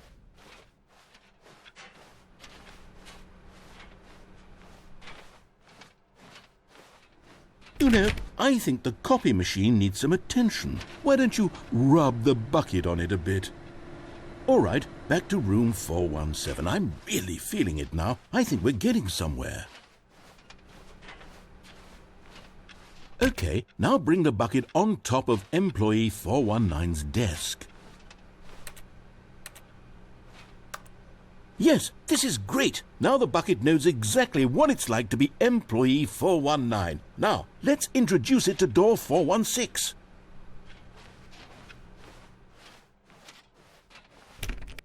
We've almost got it. Now make the bucket and the copy machine touch again.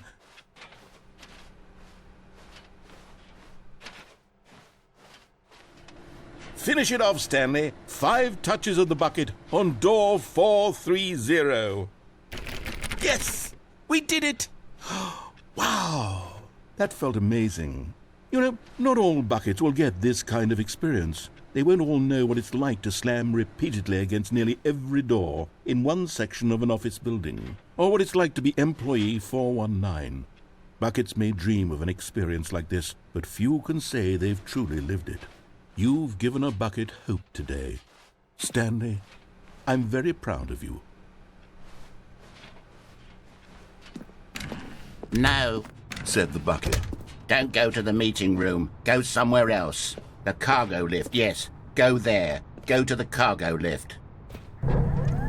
Oh, well, look who's got cold feet. Well, from here, it looks like the only way forward is down, since the lift won't be coming back, but that's okay. You've got a bucket. Did you know that buckets are routinely used as cushioning devices? It's true. You can fall on a bucket from literally any height and survive.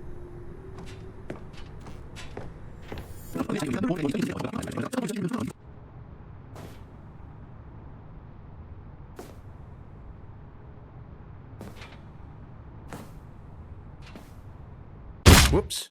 Looks like I was wrong. How clumsy of me.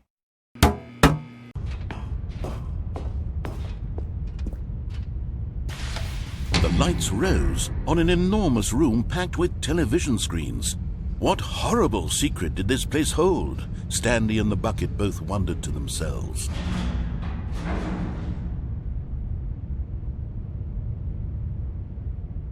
But just as Stanley was about to proceed further into the mind control facility, he tripped and fell over the railing and into the dark void below. Thankfully, he fell directly onto the bucket, which safely cushioned his fall. Now, what to do next? Stanley wondered.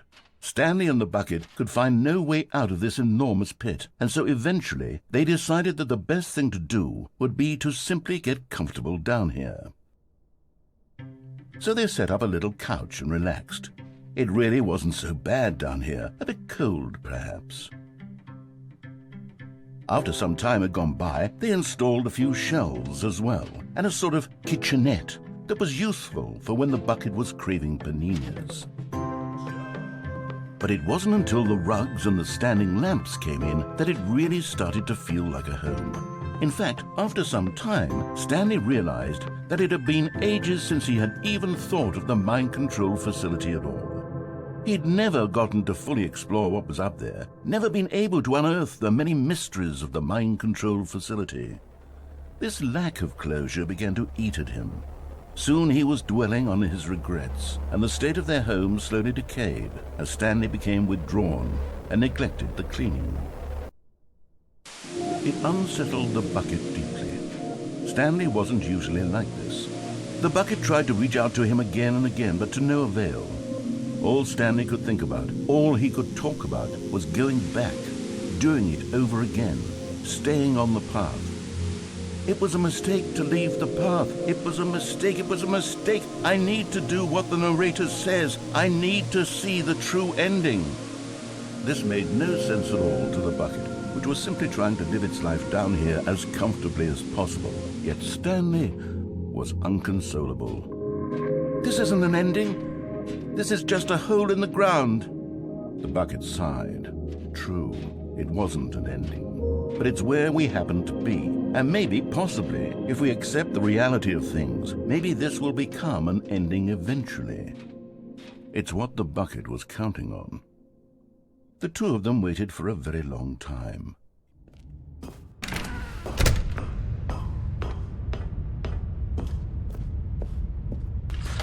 The lights rose on an enormous room packed with television screens. What horrible secret did this place hold? Stanley thought to himself. Did he have the strength to find out?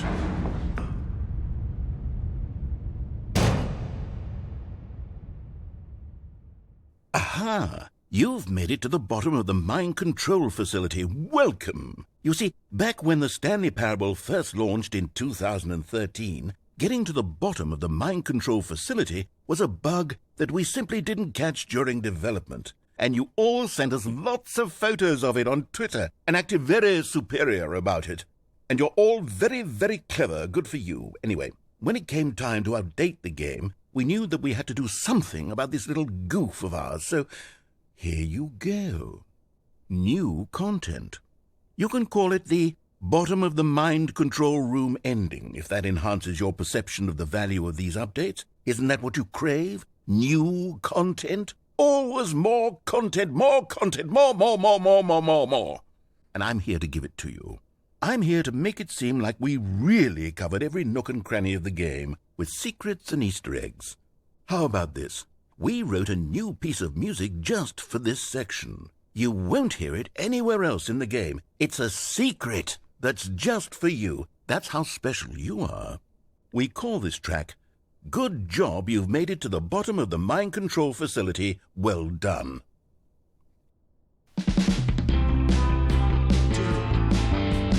Good job, you did it.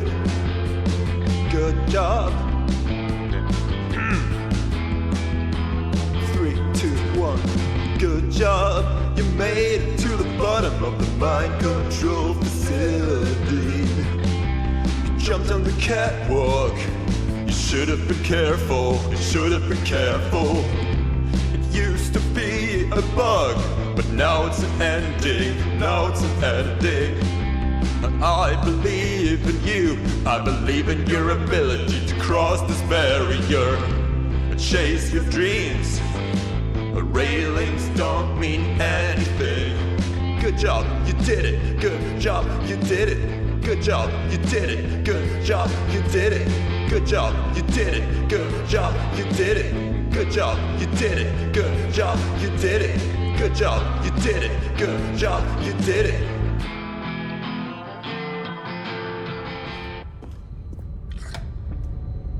This mind control facility, it was too horrible to believe. It couldn't be true.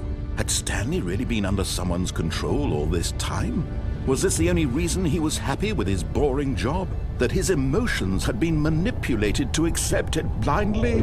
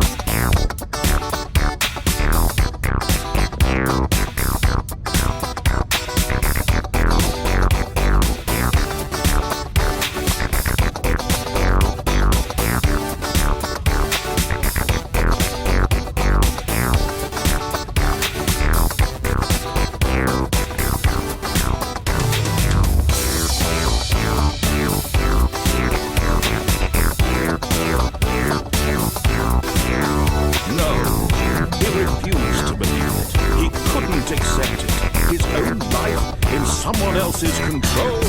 Never! It was unthinkable, wasn't it? Was it even possible? Had he truly spent his entire life utterly blind to the world? Commanded from this very place.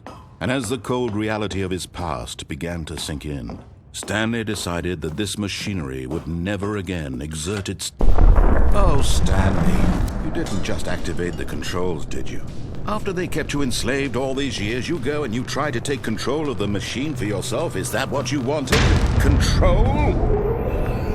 Oh, Stanley, I applaud your effort, I really do. But you need to understand, there's only so much that machine can do. You were supposed to let it go, turn the controls off, and leave. If you want to throw my story off track, you're going to have to do much better than that. I'm afraid you don't have nearly the power you think you do. For example, and I believe you'll find this pertinent, Stanley suddenly realized he had just initiated the network's emergency detonation system. In the event that this machine is activated without proper DNA identification, nuclear detonators are said to explode, eliminating the entire complex. How long until detonation then? Let's say, 2 minutes. Now this is making things a little more fun, isn't it, Stanley? It's your time to shine. You are the star. It's your story now. Shape it to your heart's desires. Oh, this is much better than what I had in mind. What a shame we have so little time left to enjoy it. Mere moments until the bomb goes off. But what precious moments each one of them is. More time to talk about you, about me, where we're going, what all this means. I barely know where to start. What's that? You'd like to know where your co-workers are? A moment of solace before you're obliterated? All right, I'm in a good mood. You're going to die anyway. I'll tell you exactly what happened to them. I erased them. I turned off the machine. I set you free. Of course, that was merely in this instance of the story. Sometimes when I tell it, I simply let you sit there in your office forever, pushing buttons endlessly and then dying alone. Other times, I let the office sink into the ground, swallowing everyone inside, or I let it burn to a crisp. I have to say this, though, this version of events has been rather amusing. Watching you try to make sense of everything and take back the control wrested away from you, it's quite rich. I almost hate to see it go.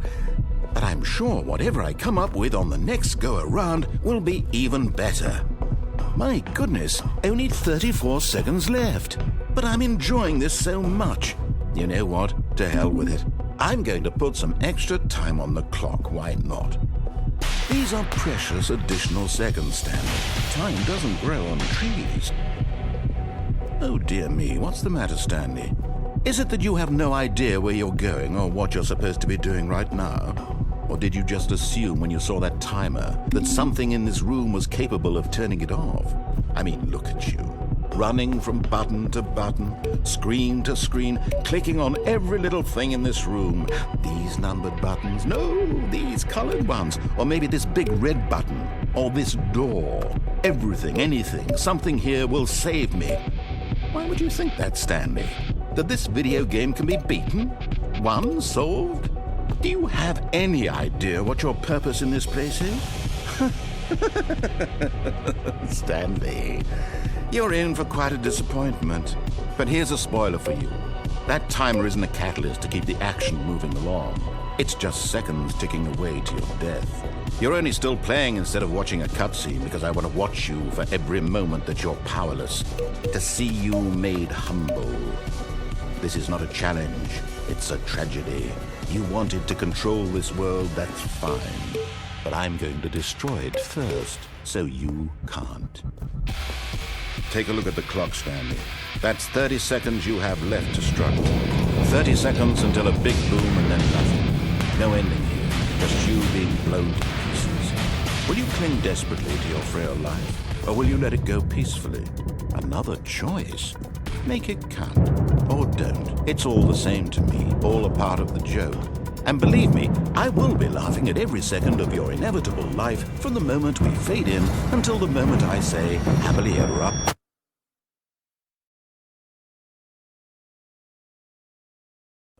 Perhaps his boss's office was where he'd find answers.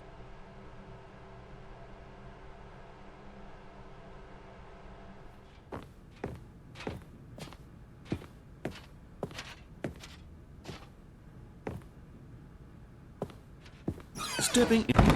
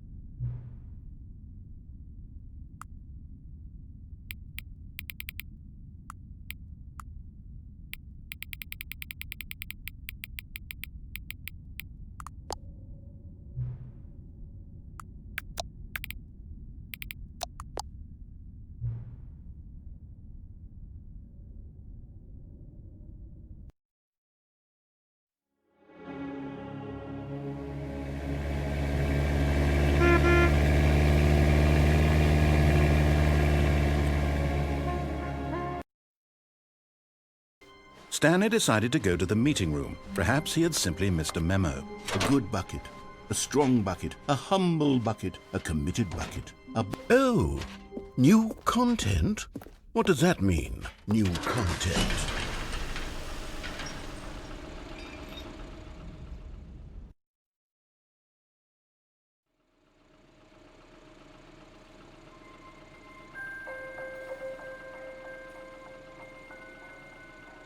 Hello, and thank you for playing the Stanley Parable Ultra Deluxe. As you may know, the Stanley Parable was a video game released in 2013 on home computers.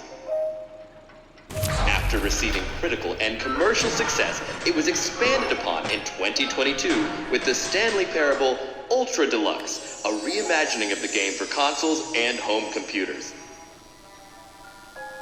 The Stanley Parable Ultra Deluxe features exciting new content that broadens and expands the world of the Stanley Parable, delighting audiences the world over.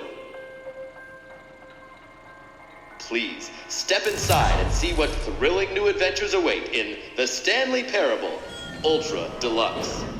Oh, well, this sounds delightful. I'm very excited to see the thrilling new Ultra Deluxe content. Wait, Stanley, I've just now realized. That bucket you're holding, it's the bucket I've been working on for my sequel. How did you get your hands on it? Isn't this the preview to the sequel? How do you have the bucket already? This makes no sense at all. Hold on. Did I already show you my ideas for the sequel? I don't remember doing that at all.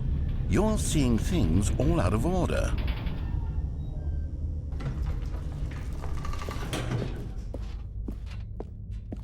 All right, let's see. It's the jump circle?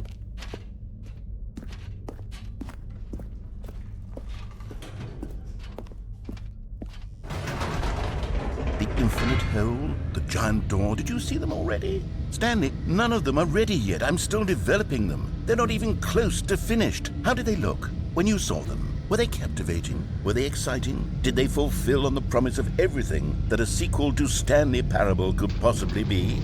Had I figured out how the hell to make a sequel to this game?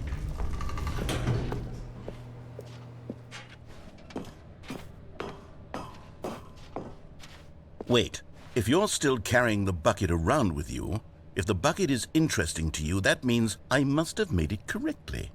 Yes. You carrying the bucket with you everywhere is exactly what I set out to accomplish. The bucket is the exciting and captivating new content that I promised. I did it! I win! I made a sequel to the Stanley Parable! Yes, the sign is correct. Thank you for enjoying the new content. Thank you for taking the bucket everywhere with you, clinging tightly to the bucket, never letting it go. It means I've won. It means I am victorious over the gamers. It is a sweet salve of victory on my soul. Thank you for enjoying the new content. The bucket is the Stanley Parable now. They are one and the same. There is no Stanley Parable without the bucket. I win, I win, I win, I win, I win, I win, I win, I win, I win, I win.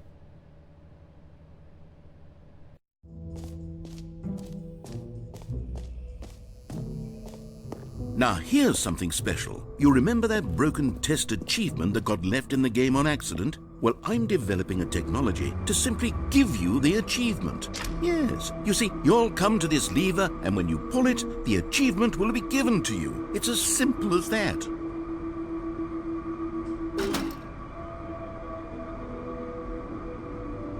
As you can see, the machine is not working yet since... What? Wait, what in the holy hell is going on? You got the achievement? Why did the machine work? Stanley, I didn't fix it. I didn't do anything to it. I swear, it was broken just a second ago. Who fixed it? Is someone here? Are we being watched? Oh, God. Composure. Composure. Yes, as you can see, the machine is working as normal, as I intended. It truly speaks to the awe-inspiring magic of the Stanley Parable 2. Breathe. Just breathe.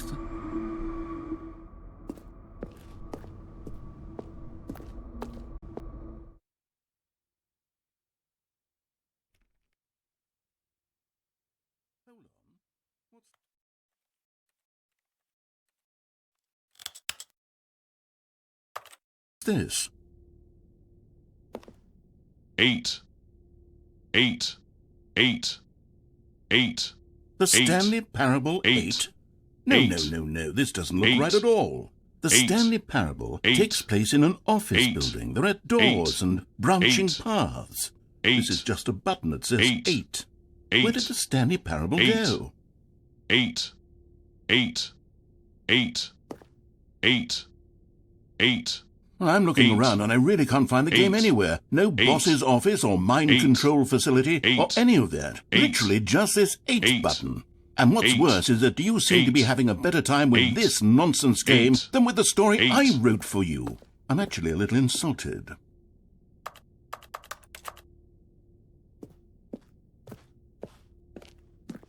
Eight. 8. 8. 8. 8. 8. 8.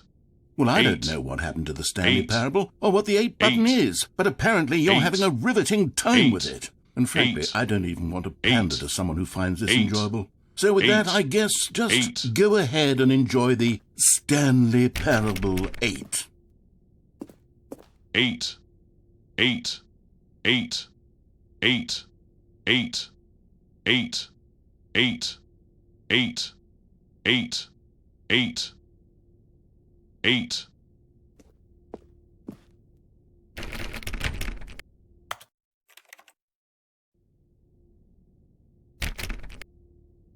Hold on.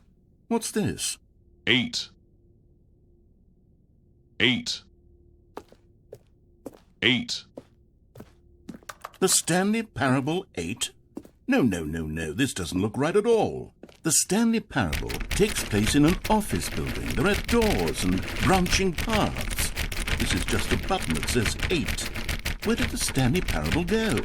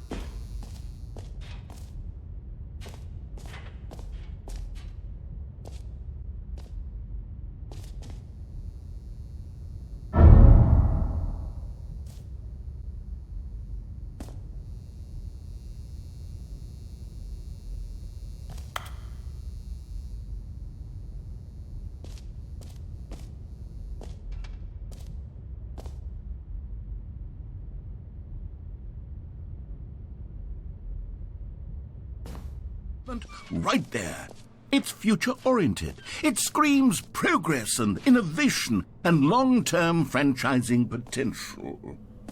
Now, to be clear, I haven't quite nailed down what exactly the Stanley Parable 2 is going to be, but let's take a look at some of the features I've been developing for it. I figure that if I can loosely organize a handful of interesting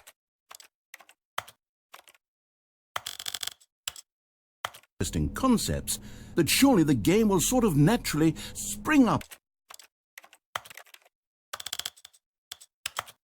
around them. It'll all work itself out. Game development is much more of a fuzzy magic than anything scientific or logical, really.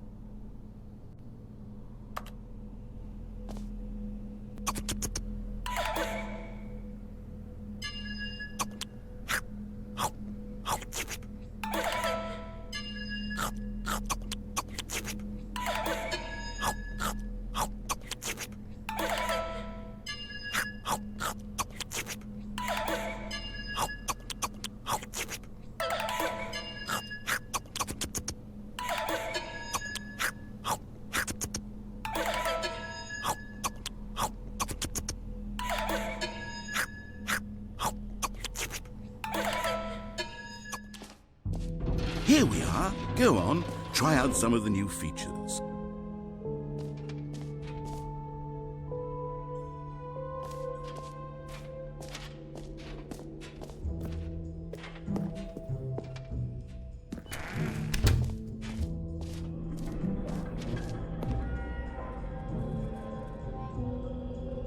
Wait, there are 2 buckets here? How did you get a second bucket? Oh no, the warmth and comfort of a single bucket is already so great, so intoxicatingly wonderful. With 2 buckets, there's no telling. Stanley, can you still hear me? Are you with me? Stanley! Oh, thank God, I didn't lose you. Stanley, the power of 2 buckets was too much. I had to destroy both of them.